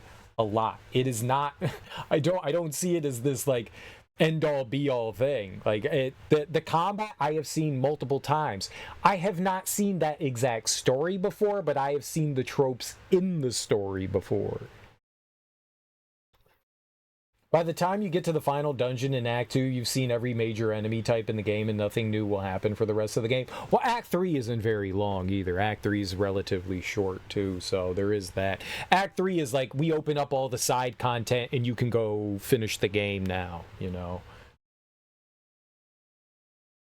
I also hate things set up that you can miss. There's a secret in New Game Plus that you can get, but you have to have not use the starting tokens in the first play. I'm just like, really?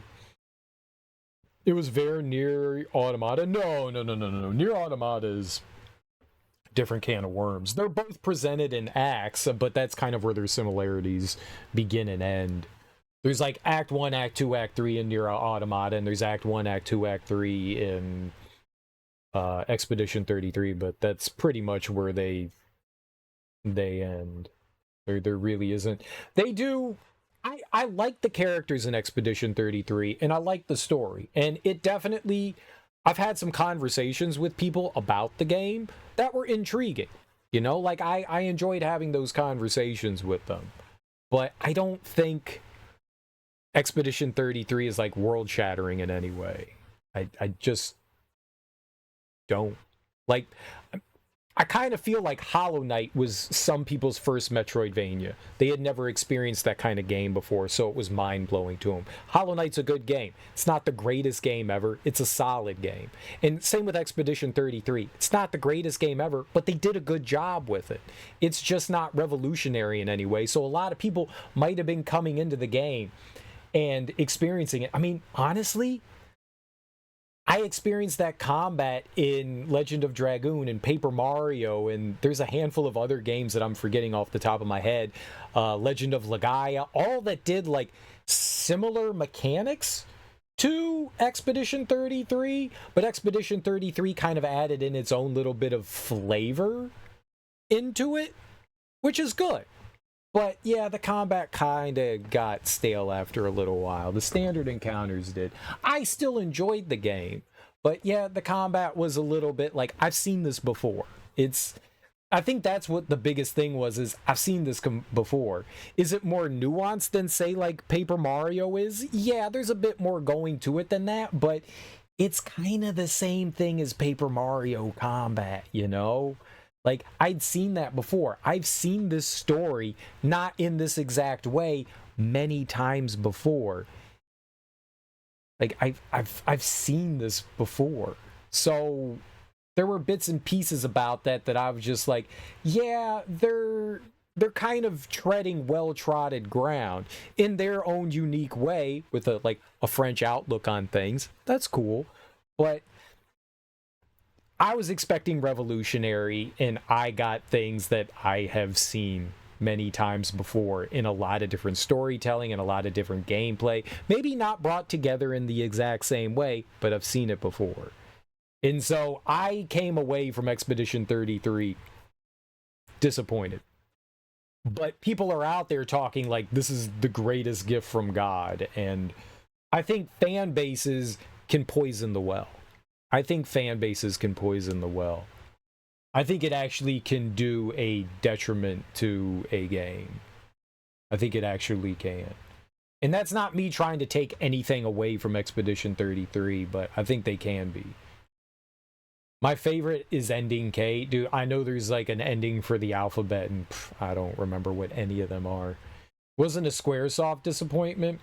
I hate QuickTime events. Why would I do them the entire game? I like the fact that combat was active. That's not going to be everybody's cup of tea, but I like the fact that it required my participation. Like, I enjoyed that. For the most part, it kept me engaged. A lot of the times with turn-based combat, it's just hit a couple buttons and then watch things play out. That doesn't always engage me. So I like the fact that I'm kind of still engaged with combat. That to me is a lot more fun than like standard like turn-based combat. I like the fact that I'm more engaged in there. I like the fact that it was kind of like bridging the gap between action game and turn-based combat. I like that. It felt cool. It felt cool. Like, I enjoyed that. That's how I felt playing Sea of Stars. Yeah, I've heard mixed things about Sea of Stars. Only if you generally care about the opinions of other people. I do and I don't. I do and I don't. It's always nice to be in an echo chamber where you find people that say the same, have the same thoughts as you. It is nice. It is nice. Nier Automata Ending K is the mackerel ending. I got all the endings. I don't remember. The fish oil in a robot? Yeah, I don't remember that at all. But does Metaphor shit on it? Is Metaphor better than Expedition 33? No. It has some aspects that are better than it. It also has some aspects that aren't. They're both turn-based RPGs, but they're both kind of different. Metaphor is more standard turn-based RPG, and Expedition 33 is trying to push the envelope. So Expedition 33 is taking some chances, which probably gives it a leg up over Metaphor. But if you're a purist, then Metaphor is the better game. If you like the fact that somebody's trying to push the envelope and take chances with how turn-based combat works, that's going to be a matter of opinion, because it's all how does it land on the player. I think I probably enjoyed Expedition 33's combat a bit more than Metaphor, but I do like the strategy behind Metaphor. They have different strategies. Your strategy in Expedition 33 comes outside of combat when you're building your characters and stuff like that more so than Metaphor does. But Metaphor also has that too. I don't know.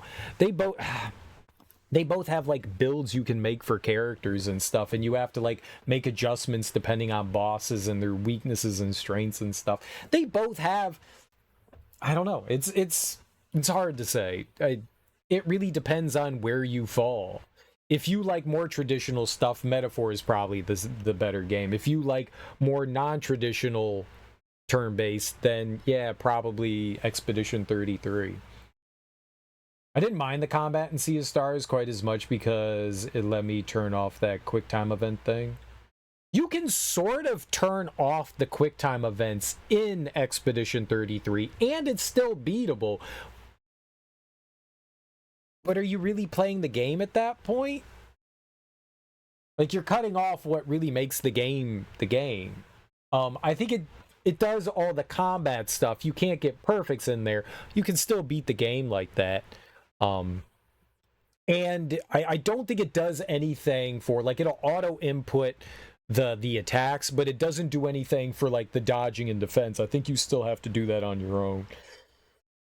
And then it's up to you to decide whether you want to parry or dodge. Parrying gives you more of an advantage, and dodging just allows you to continue to like do your attacks and stuff like that. So Ending K, you eat the fish and die because the oil clogs up your system. It's silly.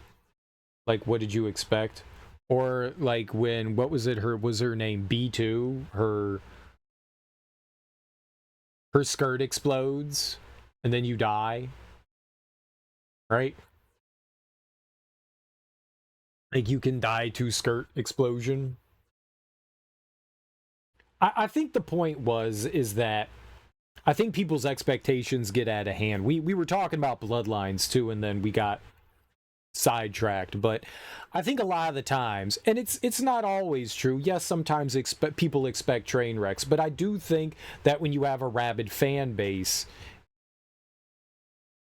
I think people's expectations sometimes get out of hand. Especially when there's already a game in the series, whether it's Duke Nukem 3D, which may have not been completely revolutionary, but definitely pushed the envelope in first-person shooters, and Vampire Masquerade, which definitely people enjoyed the... I guess Vampire was already a tabletop RPG right at the time. People just really enjoyed that first experience of the first game. And so when it comes to like a follow-up sequel to what would be considered a classic, your expectations for that follow-up are going to be pretty high because you enjoy the original game, right? And I think a lot of people just expected something well beyond what they were actually going to get. I don't know how the story's going to end. Do you realize how rare that is for me? That's fun. Every V? Every V? What is every V?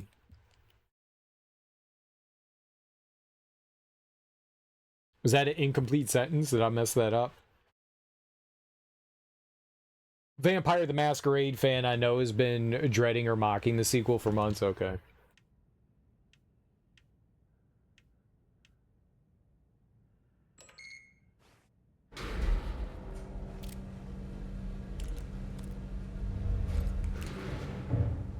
You've been worried the writing would be bad, and the writing's not terrible, right? That's what we're getting. Okay, so we have to unlock that and that. Wasn't I just on 2? I swear to God I went in that room. God damn it. Alright, we'll go. Can I just, like, go immediately back there?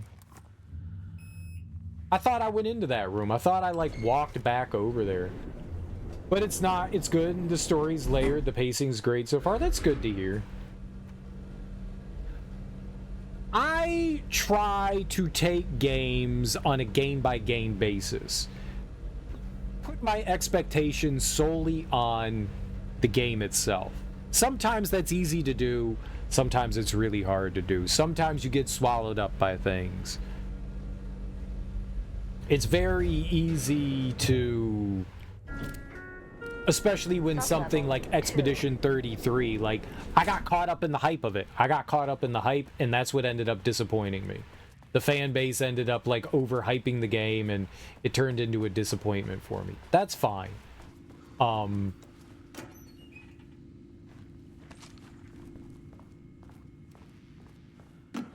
by and large, when I, like, sit down and play a game, like, I try to take that game for what it's giving me, not what I would want from it, because I feel like that's the only way that you're gonna really enjoy something. Unless it's like Dragon Warrior, and then you know exactly what you're getting from that.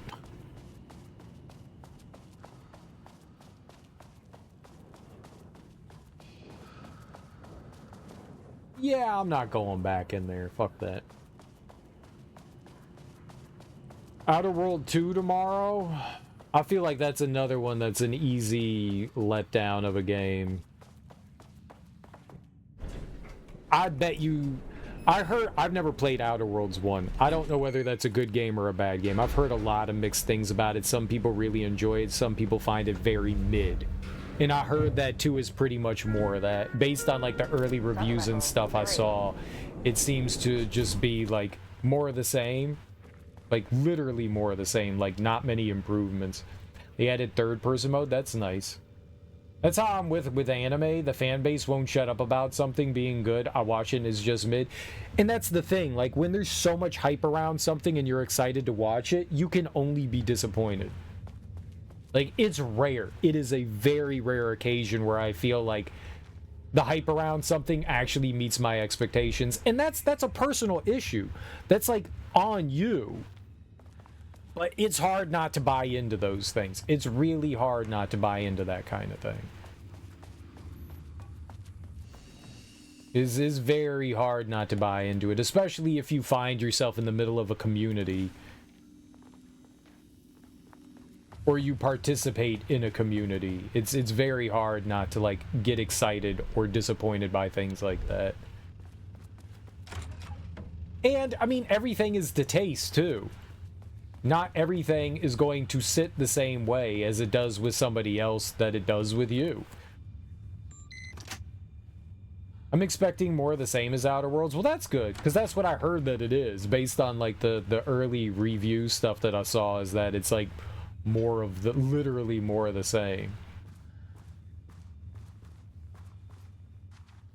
Water dripped from the ceiling as Diana stared at the folders stacked on her workstation. Each one was a branch of research. Drip. Some were thin, some thick. They represented years of her life, her work, dissecting the act of creation and examining the bloody pieces. Bringing in live subjects had been her idea. Drip. Bureau leadership denied their request. But after HQ went into lockdown, she took advantage of the chaos and got her artists. Jules had whined about the optics. Diana ignored him. Now in her office below the waterline of Cauldron Lake, she considered how to proceed. Jules was convinced the page they had found would come true. It promised disaster. A situation out of control. Impossible. Diana was always in control. Drip. Drip. She needed answers. She needed to quantify, to define, to control.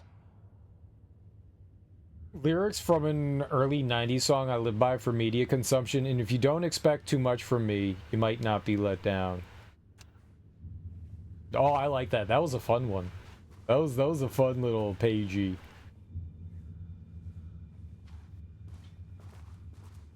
That was a fun little pagey. I dig that. And this was just for the note there. I unlock that.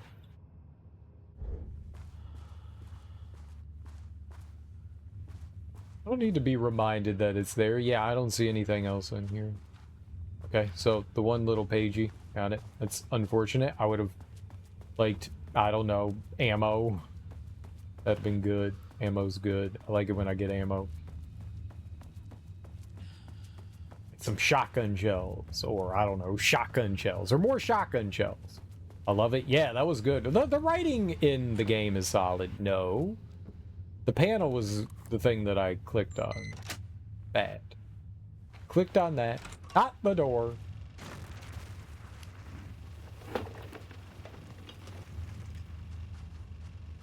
Jules' team has found new pages written by Wake.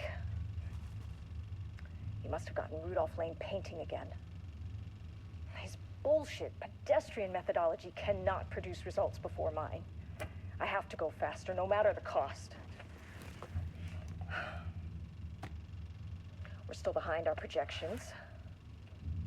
The more the machines can produce, the closer we can calibrate them to Wake's style. But proper calibration takes a lot of raw material, and production is slow. No. We're changing directions.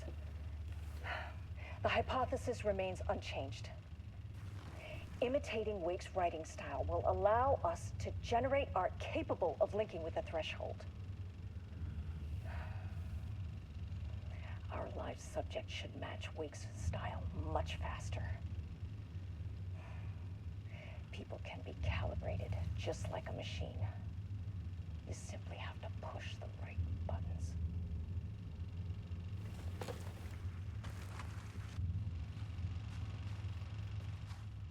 Okie dokie. Oh, wow. To use art with the power of the shadow, we must first define art. Define an artist. A drug-using bum? Often wears a turtleneck and drinks red wine. Left-wing political views. Danger if left-wing politics made real by the shadow. Any right-wing artists?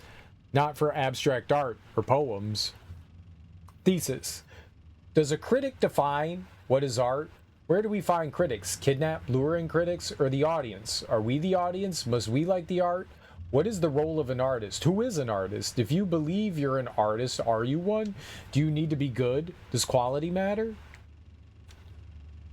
Quality doesn't matter. Art's subjective. One person looks at a white canvas with a red box on it and goes, that's garbage. Someone else looks at it and it's deeply and introspective and discovers something fundamentally life-changing about it. And they just stare at it for like weeks at a time, you know, like it's beyond comprehension. I have seen some of what I would consider the worst artists I've seen fail upwards. It's impressive. Like some of like the worst art I've seen, and people are like, I love it. And I'm like, I don't get it. I don't know what you're doing or why, and I hate you.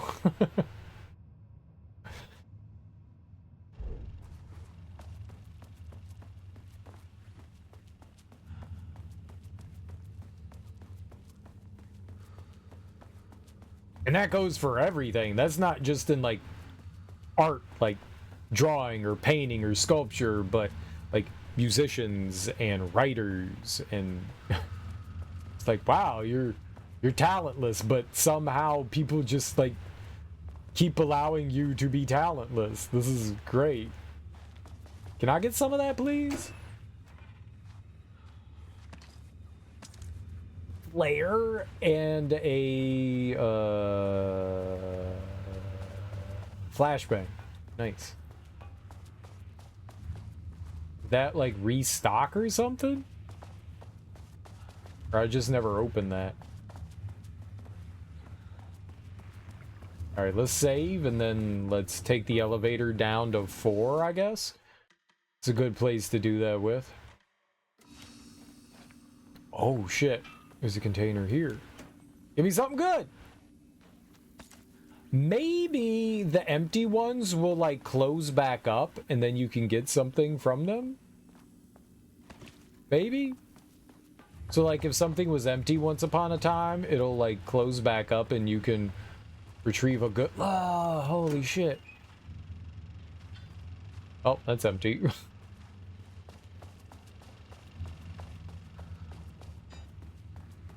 Maybe you could keep like reloading until you get something from an empty container. All right, let's move on. Interesting. I opened everything around there before. I don't know why there was stuff in there again. All right, so we're going to floor 4. And there's apparently a floor 5.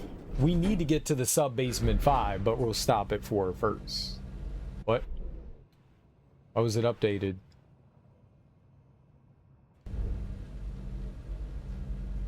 I don't... There's no floor 5 for us on the map. Sub-level 4? Error. Please hold. This is not level 4. Please hold. Please hold.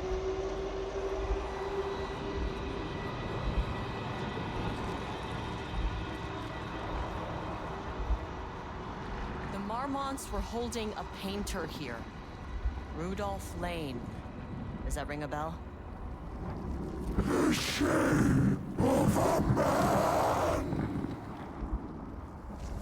I think you are, or were, Rudolph Lane. Himself! A self-portrait! Make them see! Look, I might be able to help you. But I need information, cooperation. No brush! Just himself!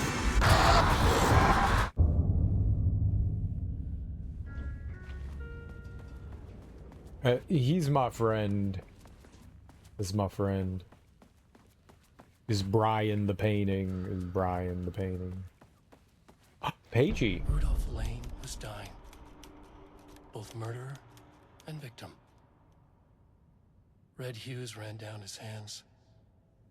Was it scarlet or cadmium? Too vivid to be maroon. Names don't matter, he decided. Color was pure. Inspiring. For the first time in years, he wanted to paint. A self-portrait. To say goodbye. No. To make them remember. To make them see what they did. He slapped his hands against the wall to steady himself. He began from there. No brush, just himself. The strokes were crude, violent. The pain, misery, and hate he'd endured there. The fire in his eyes and hands and bones all spread into the shape of a man. It was quick. Natural. Like a heart attack. He slumped down to the floor, smiling at the anger he left smeared across the wall.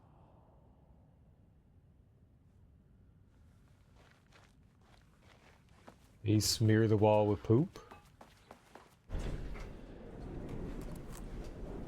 Poop smeared?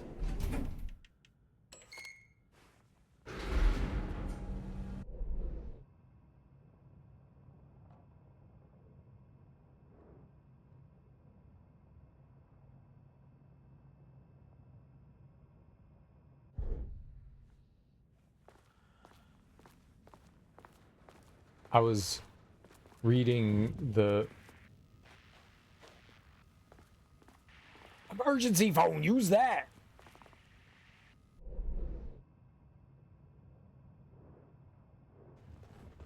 Shifting geometry bullshit.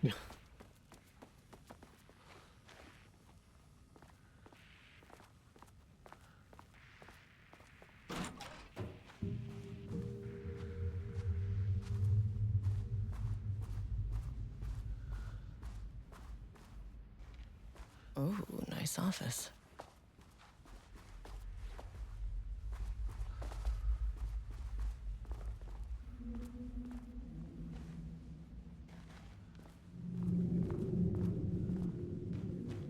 Okay, so those are stairs. And I guess these are also stairs?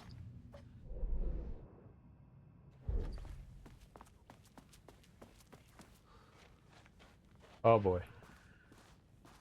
Ah boy. Ah boy, oh boy, oh boy, oh boy, oh boy, oh boy. Ooh.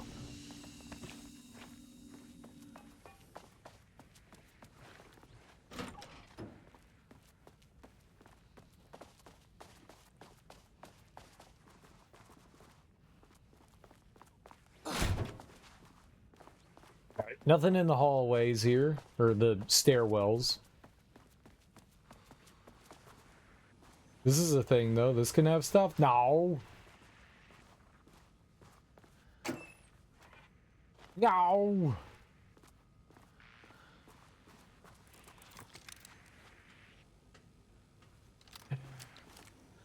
Got 4 flares. 3 flashbangs. The flashbangs don't seem as good as they were in Alan Wake 1.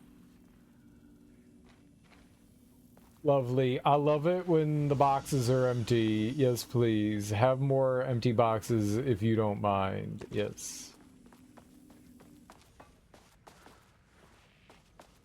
Hey, give me like a bullet.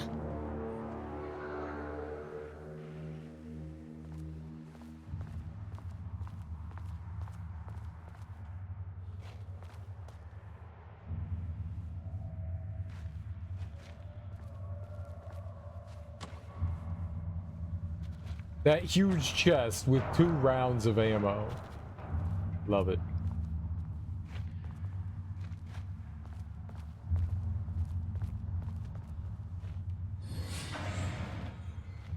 Hello? Mr. Marbles?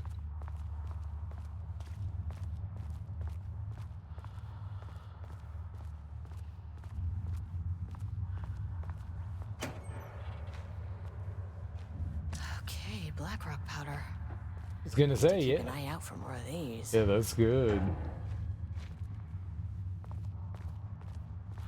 You know what? I mean, I'll take those 2 rounds of ammo and some black rock powder. Let's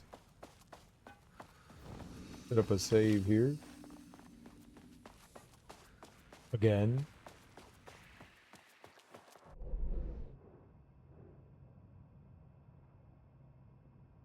Dr. Marmont's office, so like right ahead of us. Oh.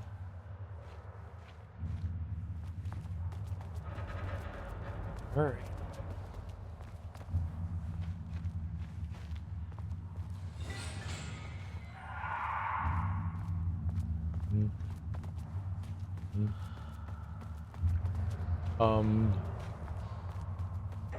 Everything's fine.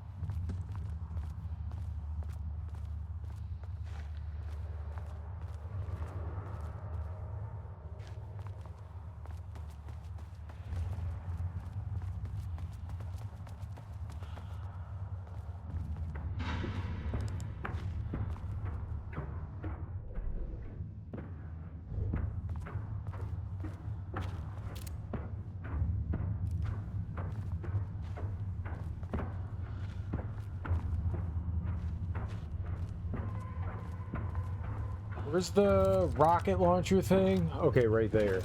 All right. I don't know, we might need it. Let's keep it out.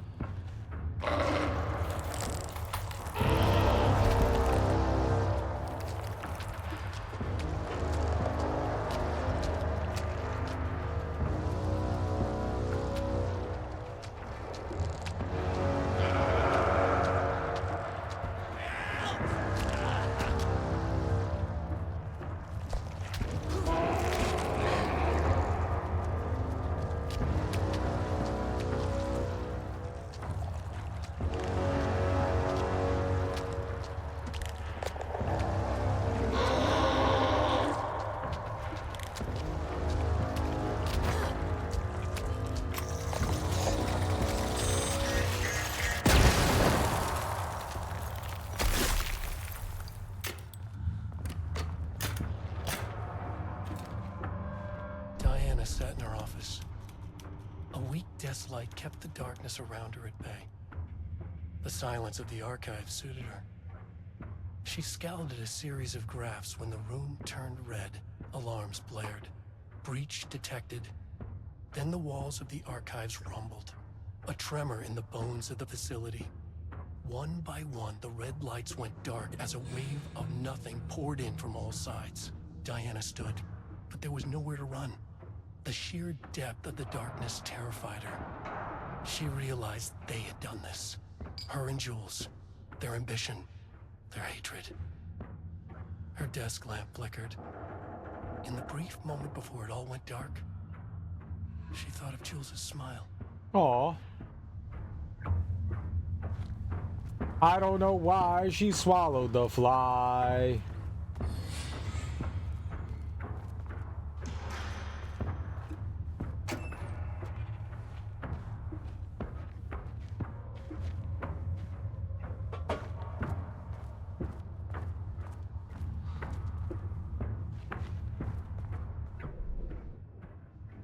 Oh, right. We don't know where we are.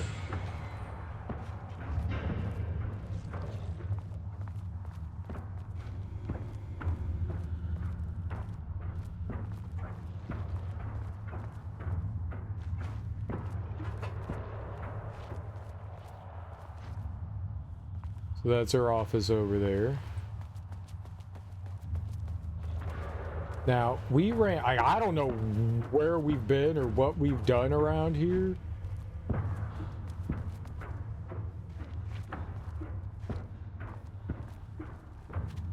think I ran through here. There was a knucklehead we saw scamper this way.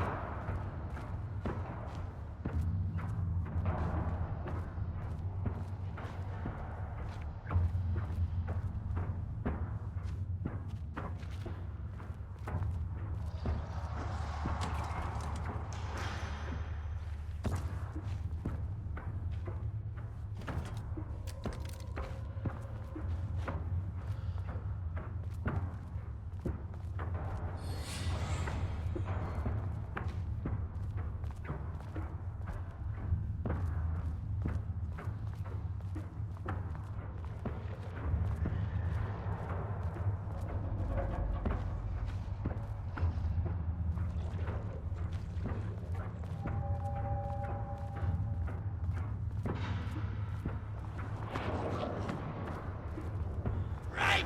Close! Cleanse!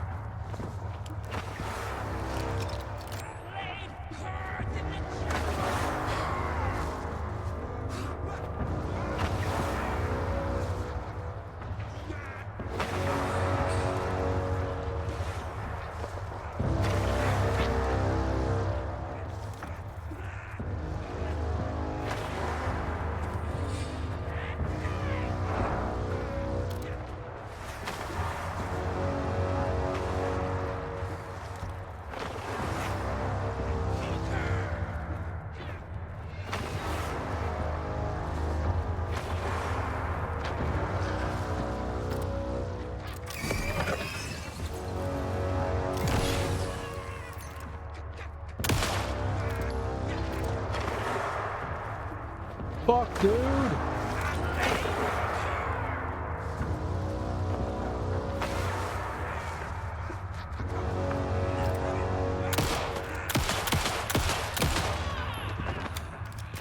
Oh, god damn.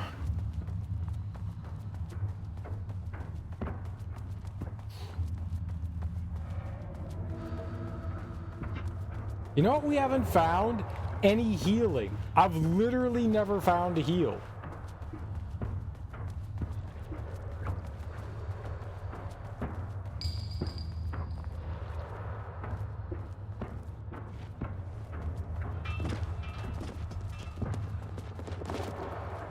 There's a lot of books that fell. Right. Keep thinking I can reference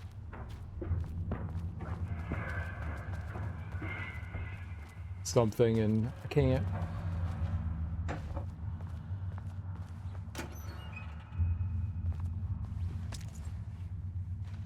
Guess what? No heals. Healing for the weak. Chicken butt.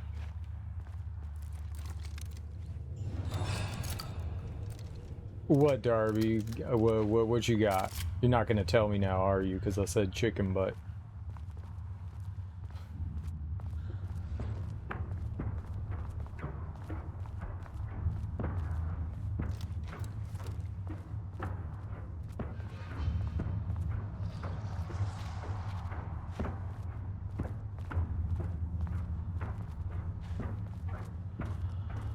Yes, Darby. What?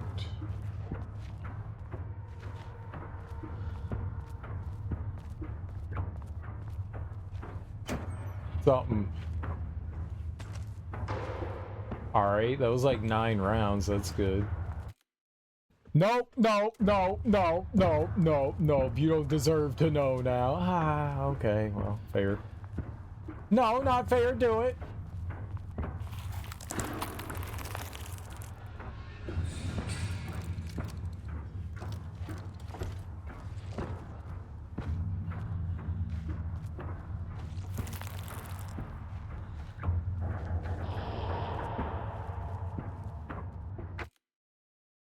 Homer's wearing monkey and banana PJs today.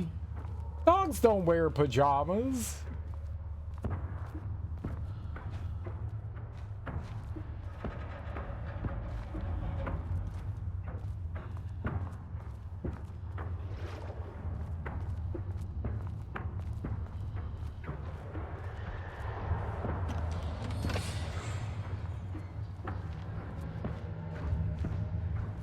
Man.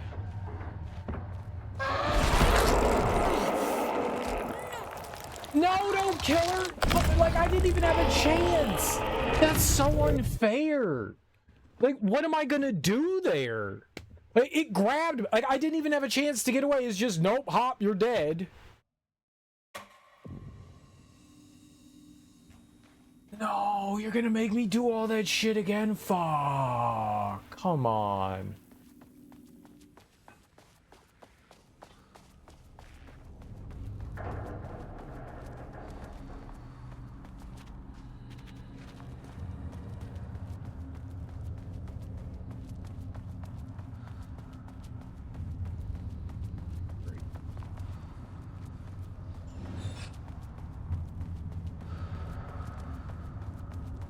Like, there's no avoiding that. Like, there's literally no avoiding that. Like, the dude just insta-grabbed me when I walked by. There's no indicator that there's something there. That's fucked up. Like, at least give me a chance, you know?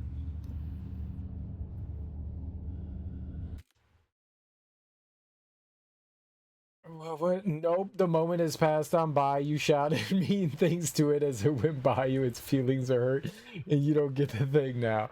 Why is chicken butt isn't mean? Is a joke. It's a joke. What was the guess what? I'm tired and everything hurts for some reason, so I'm asleep. I have to interact with humans tomorrow. Okay. Well.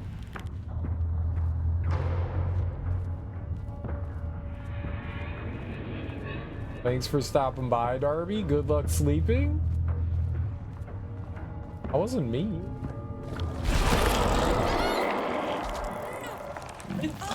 What am I?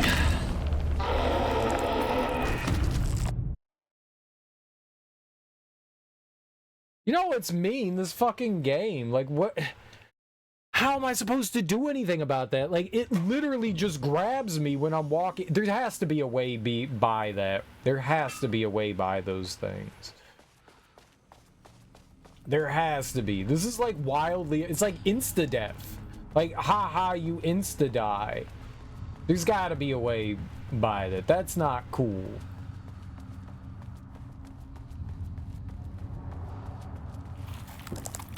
Haha, the painting you had no idea was coming to life.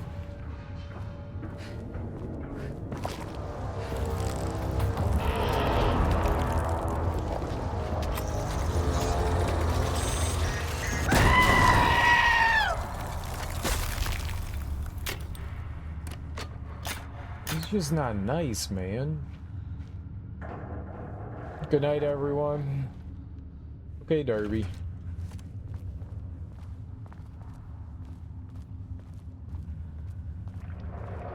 I hope you feel better. I think.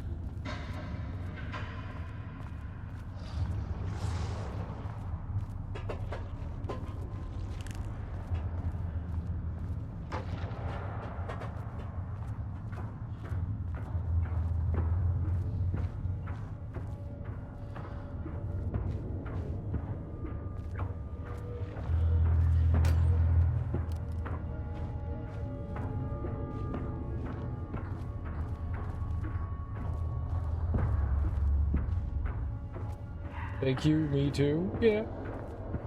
Diana sat in her office. A week. I mean, we saw that one. They replenished me with a round there. I don't remember where it was. They did give me another one. We gotta fight those guys again, which isn't too... Oh, that, like, skittering dude. God, that guy sucked.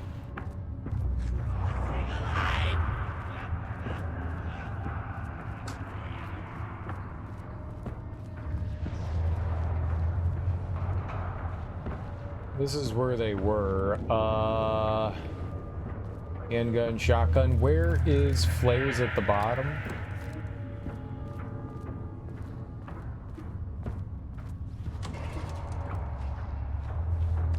Take some shotgun ammo. Yeah, that's good.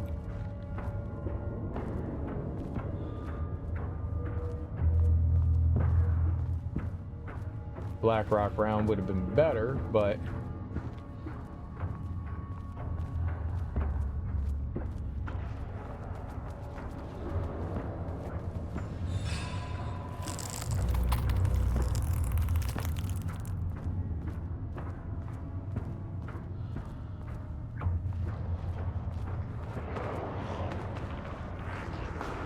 Apologize to the customers! what? The fucking light, man, it's so fickle.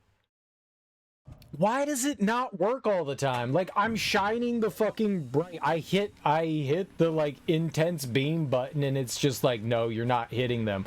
The fuck do you mean?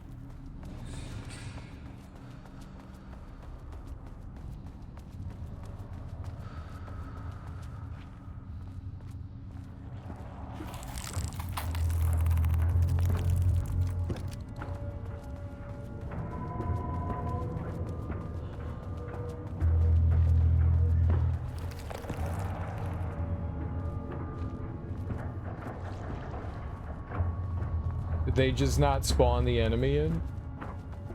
They're like, oh, you've died a bunch. Okay, no, he's right here. That is not the correct weapon.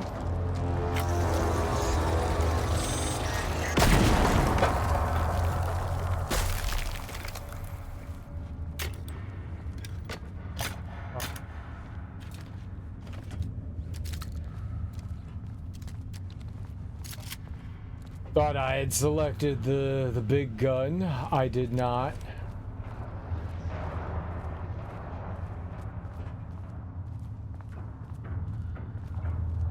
And now again, I don't remember where we've looked. That sucked. Oop, this thing, right? Random garbage. That one has a flare in it this time. Take a flare.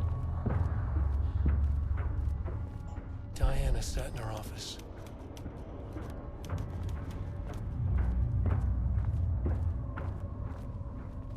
Hopefully we don't have to sit till the end waiting for that thing to finish.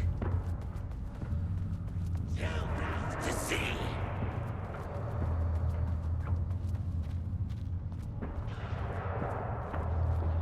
I also can't tell where I'm like aiming the bright light when we shine the like intense light beam. Like it's not very. That's why I use like aiming, because that seems to help a little bit more.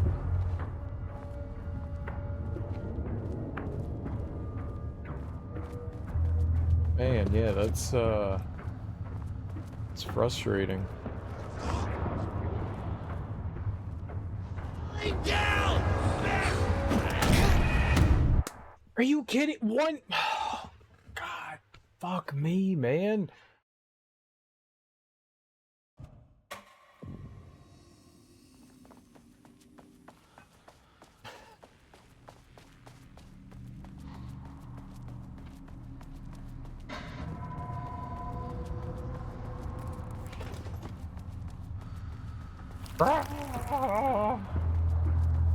Baby rage.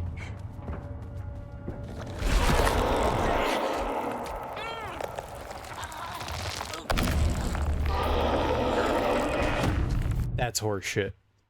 That's fucking horseshit. It shouldn't be a one-hit kill. There's no way you know. They can pop out of any of those, like, paintings. There's nothing I can do about that. There's literally... Do you want me to just do this by all the paintings? You want me to just do that the entire time I'm running? That's how you want me to play the game? Just do this? Just do this? Just do this? Just do this?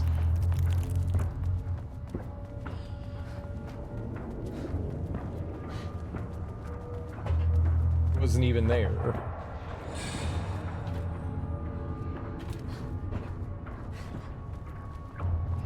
Where is it? It's not coming?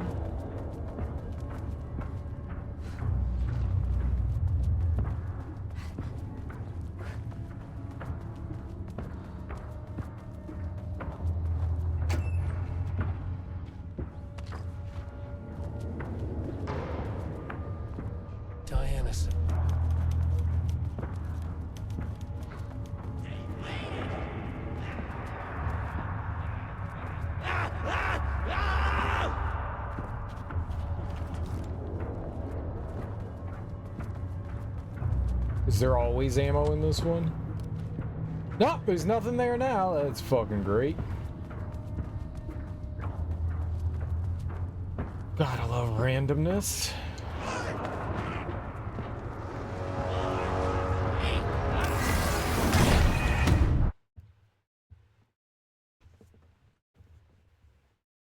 I will eat turnips raw with my anus. I don't know how that'll help me in the video game, but I'll do it.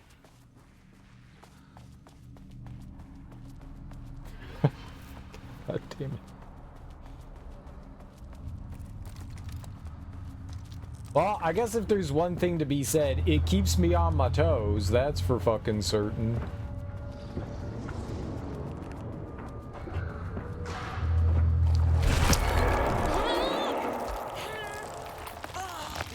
Like, I just... That's garbage, man.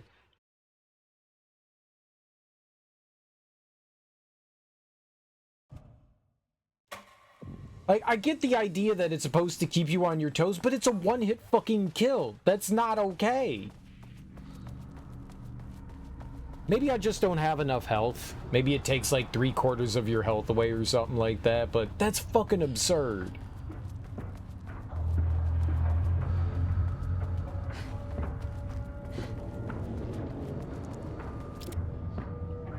Is there a way that you can tell that it's gonna pop out of one of them, or...?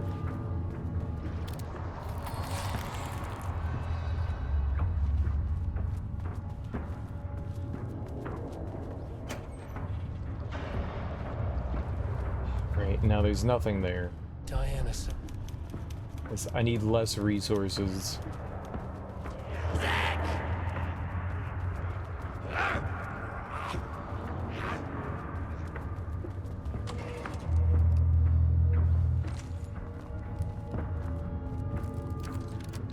Three shotgun rounds. I could shotgun the dude.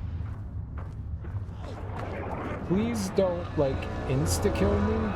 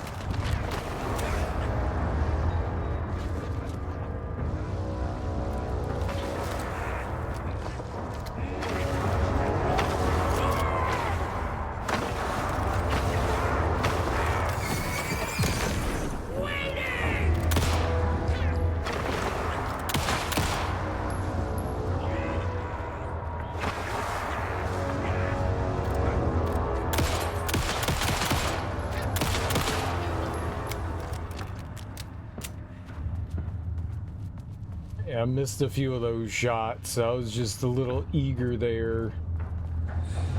Chicken salad had noodles in it and 4 small-ass pieces of chicken. That sucks. That's disappointing. That's disappointing, Ebony. I'm sorry.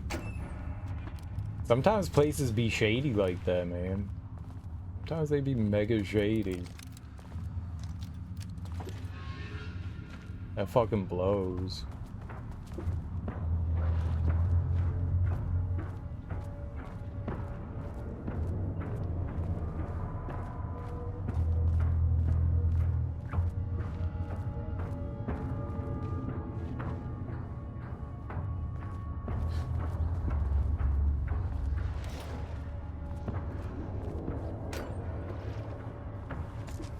Oh, thank God we needed handgun ammo.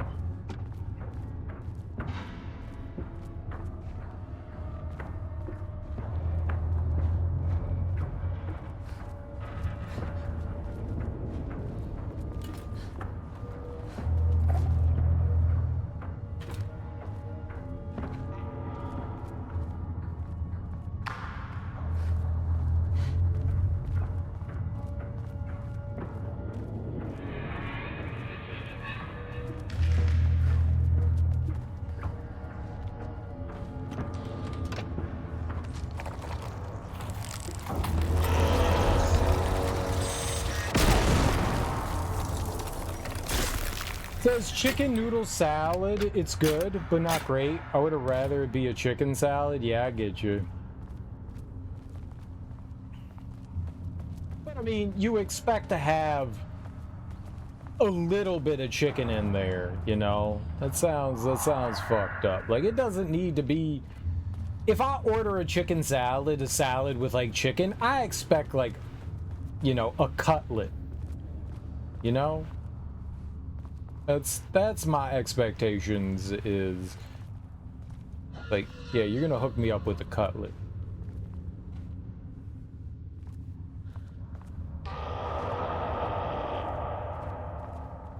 It's not a pleasant noise.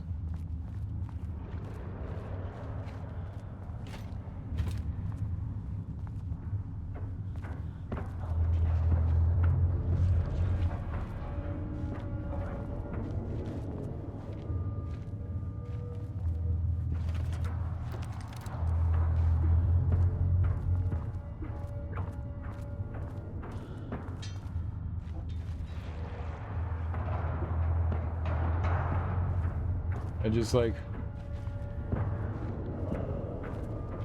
run to the office.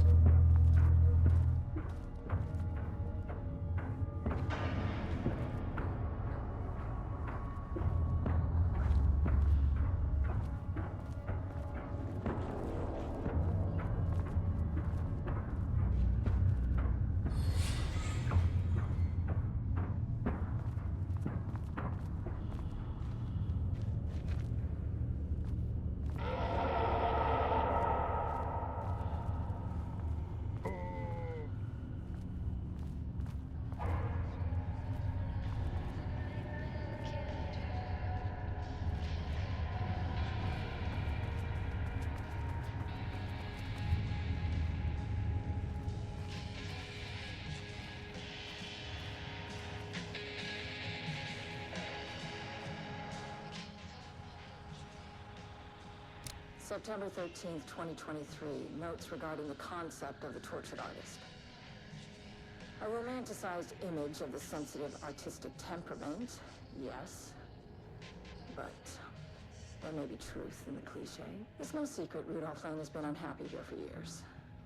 But, the aggregate data shows his art's viability score trending upward over time.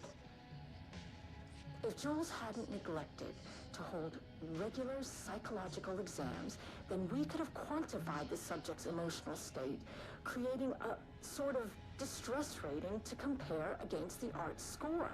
I'll make this a sub-goal of my study of Edward Booker. Once we set the variables and establish a control reading of his art and mental state, then we can begin inducing negative emotion. Limited food and water, perhaps. An increasingly tight living space. This is how Jules lost his subject, though. We need to be careful not to leave any sharp objects in Booker's cell. So, pushing the artist to the brink is what they're attempting to do.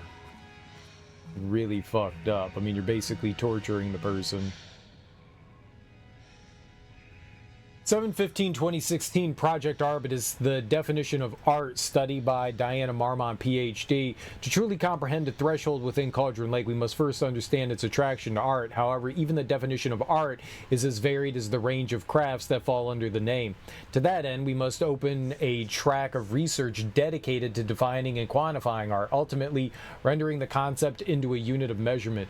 To begin, let's not try to understand humanity's definition of art, but rather Cauldron Lake's preferences. Past cases of Cauldron Lake's threshold affecting reality have centered on writing. Wake 2010, cinematography is also suspected, though not directly confirmed. Zane 1970. What about other mediums? We will need to test the viability of painting, poetry, music, photography, sculpting, dance, and so on, not to mention the myriad of other genres and methods within each medium. And what about crafts outside the most common artistic expressions? Does any act of creation on a high level of expertise merit the title of art? Baking, woodworking, etc.? What about non-physical mediums? Why is music an art and philosophy is not? Does something become art due to its medium, its quality, or perhaps simply through the intent of expression, or an equation made up of all three? What would be order of importance? What thresholds must each factor reach for the equation to succeed? Clearly, there is much to determine. We must begin with developing a methodology using a vast range of arts and general creative endeavors, both physical and mental, then find a way to test their potential connection to Cauldron Lake's threshold. Cauldron Lake is an enigma with many layers to pull away if we're to understand it and ultimately bring it under control. The work will take years. Can I turn the radio off or something? 5/12/2021, follow-up to report Redacted. On the morning of Redacted, the musician held at the lake house for research purposes was discovered missing from her cell. Security footage of the cell from the night before was damaged by electrical interference of an undetermined nature. Redacted, known professionally as Redacted, had produced a song called 6 Deep Breaths during her time at the lake house that was considered very promising as research material by Dr. Marmont and Dr. Marmont. Redacted somehow used her song to orchestrate her escape. Efforts to find Redacted were brief, with any wider search considered an unacceptable risk to the lake house mandate of confidentiality. Action to be taken. A, an investigation is currently ongoing as to whether any staff at the lake house were involved in the disappearance of Redacted. B, an investigation is currently ongoing as to whether the subject used the song they created as a Redacted means of escape. C, all material related to and work produced by Redacted will be stored in the archive for future reference. D, online checks for the public reappearance of Redacted are to be performed weekly. Known web addresses associated with Redacted in the past. Known addresses will para-utilitarian AWE activity. Redacted, right, a bunch of Blogspot, Blessed. For the up-to-date full list, refer to Redacted. All right.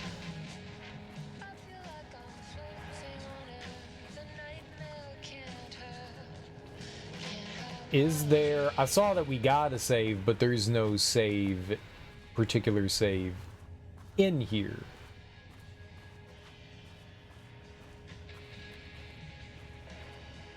The lake house was underwater. The Marmont's ambitions had finally been realized.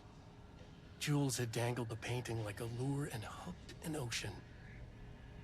Their machines couldn't hold it. A fault in the system. The water rushed in, filled it until it was ready to burst. All their successes and failures had led them here. The work had made them into monsters. But the lake house was still theirs. It always would be. They could feel an outsider trespassing in their labs. "I know you're here," they called out to the dark. They hunted floor by floor. They wouldn't let the intruders stop their progress. This was their home, their beloved tomb beneath the waves. Remember when saying Redacted was the cool word to say for a time, like a few years ago for some reason? No, I don't. What a nerd.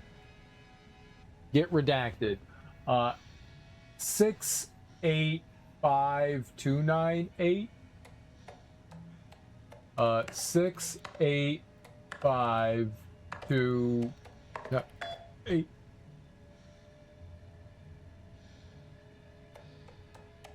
I hacked all the computers, maybe. I don't know. Diana, I just received a letter from Darling about a request you made to bring in live subjects. What were you thinking? Do you know how that looks, Jules? Letter from Darling archived. What did he say? Was it approved? No, he refused. You know protocol does not allow that sort of thing. And he says he will be making a trip to the lake house to check in on us soon. Like we're children. This is very bad for our reputation, Diana. Please, if you have an idea like this, come to me first. Abandoned Project Archive. Diana, considering the details on the new page we have found, I believe we need to abandon the research into Alan Wake's writing. We must not endanger our staff. Regards, Jules Marmont. Abandoned Project Archive. Don't pretend like you're worried about them, Jules. You're just looking out for your own ass. The fact that the pages are detailing future events means they're in the correct method. Means, yeah. We have to learn how to harness their powers and dictate events to meet our goals, not Wake's, whatever those may be. ATDs are producing better and better results. We just need to keep doing the work. No, Diana, I'm looking at the page right now. Constant imbalance, out of control, a crack in the lake house. If we continue with this research, we will lose our facility, perhaps more than that. What's the point in succeeding if we're dead? I'm ahead of research here, and I forbid you from proceeding. You can't forbid anything. You're not going to keep me from the most important work of my life. If you're too much of a coward to keep pushing ahead, then I'll finish what we set out to do here alone. We have plenty of ongoing lines of research. I suggest you pick one and leave Wake's writing to me. You always needed me more than I needed you. Official complaint. Hello, Dr. Marmont. I received your formal complaint about Jules's behavior. You claim he's maliciously keeping research material away from your team, but he says they have simply been misplaced. I understand you're frustrated, but I recommend giving his team a week or so to find the pages and return them to your team. If the issue persists at that point, then let's discuss your desire to escalate this issue. Does that sound agreeable? Sincerely, Harry Kingston. So the husband and wife, are arguing.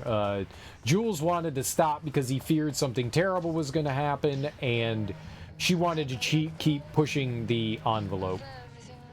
This is her lab, I believe, right here. I think this is hers.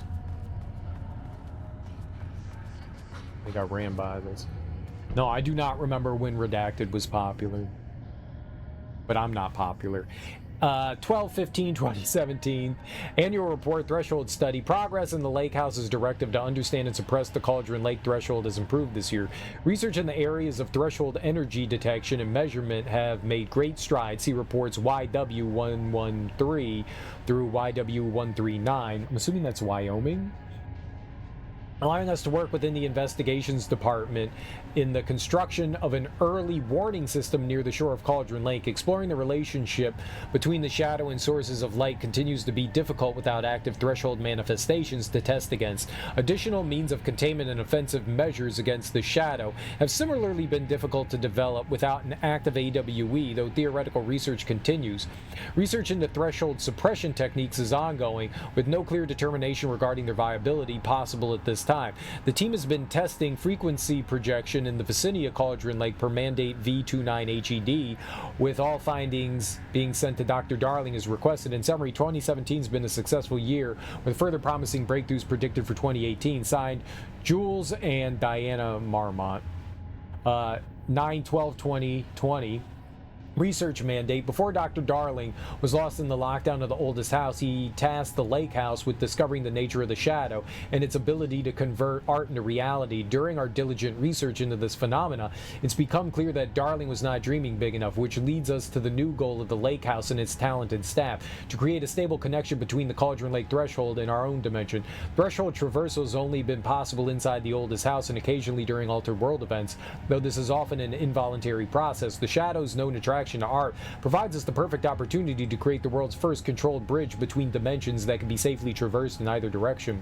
A laboratory will be built on sublevel 5, where experimentation related to linking with the threshold will be performed. This location will take full advantage of our proximity to Cauldron Lake. In this laboratory, we will simultaneously develop machinery that can connect to the AWE site in the lake and use art as the focal point to create the bridge. Precise methods are yet to be determined, though teams will soon be formed to explore processes involving art as a dimensional anchor, reality manipulation via art and machine-assisted coupling. Signed, Dr. Jules and Diana Marmont.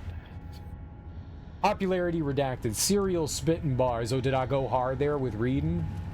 Sometimes I can read something really well, and then other times my brain just shuts down.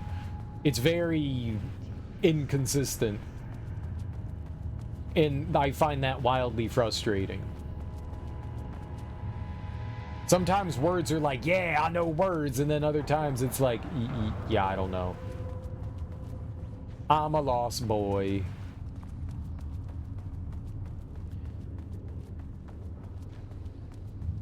It can be frustrating sometimes. Yeah, I mean, words sometimes make all the sense, and then other times make zero sense.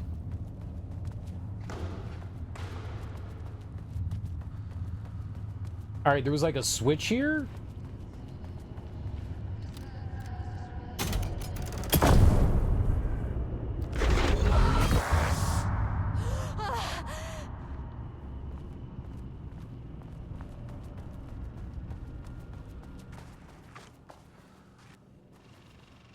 lab. Some big experiment tomorrow. I can't find the details anywhere. That bastard is hiding them. All those years, he steals credit for my ideas and my work, and now he's scared of being plagiarized? Oh, that is really fucking rich, Jules.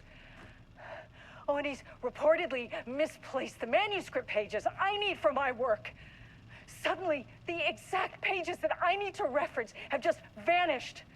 He is actively impeding critical bureau research. I mean, if he can do that, then what is stopping me from going down to that lab? And I don't know, just inverting the amplifiers or misaligning the receivers or both. It's the same thing in principle.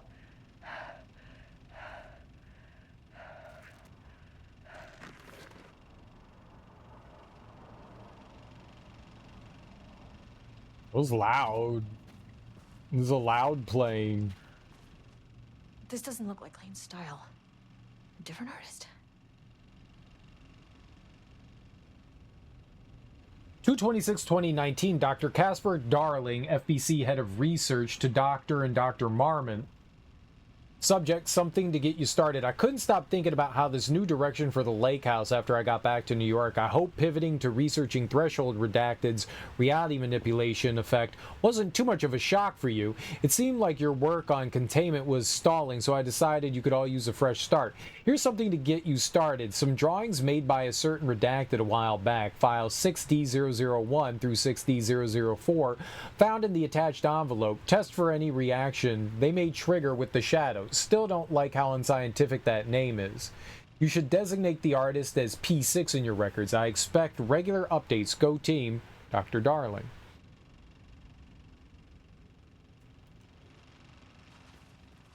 Okay, no idea who that is.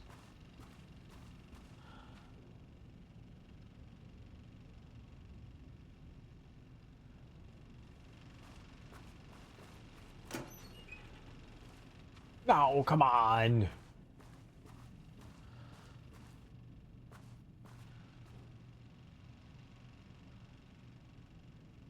Can I look at that from another angle? Pull the light switch cord. A light switch cord.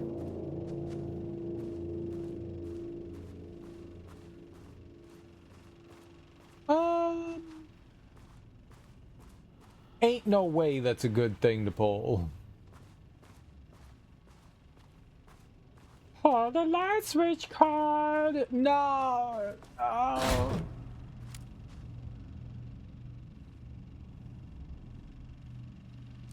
Okay. Quick lesson on light switch cords. If you find one, pull it 3 times.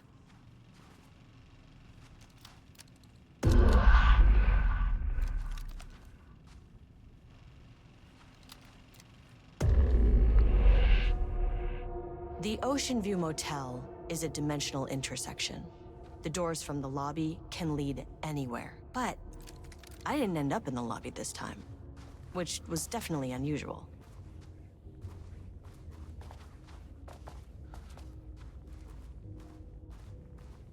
Now, wasn't the Ocean View Motel the thing that they wanted to set up in Bright Falls? Was that Zane's thing that he wanted to set that up? Somebody wanted to set up the Ocean View. We've seen a couple doors with symbols on them. I don't remember where they were. One was in the retirement home, though. And I couldn't get through that. It had like a spiral on it. Panopticon? But the Panopticon is at headquarters. Yeah.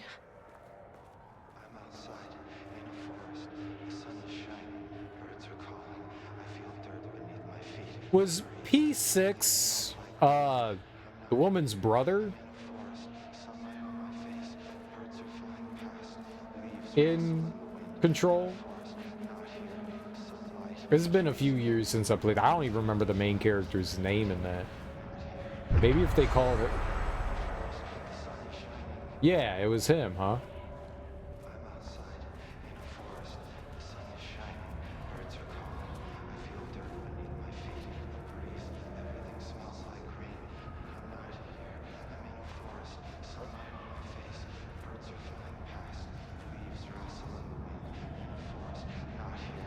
Why does it keep disappearing?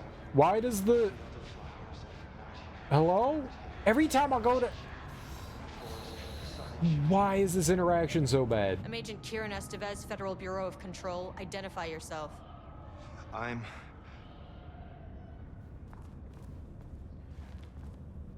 It's quiet.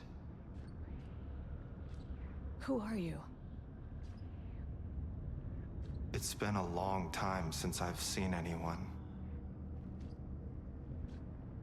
This is an FBC containment unit. Why is the Bureau detaining you? I'm where I belong. Everyone I meet here is either a painting or a paracriminal.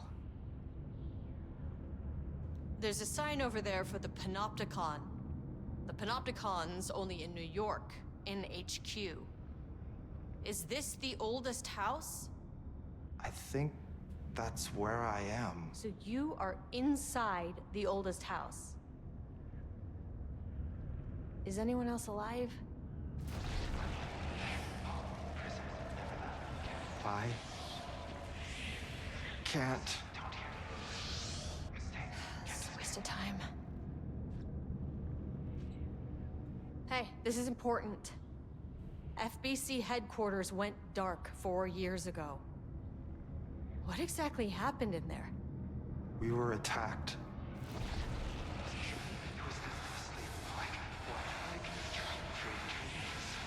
No, no, not again. Not yet. No, no, no, no, no. Hey, stay with me. Stay with me. Okay.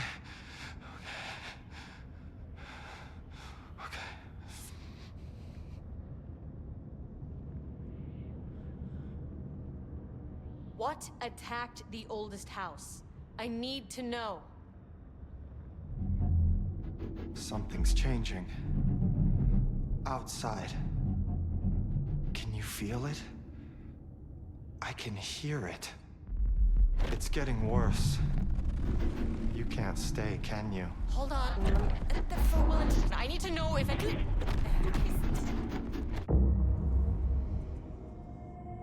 Tell Jesse I tried. I really did. Is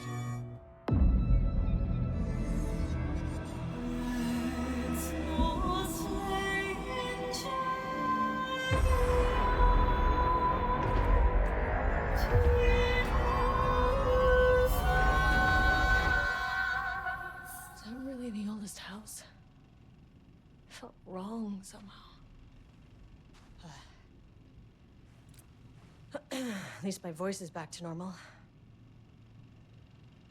And that's like an allusion to, like they did in Control. They had like Alan Wake stuff. In this, they have Control stuff. So they're, one, connecting the universes, but also saying like, hey, we got a sequel. This is what you can expect.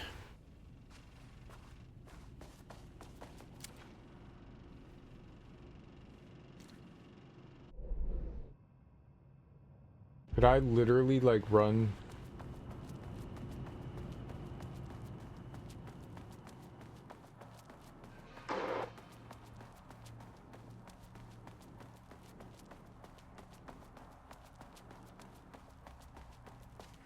You don't want to save so badly? Yes. Manual save, please. Yes. Yes, oh dear God, yes. Holy macaroni.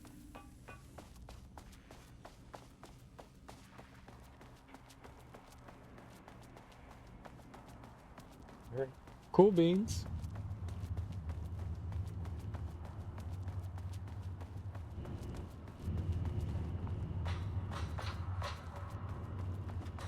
Any of this stuff change when I turn the light off?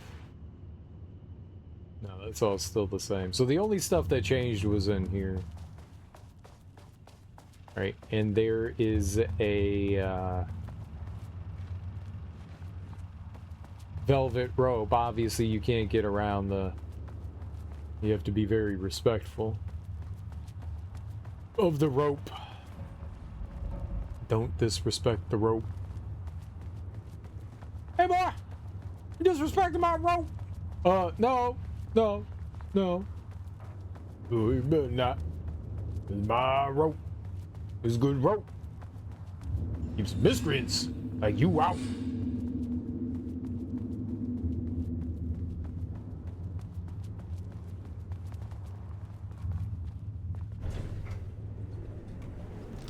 I guess we're going down to 5 then, huh? Meet my movement. This entire game I've had 2 heals. 2. We've never found another. This entire sequence.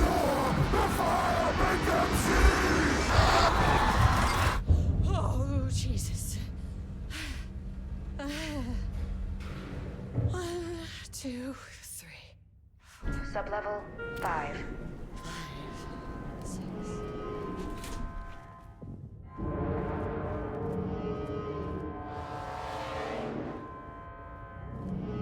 I don't think we have a map for this. We don't. We're off the charts. No. Okay, so that's the painting though, right?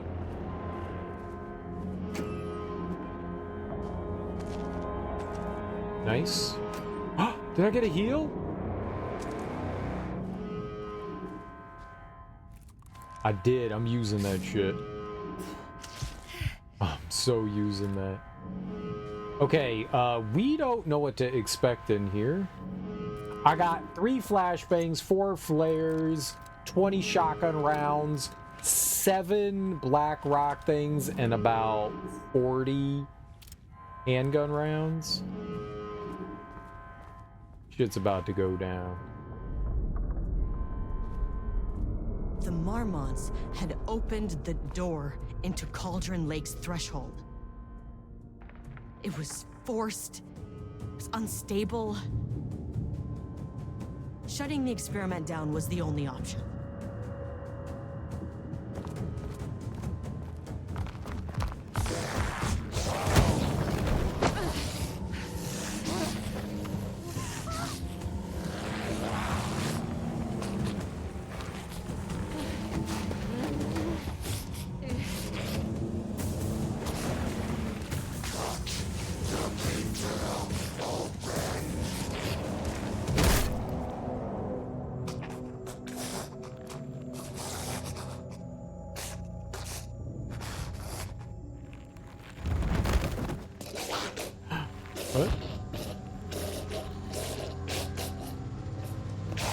That's his wife, right, Diana?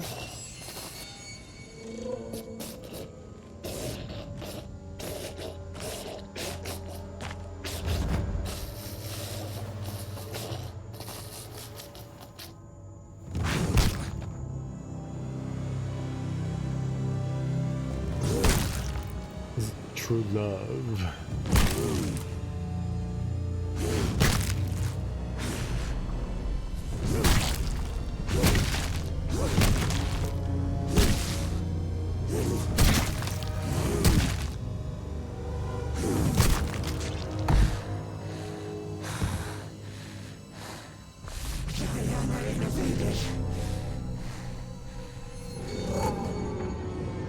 Typical fucking Mormons.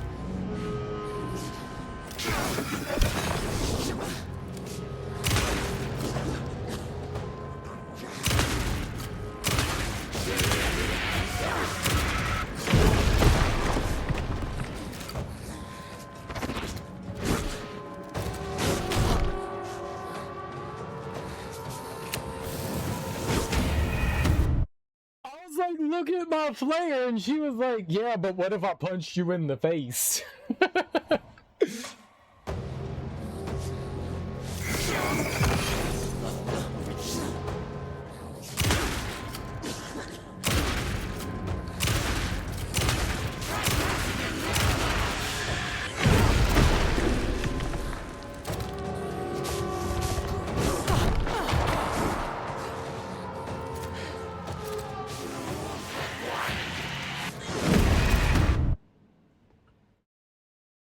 I don't know what that is. I don't know what that is, and it's bad. It's bad.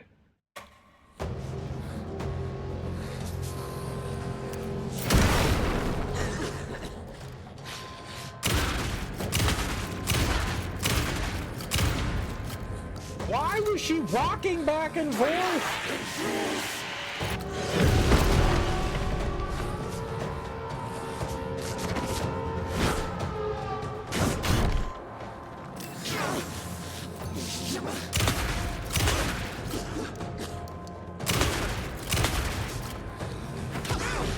The threshold's about to fracture.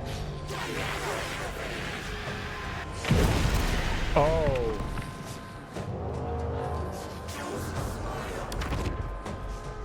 Am I supposed to, like, not actually worry about her?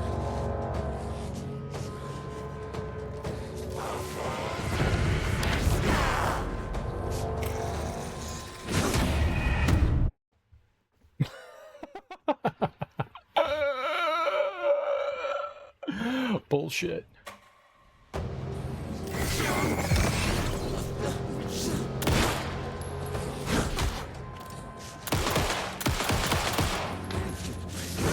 What?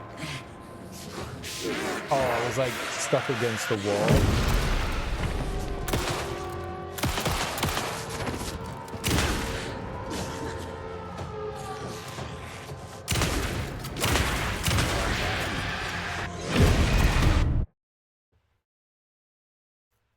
I don't know how to avoid that. That's such a big attack. I think we're doing something in the environment. I don't think I'm actually, like, fighting her.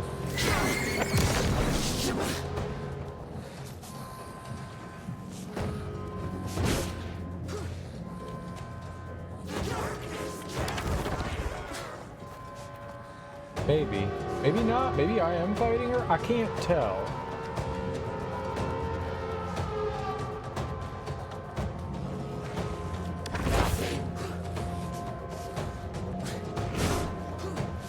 Well, maybe we are. I don't know.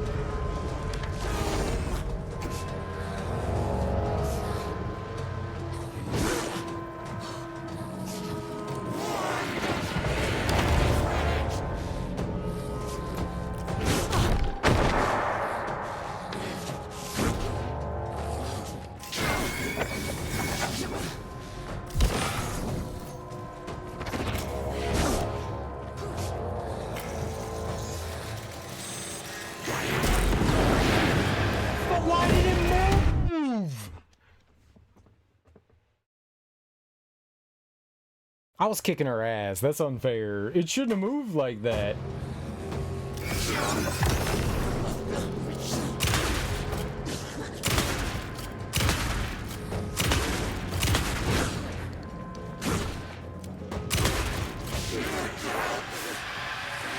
Stop!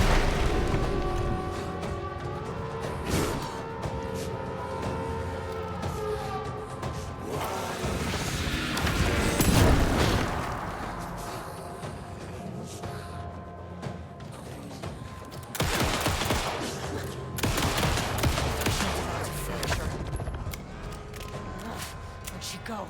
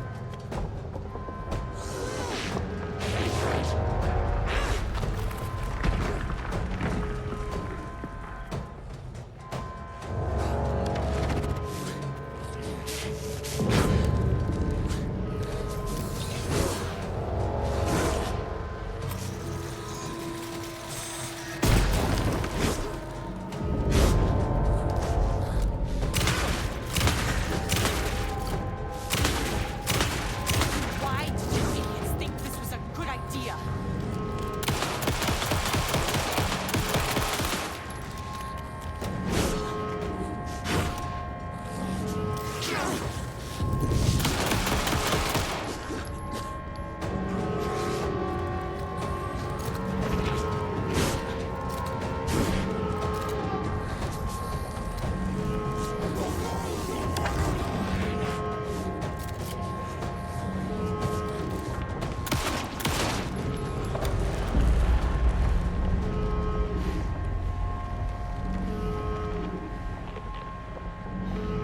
That was a lot of shooting.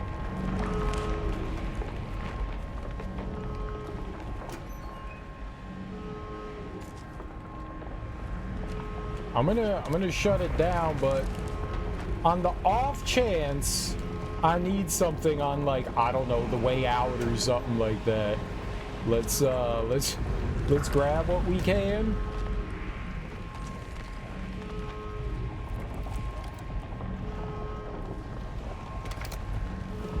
The threshold is tearing itself apart. I need to shut this down. I will. Give me a fucking second. I think we're okay. I don't think anything is gonna end in the time we have here.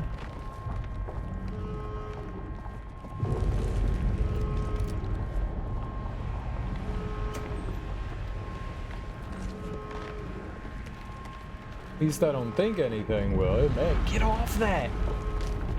Where are you climbing?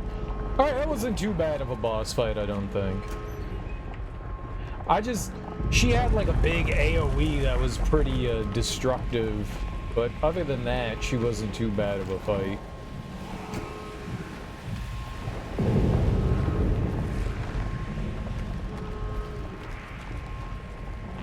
It didn't feel too bad of a fight. Got her down. Well, I shot her up top too. It was good. Alright, well, I guess we got everything that they're gonna give me, so. Alright, shut it down. You know what the Marmonts did to you, to Rudolph Lane.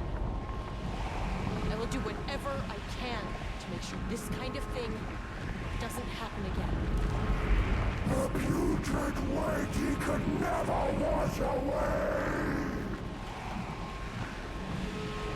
The Marmonts are dead. I don't know if that's any sort of consolation, but it's done. The pain, it was all over him! I'm sorry. I know you didn't make a choice here. It's not fair, but I have to shut this threshold down before it fractures.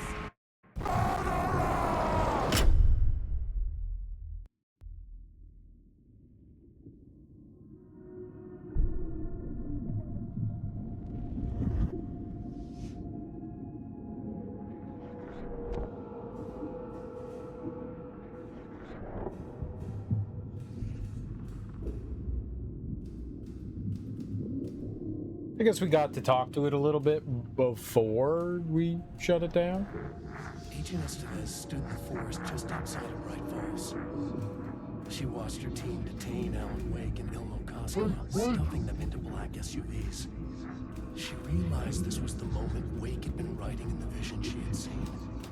The story was coming true. She pushed the thought out of her head. It had been a good tip, a way to find Wake.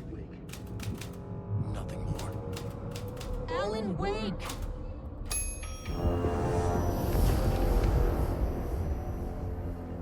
After the Threshold event collapsed, I was back at Cauldron Lake. But for a moment, I was somewhere else. I saw Alan Wake there. He was writing about me finding him in Bright Falls, in the woods. It was a good tip. I called the surviving members of my team, and I told them to meet me there. You know, these cases, they never get less ambiguous or easier. This one, this was tough. Because protocol says entities like the Taken are monsters, threats. But the Marmots were monsters way before the Shadow got to them. So at the end of the day, what's the difference?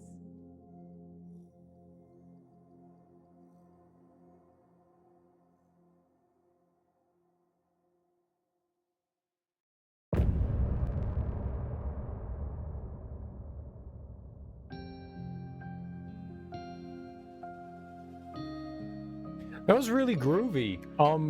My only like real complaint was like the paint monster, like coming out of the painting, grabbing you and like one-shotting you. Like they're random, so I don't know.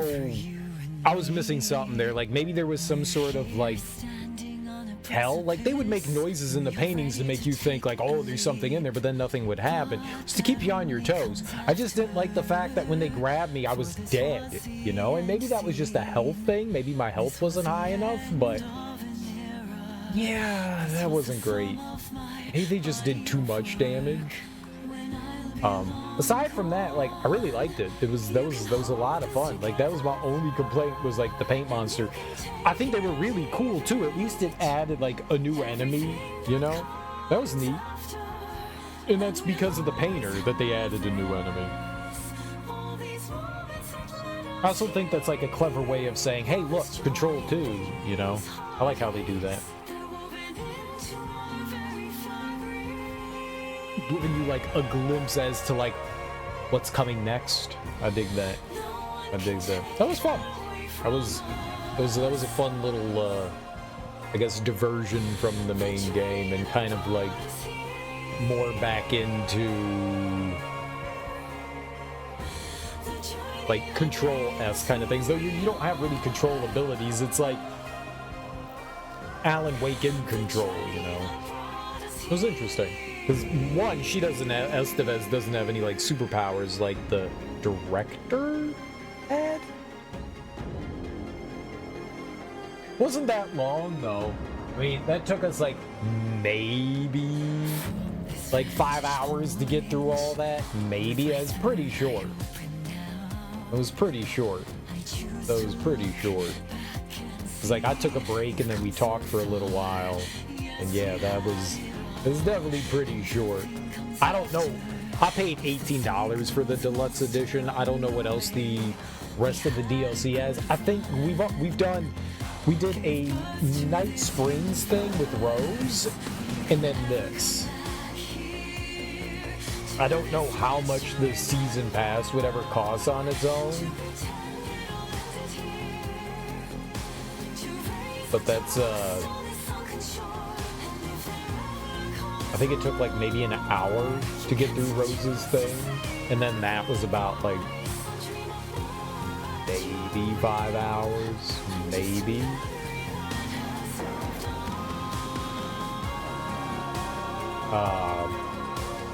It's not very long so far.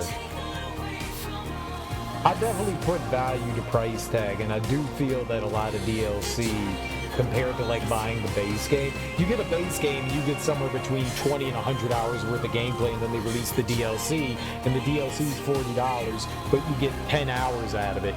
That's not good content. It's not good bang for your buck for me, you know. You're charging like half the price of the main game, but you're getting like a tiny bit more of content out. I want substance from my DLC. Cool though. I liked it. It was fun. I gave Ed Booker a ride back to town, told him never breathe a word about this. I didn't even bother detaining him. Bigger fish to fry. And, that's it. So if you were thinking, Jesus, this lady's an asshole. Well, now you know why. You've only seen one case like this. I've seen a career's worth. I was just trying to spare you the headache.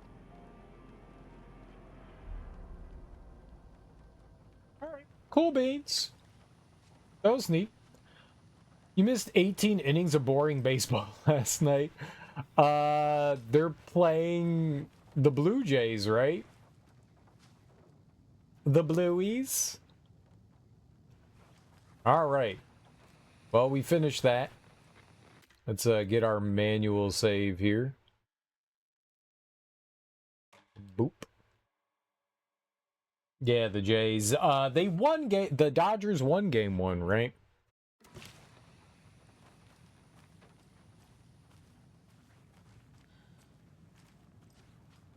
All right, I do not remember what it was we were doing here. They lost game 1. Dodgers up 2-1 in the series now. Oh, okay. But that's what I thought that they were up though.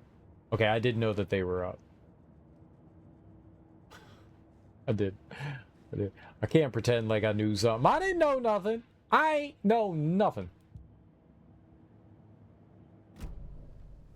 18 innings though. Years ago, me and a buddy were out. And me and a couple buddies were out, and it was the Mets. They were playing, I don't know, a game. It was like 1:30 in the morning, and the game was still going. It was one of the longest modern era baseball games ever. It was like absurdly long. Absurdly long. I don't remember. It was 18, 19, 21 innings, something like that. Like, it was fucking stupid. This was probably back in like the early 2010s, something like that.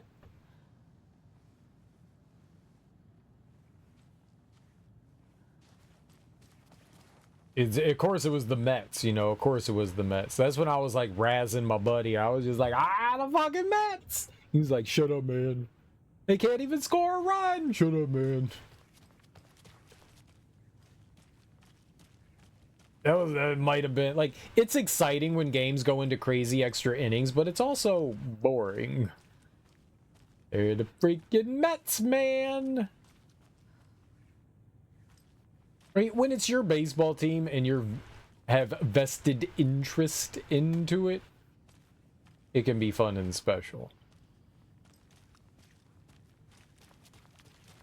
Otherwise, it can be pretty boring. Baseball is just boring. I did, however, watch a horrible game for the Washington Commanders. I did do that. I watched them get the shit kicked out of them by the Chiefs. That was fun. Spent $700 million on one player and missed the playoffs. $7 billion.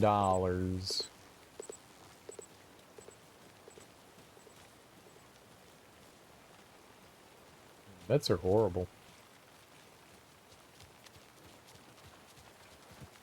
The Dodgers also spend a shit ton of money too. The Dodgers are like the modern era Yankees.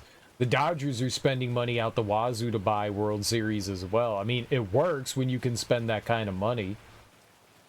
You could get talent.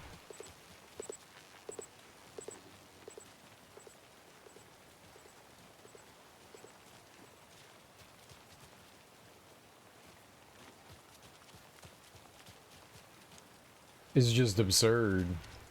Where's the... It said that there was like a collecting thing out here. What was it? I ain't seen nothing. To my left. Where? Where you at?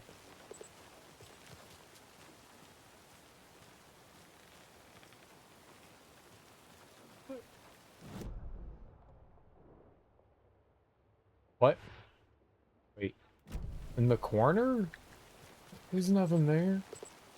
The hell you... Here? The game, you broken. Like... Where? Is it like is it transporting? Like, it's like a quark. When you look at it, it disappears and moves. I'm standing on top of it. Like, every time you look at it, it shifts position. There's nothing here, game. You're full of shit. What's here? There's nothing here. I was all excited to have like a present to open on Christmas Day. And then they were like, no, you don't get a present. You're a bad boy. Here's your coal. I don't like that. I don't like that one bit.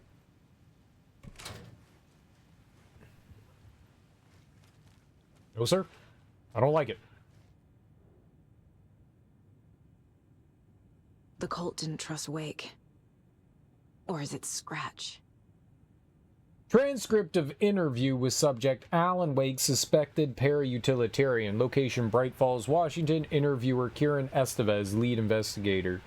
Kieran, Mr. Wake, you have been taken into FBC custody and will receive an in-depth interrogation at a later date. But for now, I need to ask if there is anything you can tell us regarding the incident at the hotel. Anything we may need to know. Alan Wake. There's a force here you don't understand, a presence. It's after me. It wants to consume me, consume everything. Yes, you mentioned this dark presence before. Why does it want you? It feeds on artists, on the art they create. It wants me because of my writing, but it can be any form of art, any artistic expression, music, painting, film, photography. It can feed on any of it, all of it. You have to believe me. We're well aware of this entity, Mr. Wake. We've been tracking the situation here for a long time now. You yourself have been on our radar for over a decade. I'm sure those nuts in the research department are just going to love checking you out. Hey, make a note to redact that before submission. Let's get back on track. You mentioned a light switch earlier. Where is it now? I don't know, but I need it. I can't end this without it. Will you help me get it? Mr. Wake, you're in custody pending charges for breaching of numerous federal violation codes. We're not going to give you a suspected paranatural object. You're not expletive listening to me.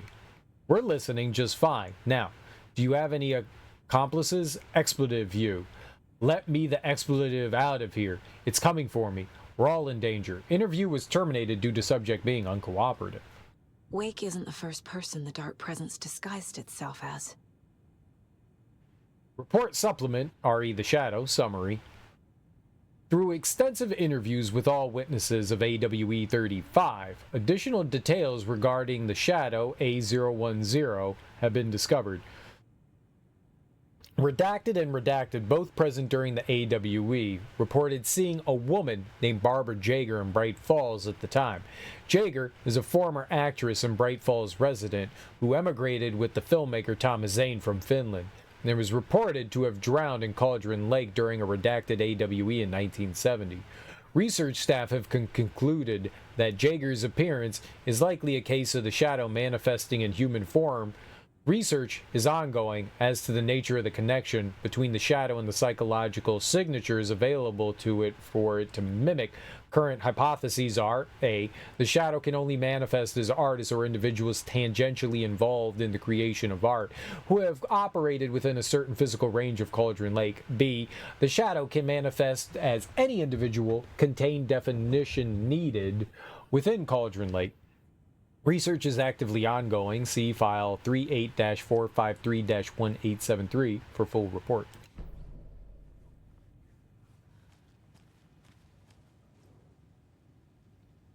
More information. The lake is a gateway to the dark place. Deployer order, urgent situation at approximately 1900 hours on the 13th of September 2023. Readings from a remote surveillance unit monitoring Cauldron Lake, a known threshold to what researchers theorize is the origin dimension of A-040, the shadow, past acceptable limits. Attempts to contact FBC research facility WA-03, codename The Lake House, were unsuccessful. On-site event verification is not possible. Response procedures are initiated with immediate effect. Lead Agent Kay Estevez will mobilize Investigation Unit Beta from the remote operations site at Redacted. All available Shadow-specific equipment, Lot 4-11B, has been approved for use in the field. Objectives: to confirm an active event. If an active AWE is occurring, the dispatch team will identify its nature and severity, limit exposure, and attempt to contain or neutralize the source. If no event is active, check monitoring equipment, perform a limited profile sweep of the area, and check status of the lake house and its staff. Additional information relevant operatives in the area include the Cult of the Tree, Redacted, and Alan Wake, currently missing. I was not done looking at that. What the hell is a para-utilitarian? Item classification number 194-F, summary of findings, description. Para-utility. Based on reports, the item is a light switch from a lamp cord with part of the severed cord still attached. Eyewitness accounts suggest that the item possesses the ability to alter reality. The changes being based on Redacted when used by a capable para-utilitarian. Parsing this item's effect from that of the Cauldron Lake threshold responsible for recurring AWEs in the area is difficult because the only reported uses of the item have occurred near this threshold. Without more data, we cannot confirm if the item intensifies the effect of the threshold or vice versa, or if there is no connection whatsoever. Recorded material from Dr. Hartman after becoming a Redacted have revealed that Alan Wake eliminated Barbara Jaeger, likely a physical manifestation of a Redacted, by inserting the light switch into its chest and flicking the switch. The item is confirmed to have been used in 2010 to turn fictional writing into reality. See file AWE-35. However, it is unclear that the restrictions and limitations of this effect are. Conclusion: the light switch is a possible OOP, object of power, but the team cannot conclusively classify the item based on second-hand accounts. Proper examination and testing is required in order to determine classification and precise effect of the item. Now we can back out of that. Okay, so we got a couple of files. What do we got here? FBC file on Cauldron Lake threshold to another reality. How to rescue Wake. Wake's in the dark place and Cauldron Lake is the threshold to it. FBC file, Dark Presence assumed the form of Barbara Jaeger. Could be that.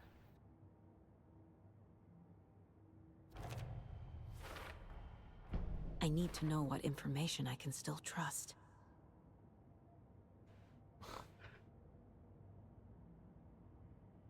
So, this isn't the first time the Dark Presence has stolen someone's form. Scratch pretended to be Wake. Used us for how long? The whole time? Can anything Wake said be trusted? Oh, wait, what? FBC file on capabilities of light switch object, the clicker. According to the file, Wake has used the clicker to change reality before. Alright, and now we have the story. FBC file on the clicker and its paranatural qualities. There aren't many places this can go. The clicker. The clicker amplifies any changes to reality suggested by a piece of art. Makes them permanent. The FBC speculates that the clicker can only be used by a capable para-utilitarian.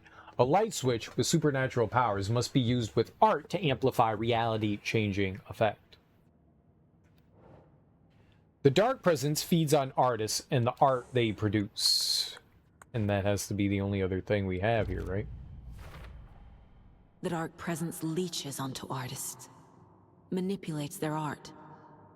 What power does it have by itself? It's not just writing. Music, painting, film, photography, any artistic expression can feed it. Entity using artists to give itself power via their art uses power to corrupt people, try to escape Dark Place. For every answer, I have 1,000 more questions. But I know enough now. Enough to finish this case and stop the Dark Presence. Do we? Feel like I could spend a lifetime trying to understand all this and still have questions. Even so, I feel like I'm grasping how all this works a bit better now. Are you? Are we? Are you? Is we?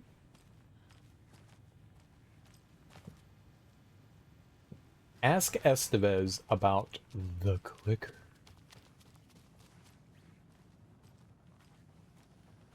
The clicker picker-upper. I spent 5 minutes running around in a circle. Scratch told me the clicker can be used to change the story. Does that match your understanding of this thing? Yeah, the light switch is a paranatural item, maybe even an object of power. We have verified reports that Alan Wake was in possession of it during the AWE here back in 2010. It definitely has power. We know that much. I can come up with a plan. I always do.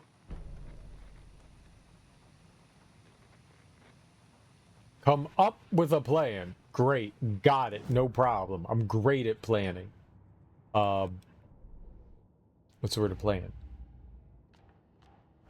Waken the clicker. Estevez, the FBC identified the clicker as a paranatural item. They believe it has power.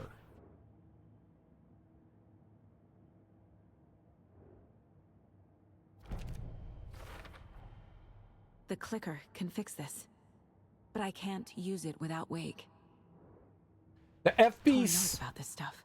Maybe he can help. The FBC is confident the clicker has power, but can that power help us or just Scratch? Clicker is still best option. Need Wake's help to write ending, change reality. Need to profile, right?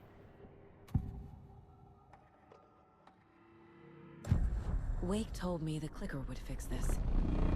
But Wake was actually Scratch. How can I trust anything he said? The artist must conclude his work. He rides a storm on your piece. Wake up and smell the danger. We told you already, kiddo. What Tom said about the light switch is true. Don't let the story confuse you. You need him to write the ending you want. The clicker can make that ending come true. But we don't have Wake. Everything we knew about the clicker was true. He wasn't lying. Wake is still in the Dark Place. How do I get him out? We live and breathe rock and roll. From the silence of screams, from the fever of dreams. The clicker can amp up other works of art, not just Tom's writing. Anything created with passion. The dark power of the lake will make it creep into reality. But if the holder of the clicker believes in the art, they can make it all come true in the flick of a switch. I can use the clicker without Wake. Only Wake's writing can change the horror story. But I can use the clicker to change something else. Like getting Wake out of the Dark Place.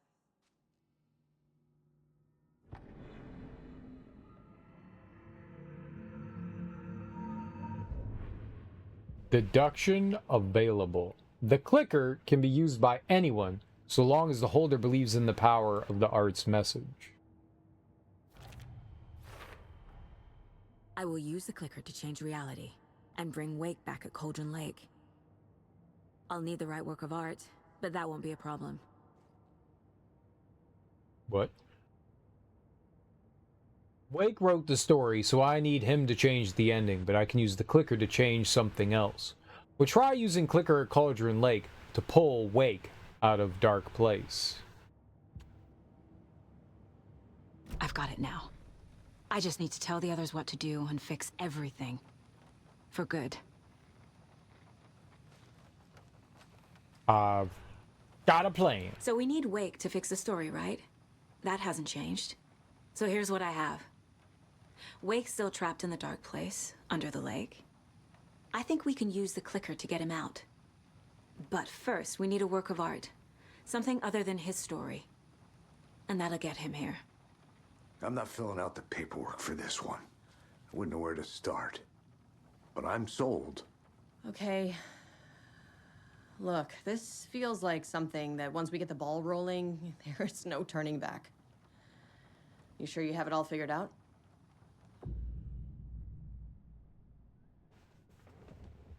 This is the beginning of the end game. To travel to Cauldron Lake, you need to save your game first. Exploring and traveling to other areas will be limited if you choose to continue.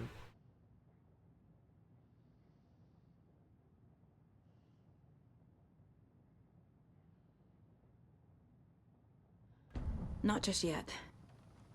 Give me a moment. Okay, Anderson. Can let me you know when you're ready. Finish the game without going back into Alan Wake? Can you actually do that?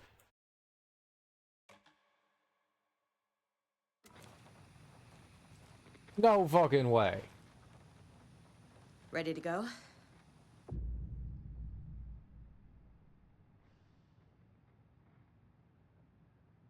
Continue?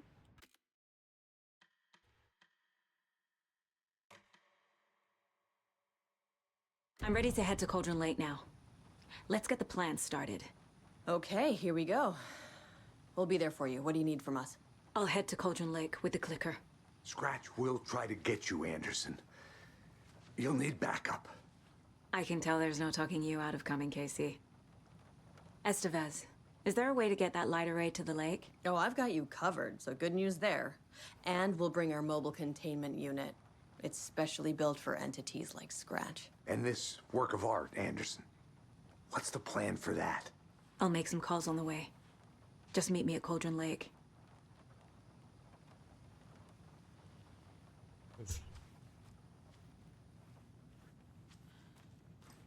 Oh.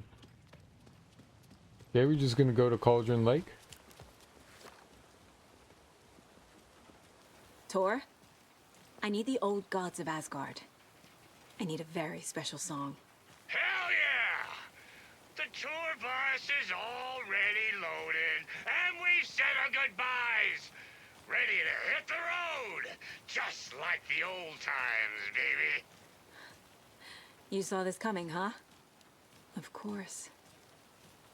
I need a song about Alan Wake. About bringing him out of the dark place. A rider. A lake of darkness. Bringing him into the light. It writes itself. I hope they've still got it. There's only 2 of them.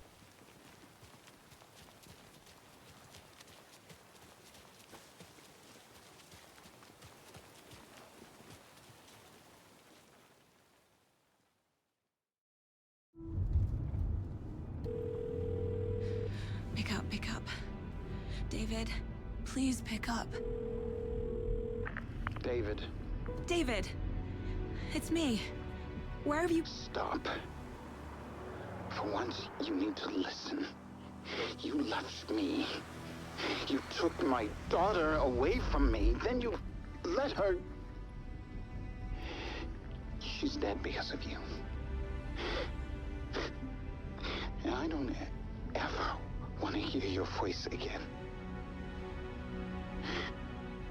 Stop calling me.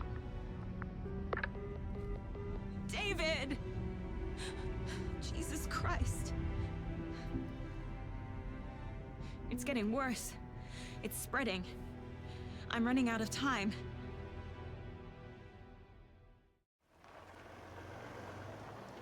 So it's actually affecting reality?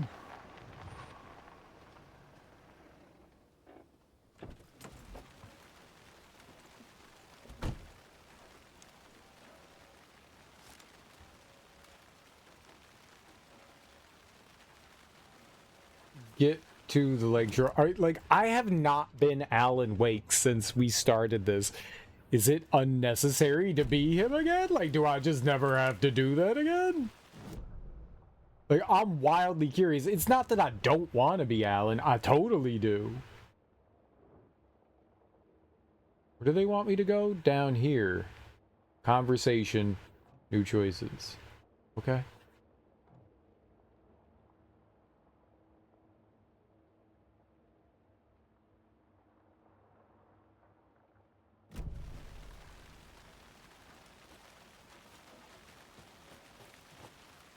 I just want to push this as far as we can.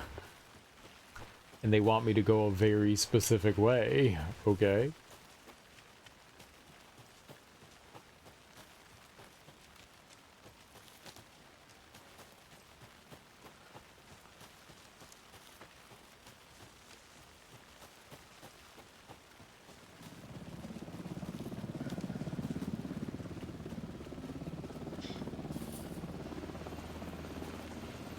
We're incoming with the lights, Anderson. Where do you want them?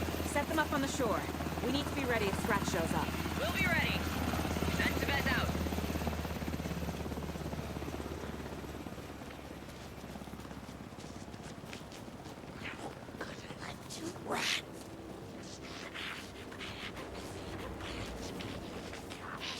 I don't know where I'm going.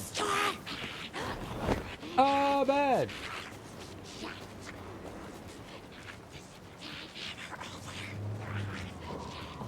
That must be Tornodin. Maybe I should check in. Kiddo! We're almost at the gig! And Odin's run over 4 minions of darkness! The bus is our hammer! I'm driving with one hand! I need you to meet me at the shore. Is the song ready? Almost! Odin's got a killer chorus! Come save your soul, awake new and whole. By name I will summon him. Da-da-da-da, it's a dark ocean sun. Bro, tree! What tree? There's no tree in the sun! Who the fuck put the tree in the middle of the road? We're not on a road. Drive carefully, Grandpa. Pedal to the metal, bro! Metal to the pedal! Yeah!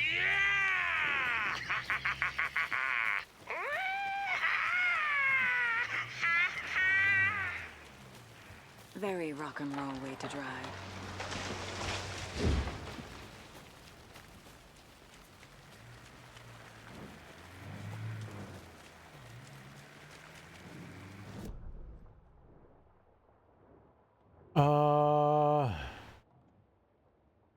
Back up.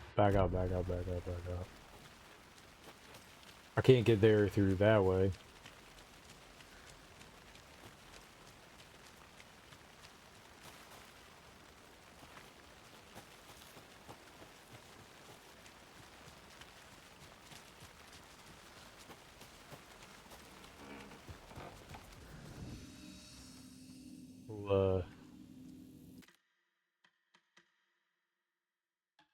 I mean, I got this one, so we don't we save over that one. We just save over this one here. Summoning.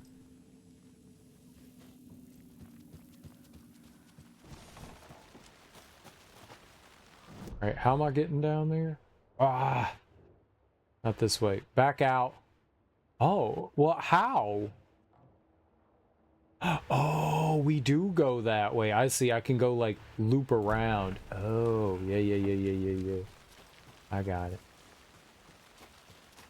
I was like, I can't get down to the water from there. Yes, you can. Yes, you can.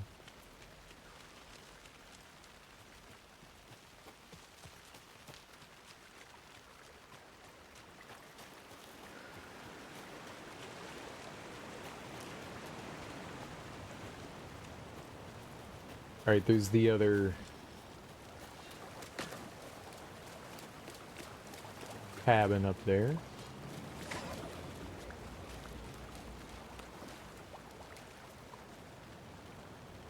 Huh? Where am I going here?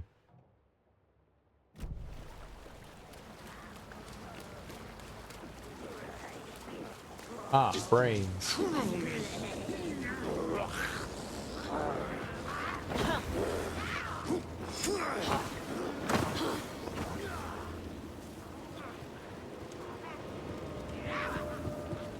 The lights in the containment cell are good to go, Anderson. Great. The Torin Ode in there yet? The two gold goldies, well, they're here. And they bought moonshine. I love them already. They're a lot. You wanted to know what art we would use? Well, that's them. I'll be there soon. How are we talking to them? Alright, I don't think there's any reason to fight these guys in the woods. Alright, so where am I headed now? To the left, and just keep trying to find the trail to the left. This is going to be rough. This is going to be rough.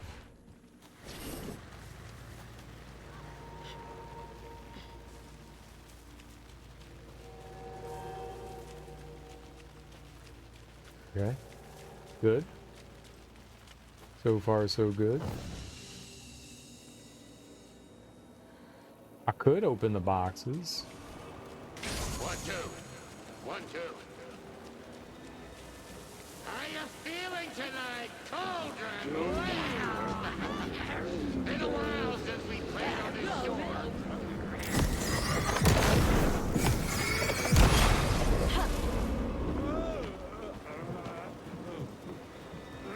Testing.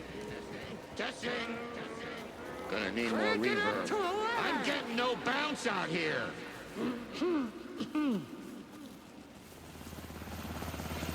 Crank it up to 11. Where are my chimes? I threw them out. Chimes are not rock and roll. Yeah, they are. If you know how to Hey! use them. I'm here! I'm here! Let's get ready! Anderson, we've set up a control center up here overlooking the area. Anderson, I can drop more gear down for you if you're running low. I'll use the lights to hit the Taken when they come. Light them up for you. Bad news is we were in a hurry. The power supply is spotty. Your partner here will try to keep it running. But I'm not a damn mechanic. I wish your tech guy was here, Karen. Shoebox. Supply crate. Supply crate. We're ready when you are. Yeah, let me get a view of the area. There is the containment unit. We got to get Scratch in there, huh? Where else can we go here? What else do we have available to us? Nothing. We're waiting Nothing. for your signal, Saga. This Yeah. will be a show for the agent. I know. I'm checking things out. So there's a couple of crates. One. Oh, all of those. Okay.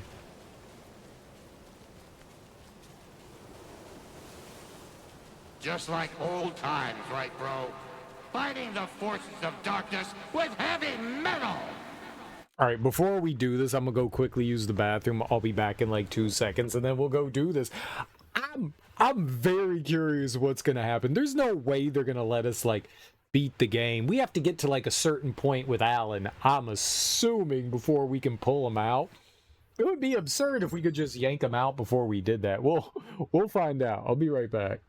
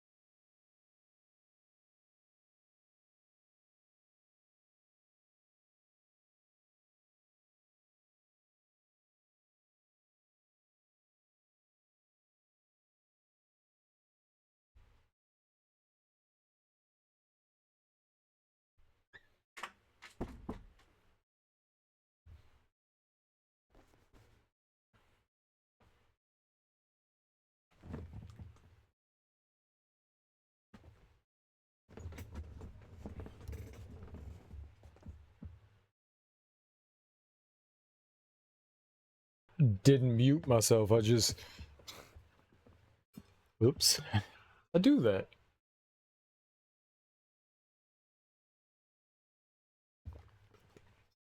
Alright, well, let's see what happens if we do this, you know? Grandpa, you signal me when the song is done, and I'll use the clicker to bring Wake back. Hit it! Hello, Cauldron Lake! Great to see so many federal agents here tonight. Prepare to experience a soul-searing, mind-frying act of black magic and sorcery! This song goes out to our favorite tortured writer. Let these sweet tunes guide you out of the darkness. It's called Dark Ocean Summoning.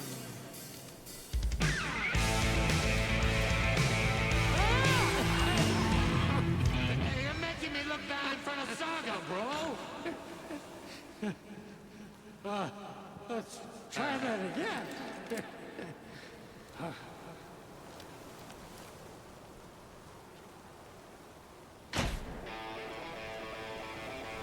Survive the summoning ritual. A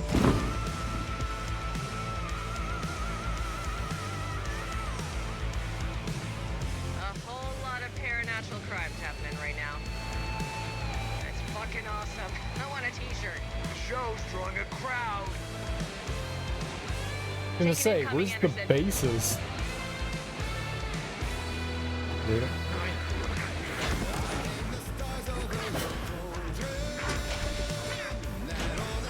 Anderson, heads up.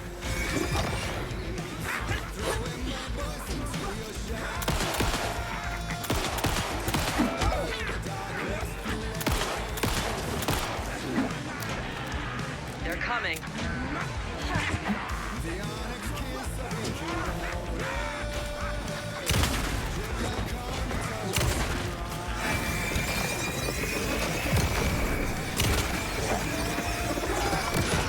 More taken on the way.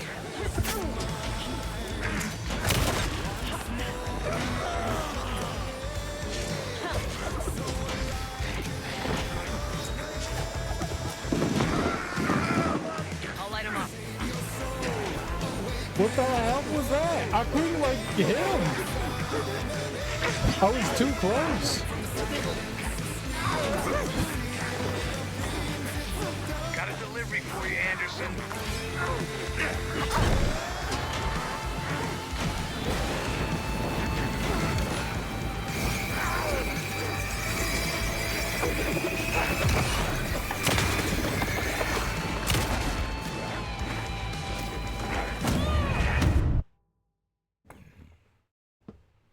I hit dodge. I hit dodge.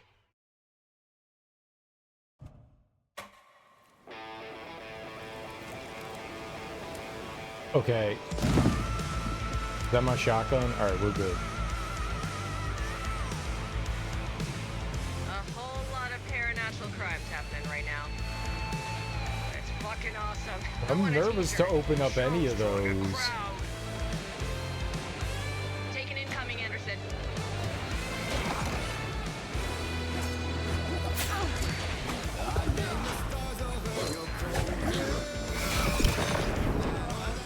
I got him for you, Anderson.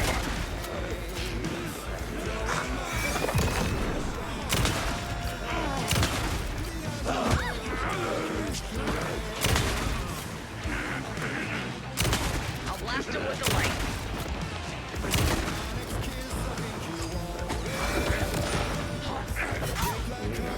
Anderson on the left.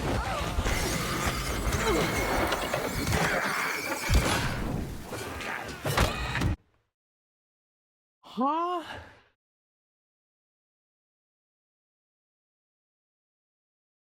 That went worse than the last time. Jesus, that went quick. I don't know how I got grabbed there. I thought I moved out of the way of it. A whole lot of paranatural crimes happening right now.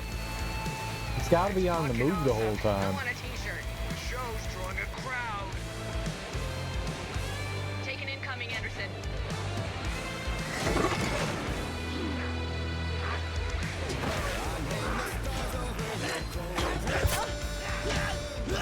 Fucking I'll horseshit. get him into the light.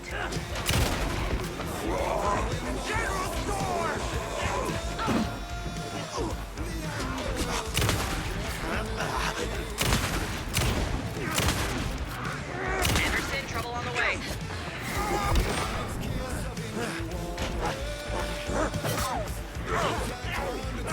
Anderson on the left. How does that dude take? Oh my god, how are you alive?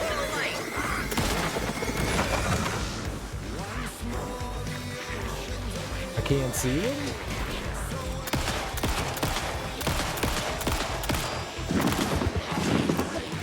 I'll get him into the light.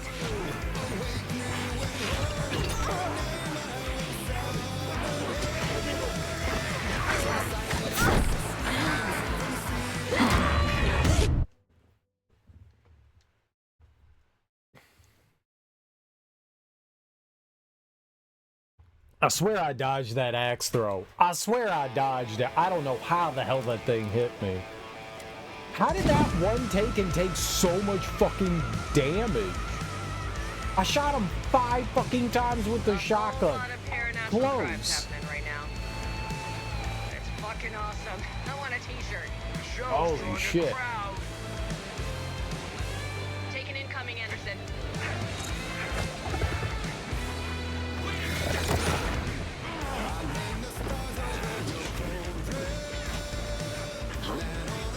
I'll light him up.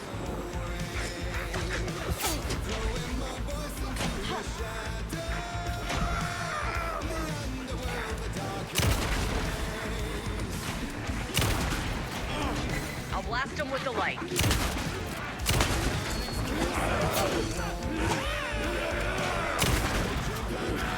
Anderson on the left.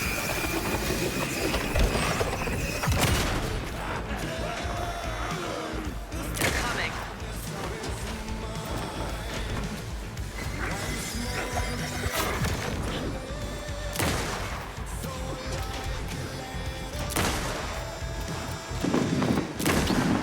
Anderson, heads up.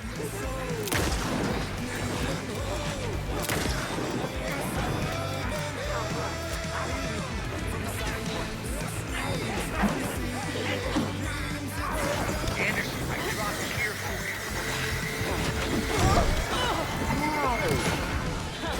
In what universe?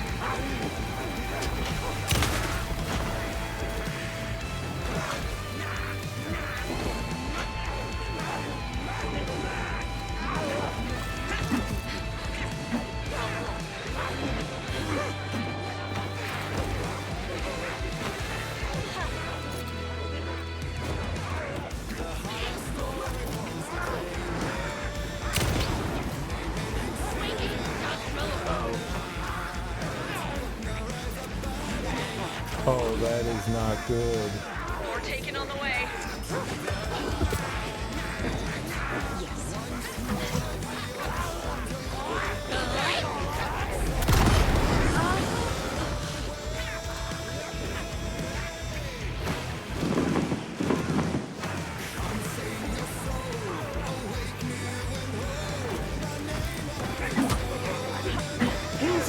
Fucking shit, dude.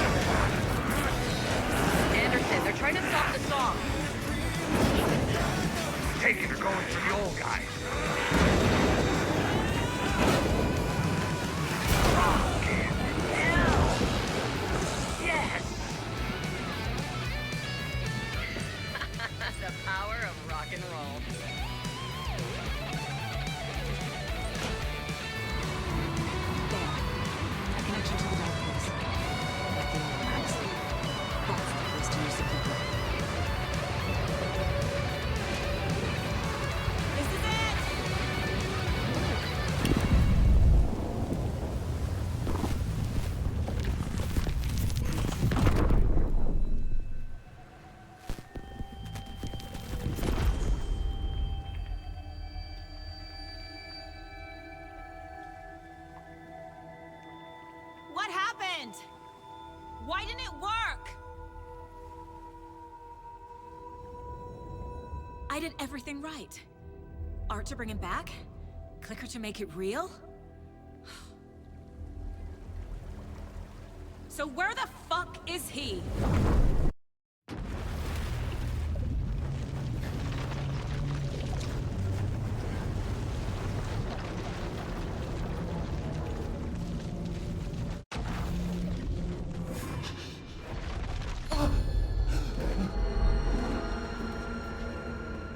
I was back.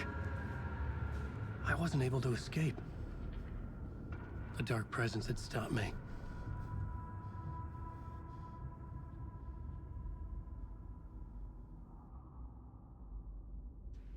Okay. I'd seen the title page of another manuscript. Return. I didn't remember writing it, but it felt familiar. Important. I had to find it.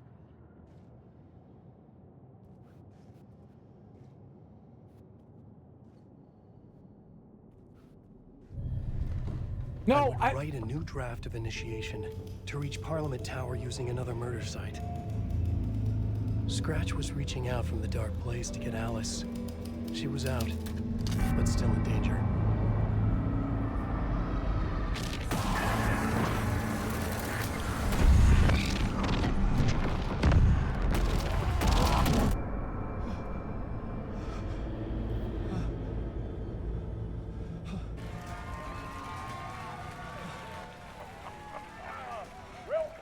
Welcome. Our guest tonight is Alan Wake. This time he wanted to do something. I was back, and I hadn't forgotten. I knew how this worked now. I could take control, no more surprises. What demons he wrestles with in the dark hours of the night. Together with our house band, the divine old gods of Asgard, we have created something very special. The song is called Herald of Darkness, but I like to call this next segment the story of the journey of Alan Wake, the musical. We just do what we always do. We'll chat, but instead of talking, we'll sing it.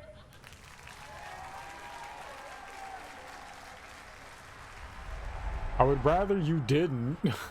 I would honestly rather you didn't sing it. That would be better. How you doing? How you feeling, Moxie? You feeling any better? You love this part? I don't like musicals.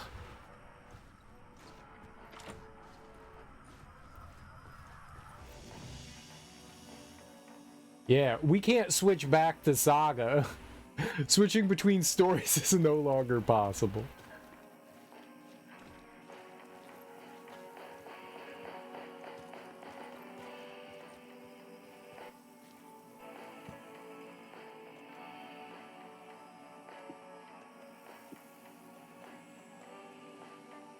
I only have a handgun. Got some trauma pads. But just a handgun. Is there no bullets in the handgun?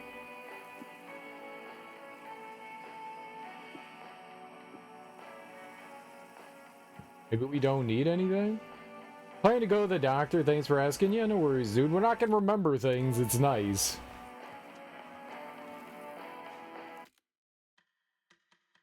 Alright, I'll save in... I guess we don't need the lake house save. I'll save over here.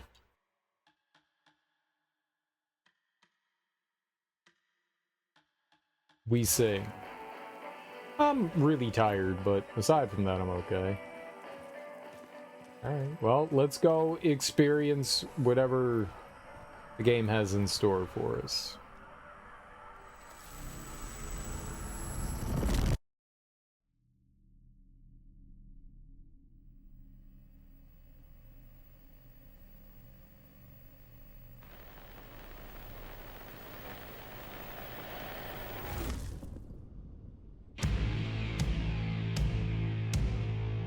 What the hell? From what I've gathered, you grew up nice and sheltered with mama's pretty stories and your own made-up fury. And mama gave me a magic clicker. Well, yes, I think it's true and fair to say there a skip button?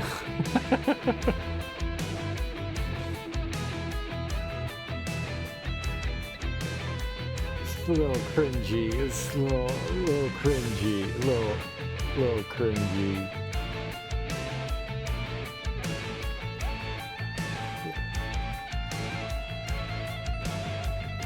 You're a little cringy. Yeah.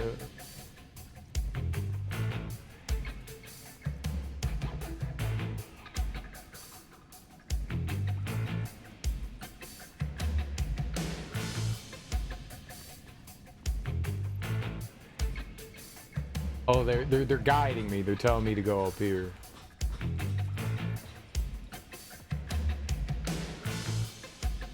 Go through the door?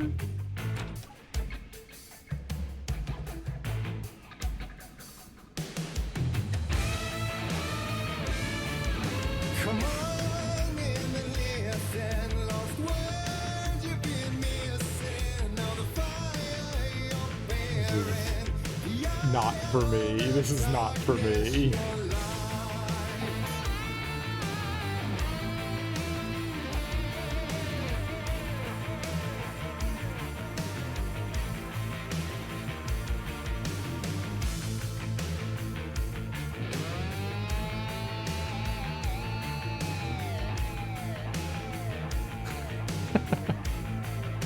Oh.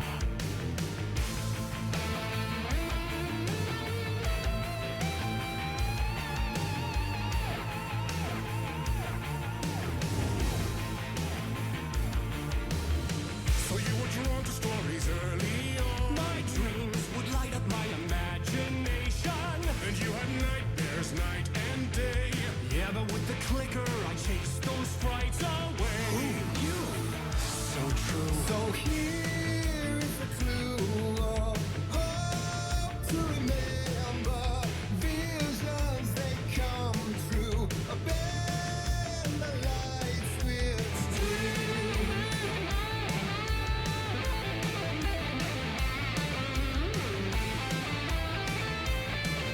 This is so bad. This is so bad.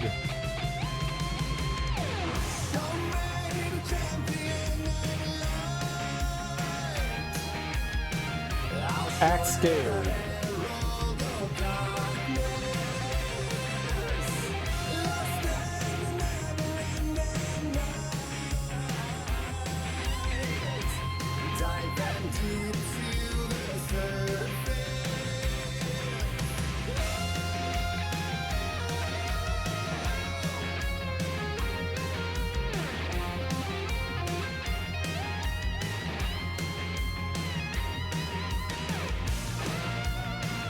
Like that guy's.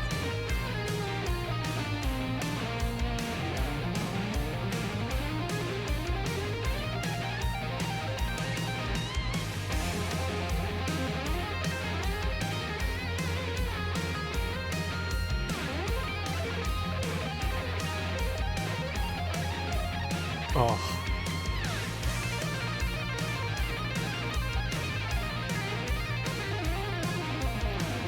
Where am I going? Okay.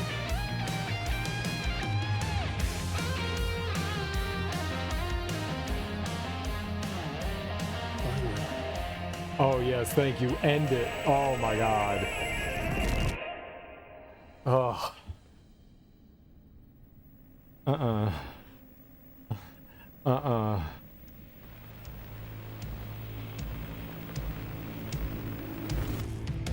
And the award goes to... No, it's not over. Alan Wake!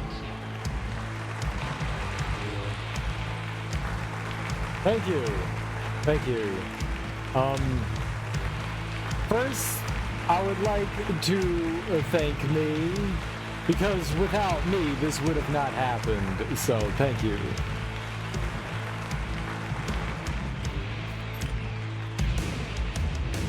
And all your stories of crime and chilling thrillers of hard-boiled killers became bestsellers.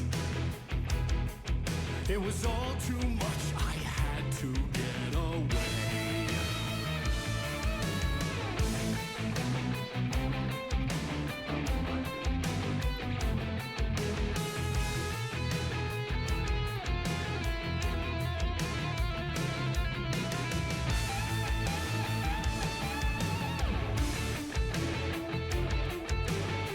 Where do I go?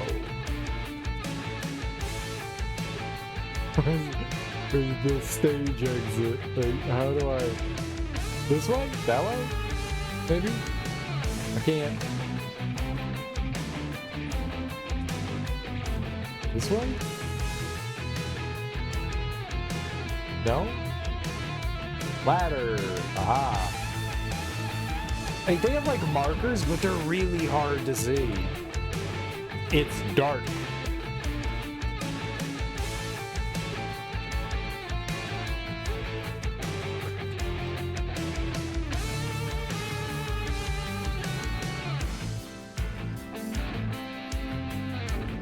No.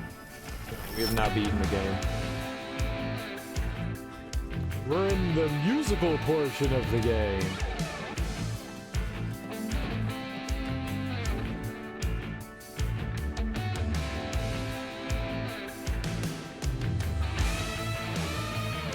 Ah, here we go.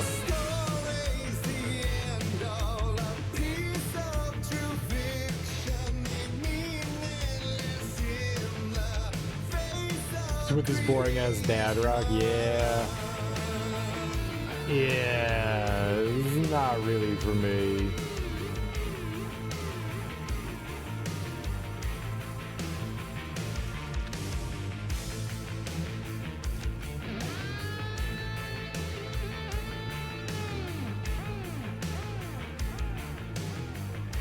There's no closing the door on past sins. Closed Casey.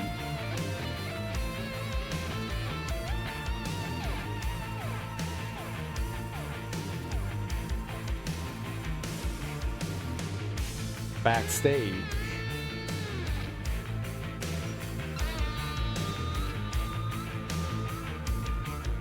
Maybe we're gonna get into like a fight here or something. But there is more to it than meets the eye. I never meant for it to ruin my life that way. Would you say you lit the jaded lie? Dark shades could never save the day. So sad, but true.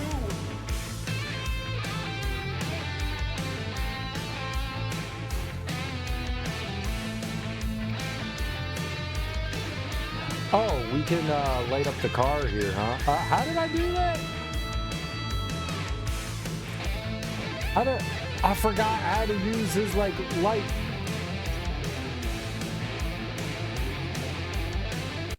I forgot how to do it. I haven't played as him in so long. It's not the flashlight.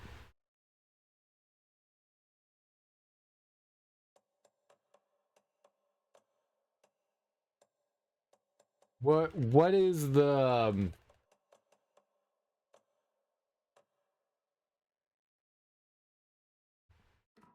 Is it? I don't remember how to do it. Like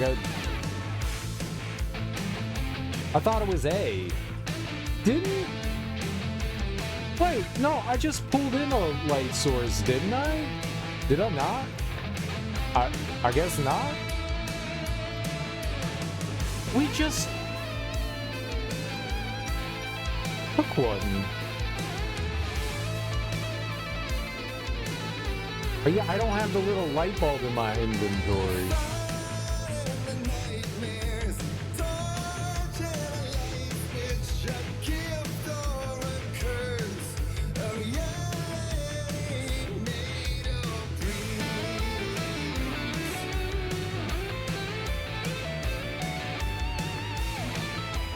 This is my nightmare. Let me out of here.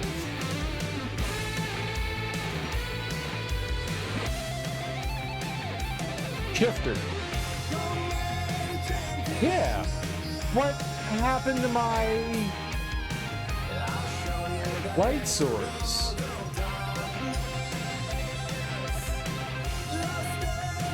There's no way I'm hosed. I pulled in the light source from the one spot. I'm positive that's what they want me to do, right? Maybe I have to follow the signs. Let's follow the signs.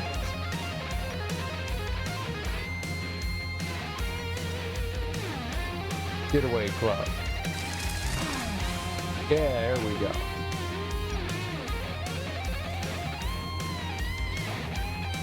Here we go. Here we go. Here we go.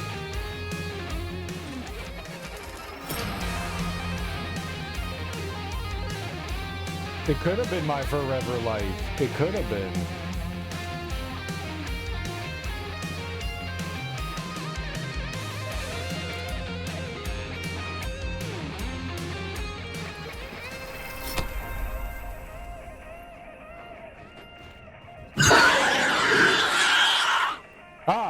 Rainbows, bunnies, unicorns, boobs. Are you scared yet? Yeah. Literally always scared. Hi, Bill. Oh my god, is it over?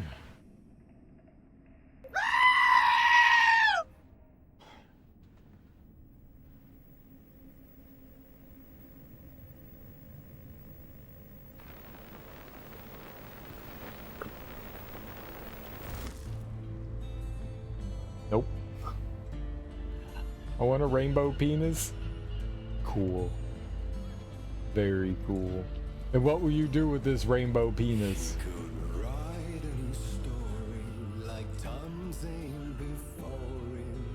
Maybe they'd be happy once again. Just one shot, one more chance for him to save their marriage. Away from the city, a romantic getaway.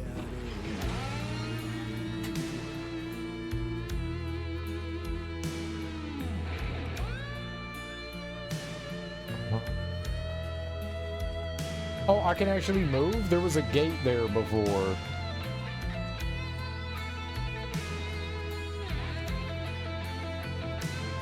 Nothing indicated I could move forward there. There was like literally a gate blocking me. Smack people with it? You want a huge rainbow penis.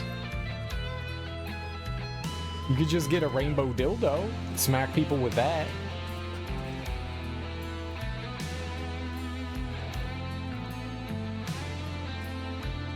Flare gun.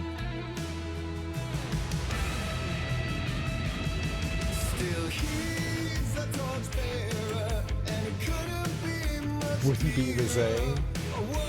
True.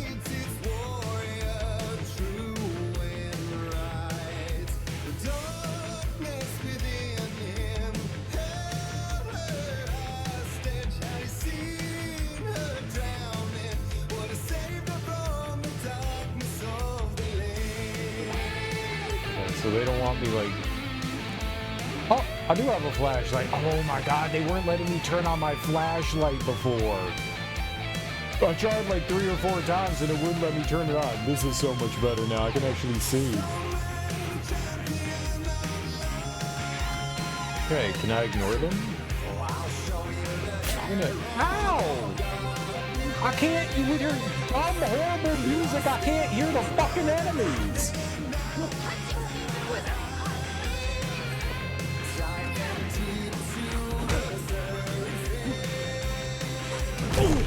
Stop it!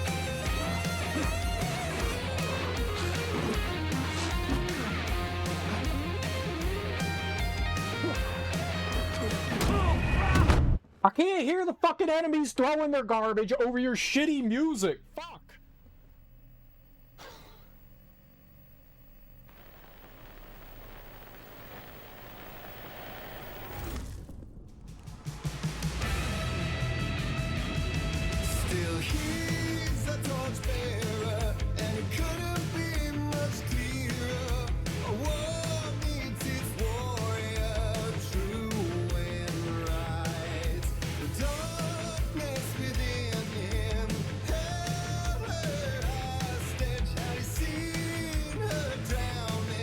Oh, I want this over so much.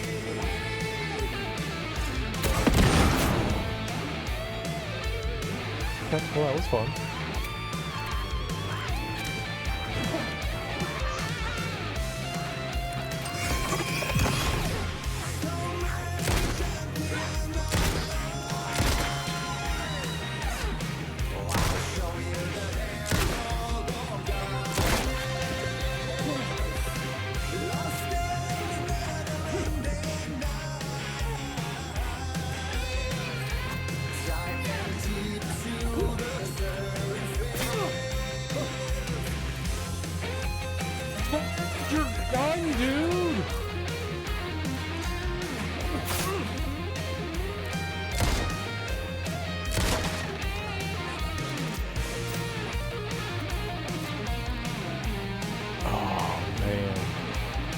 Wanna know what'll cheer you up? Some goon and goblins to cool off? No, I just need this sequence to end. I don't like this.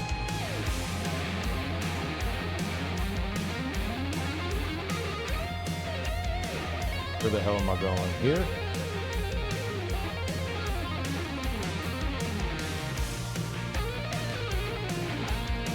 This to end so bad.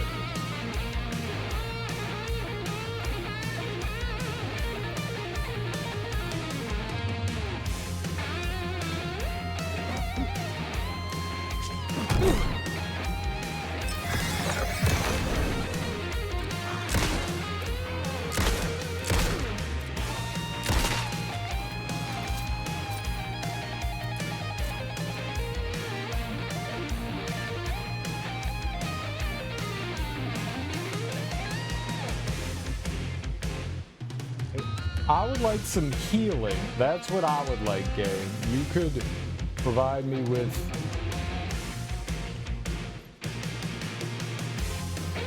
I have no healing. This section's hard. I have no healing. Oh my god. Let's go. Okay, I need to quick slot this somewhere. Up. Up seems good. I wish there was like a light or something I could heal with too. That would go a long way as well.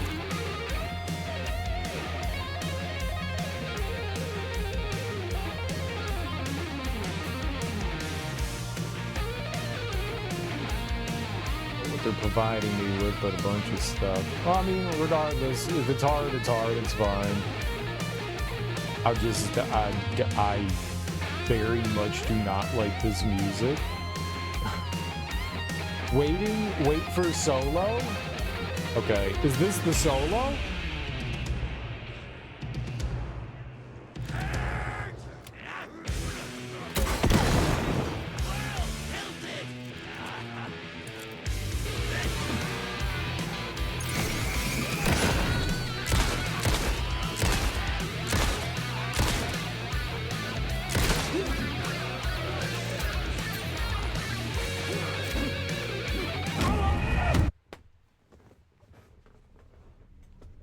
He had the follow-up. He had the damn follow-up. He had the damn follow-up.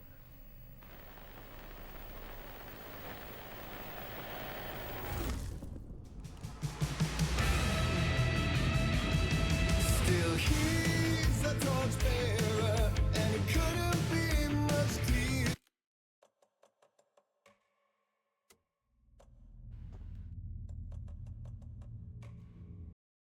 I think that's enough Alan Wake 2 for the day. I think that's enough Alan Wake 2 for the day.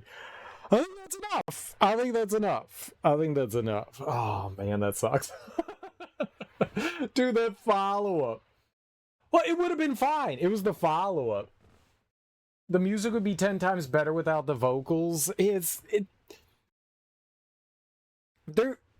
some music that I can tolerate that's not exactly my cup of tea, but this is very much not my kind of music. I don't particularly like this. This to me is kind of nails on the chalkboard for me. This is hard for me to listen to. Everyone has like their genres of music and stuff like that, but when you mix show tune and rock and roll together, it's one of the worst things I can possibly listen to. I really don't like it, and it's driving me crazy. I might mute it tomorrow. I do not like this. I can't express how much I don't like this. I do not like the music. It's driving me fucking crazy.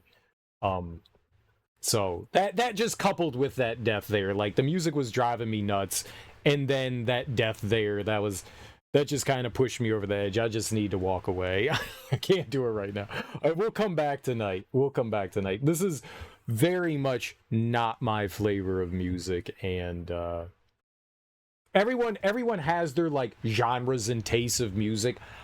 I despise musicals with a strong passion, and there is this very specific sound, regardless of whether it's like actual show tuning like Rodgers and Hammerstein, or whether it's like rock opera stuff, or whether it's, you know, I don't know what to call Hamilton rap, show tune rap.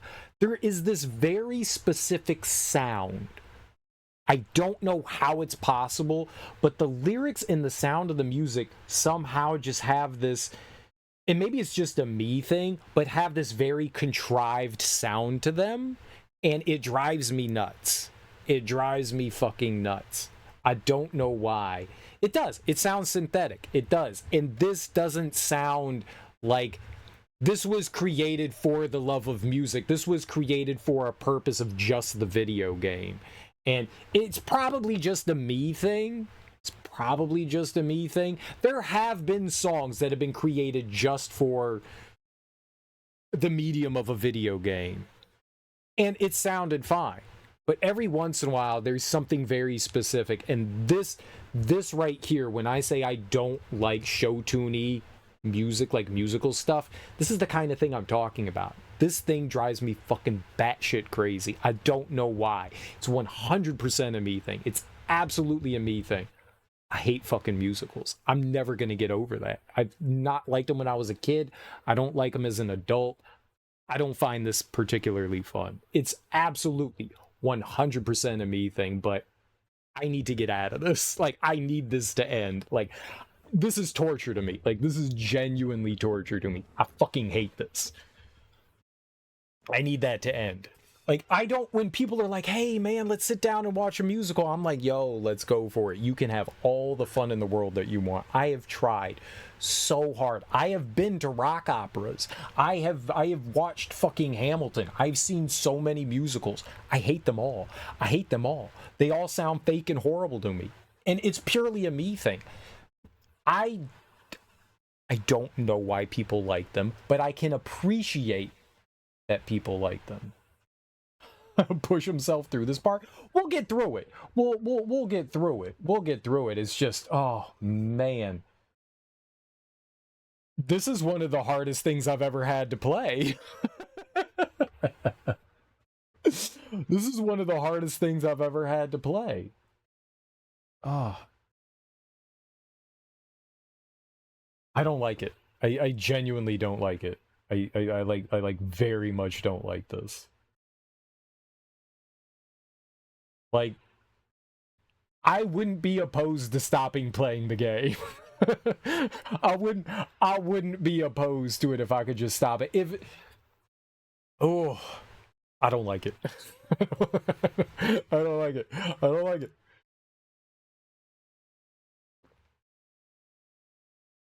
I am sure that there is a musical that exists that I'd be like, dude, I like this. This is my jam. I'm sure one exists out there. I don't know what it is, but I am sure that one of them exists. I'm sure. You know what I don't mind?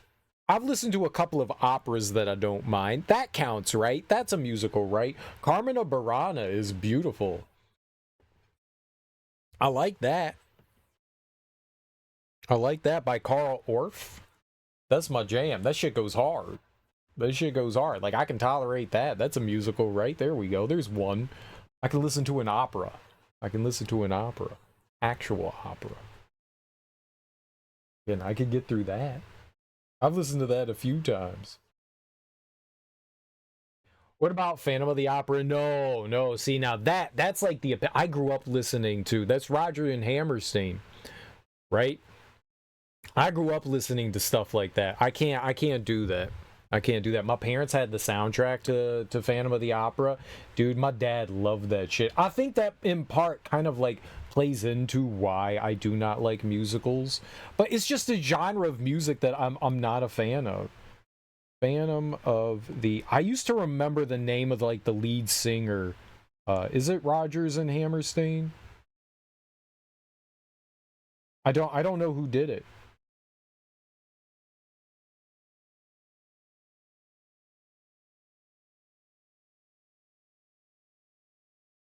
Andrew Lloyd Webber, that's it. That's the other one. There's Rodgers and Hammerstein. That came before. Andrew Lloyd Webber was later on. That's who it was. That's who it was. Andrew Lloyd Webber. Yeah, my dad loved loved the soundtrack to the Phantom of the Opera. On Sunday, like, he would like make pancakes, French toast, waffles, like some big breakfast, and he would like, I would wake up to like, I could hear the house rattling from Phantom of the Opera. My dad loved that shit. Loved it. I think that kind of like plays into one of my dislikes. They took me to go see a bunch of musicals as a kid too. I saw a ton of musicals as a kid. My parents knew I wouldn't want to go, so they would like lie to me and tell us that we were going to something else, and then it would be like, here's a musical, and they'd be like, no, I can't get away. I mean, they knew I would throw a stink fit either way, but I got culture, I guess. Oh man, I saw so many musicals. I saw Les Mis, the Phantom of the Opera, Joseph and his amazing Technicolor Dreamcoat. Oh, there were a handful. Hot Mikado. I think I have like PTSD. I think we did see Cats. I think we did see Cats came to Washington D.C. I'm almost positive we went to go see Cats. Yeah, I was super young for that.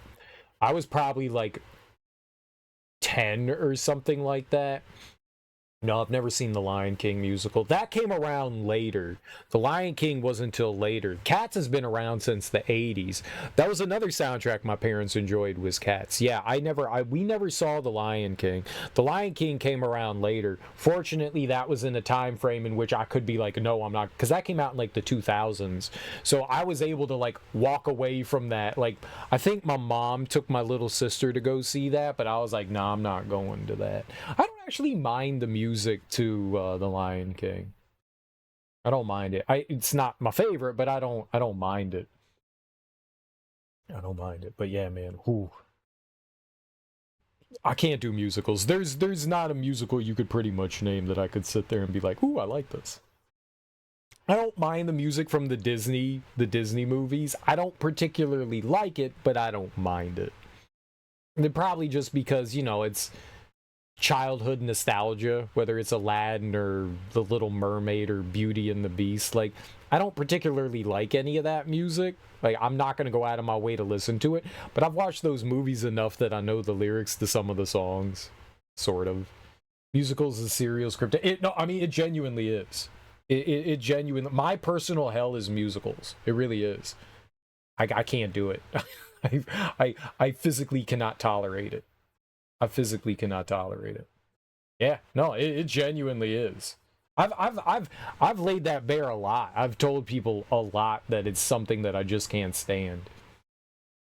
It's like, I go from, and this is absolutely a me issue, but I go from like happy and jovial to immediately agitated. Like, immediately agitated. I wish I have tried to work on it, and I have tried to, you know, it's like what they do with like fear and stuff, right? You know, like, oh, you're afraid of spiders, we'll be around spiders and maybe you'll overcome your fear. I have tried hard. I have subjected myself. Exposure therapy. Yes, exactly. Thank you. Exposure therapy. I have tried really hard. I was like, you know what? I want to put my prejudices aside, you know, and be like, hey, I don't like this, but maybe there's something. I try to give it a chance. It's not that I don't. I do try. It's almost impossible to completely put those prejudices aside. I hate musicals. That's a hard thing to like shut down.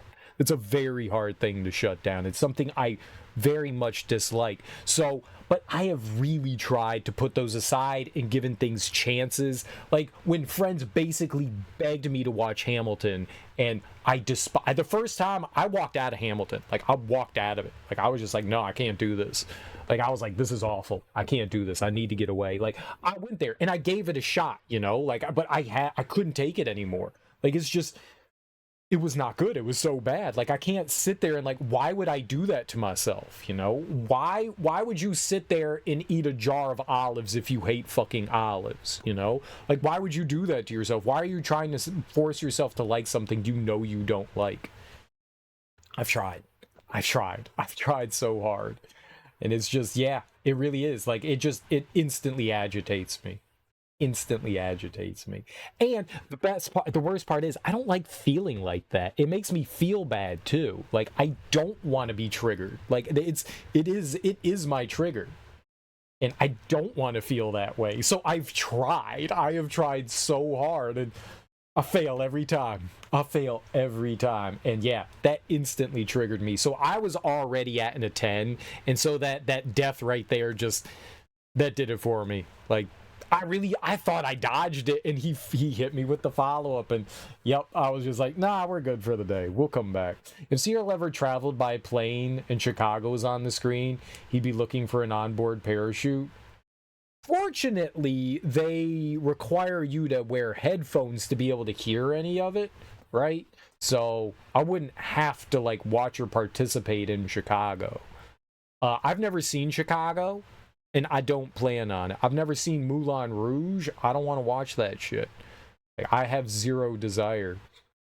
What was that, La La Land? I like both of the actors in La La Land. I like both of them. I'm not watching that, though.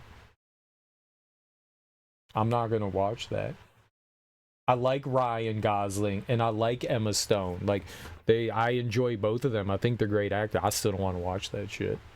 I like John C. Reilly. I'm not watching Chicago. I heard John C. Reilly's fantastic in Chicago. I heard he's fantastic. Who is in Les Mis? I heard Russell Crowe was terrible in Les Mis, but Anne Hathaway did a really good job. I can't. I can't. He had it coming. Who had it coming? Me? Guys, thank you for hanging out with me. Thank you for hanging out with me. I appreciate it. We'll be back tonight, and I will keep playing some Alan Wake. We'll get through this section. If I need to, I'll just turn the music down, you know. It's just a bunch of things that are, like, coupled together. It's a genre of music I don't particularly enjoy. It's a lyric from Chicago. Oh, okay. Oh, people love Chicago. People love Chicago. It's a style of music, a genre of music, and how it's being, like, in there. I understand why people would like that. Don't get me wrong. I'm not that daft. Like, I get why people would like that, but that's definitely my kryptonite. It's 100% my kryptonite. It absolutely is. It absolutely is. Let's go find a cool person to go raid off to. You're welcome, Ebony. You're welcome. Something changed on Twitch, and now whenever I open the front page, the main I don't know, advertisement for the front page is unmuted now. It used to be muted all the time, and now it's not muted. I don't like that. I don't want to open something up and be screamed at, you know? Let's see here. Who do we have this morning? Let's go see if anyone else is playing Alan Wake 2. Maybe we can find a nifty new person to go raid. There's a lot of people playing Alan Wake 2. We're pretty late in the game. Well, sort of. We did all of Saga's stuff, and now we're working on Alan's stuff. Let's see if anyone has, like, a cringy title, or if anyone else is playing on hard mode. I like it when people say, hey, I'm playing on hard. That's always nice. Enter the end game. All right, they're getting close to the end.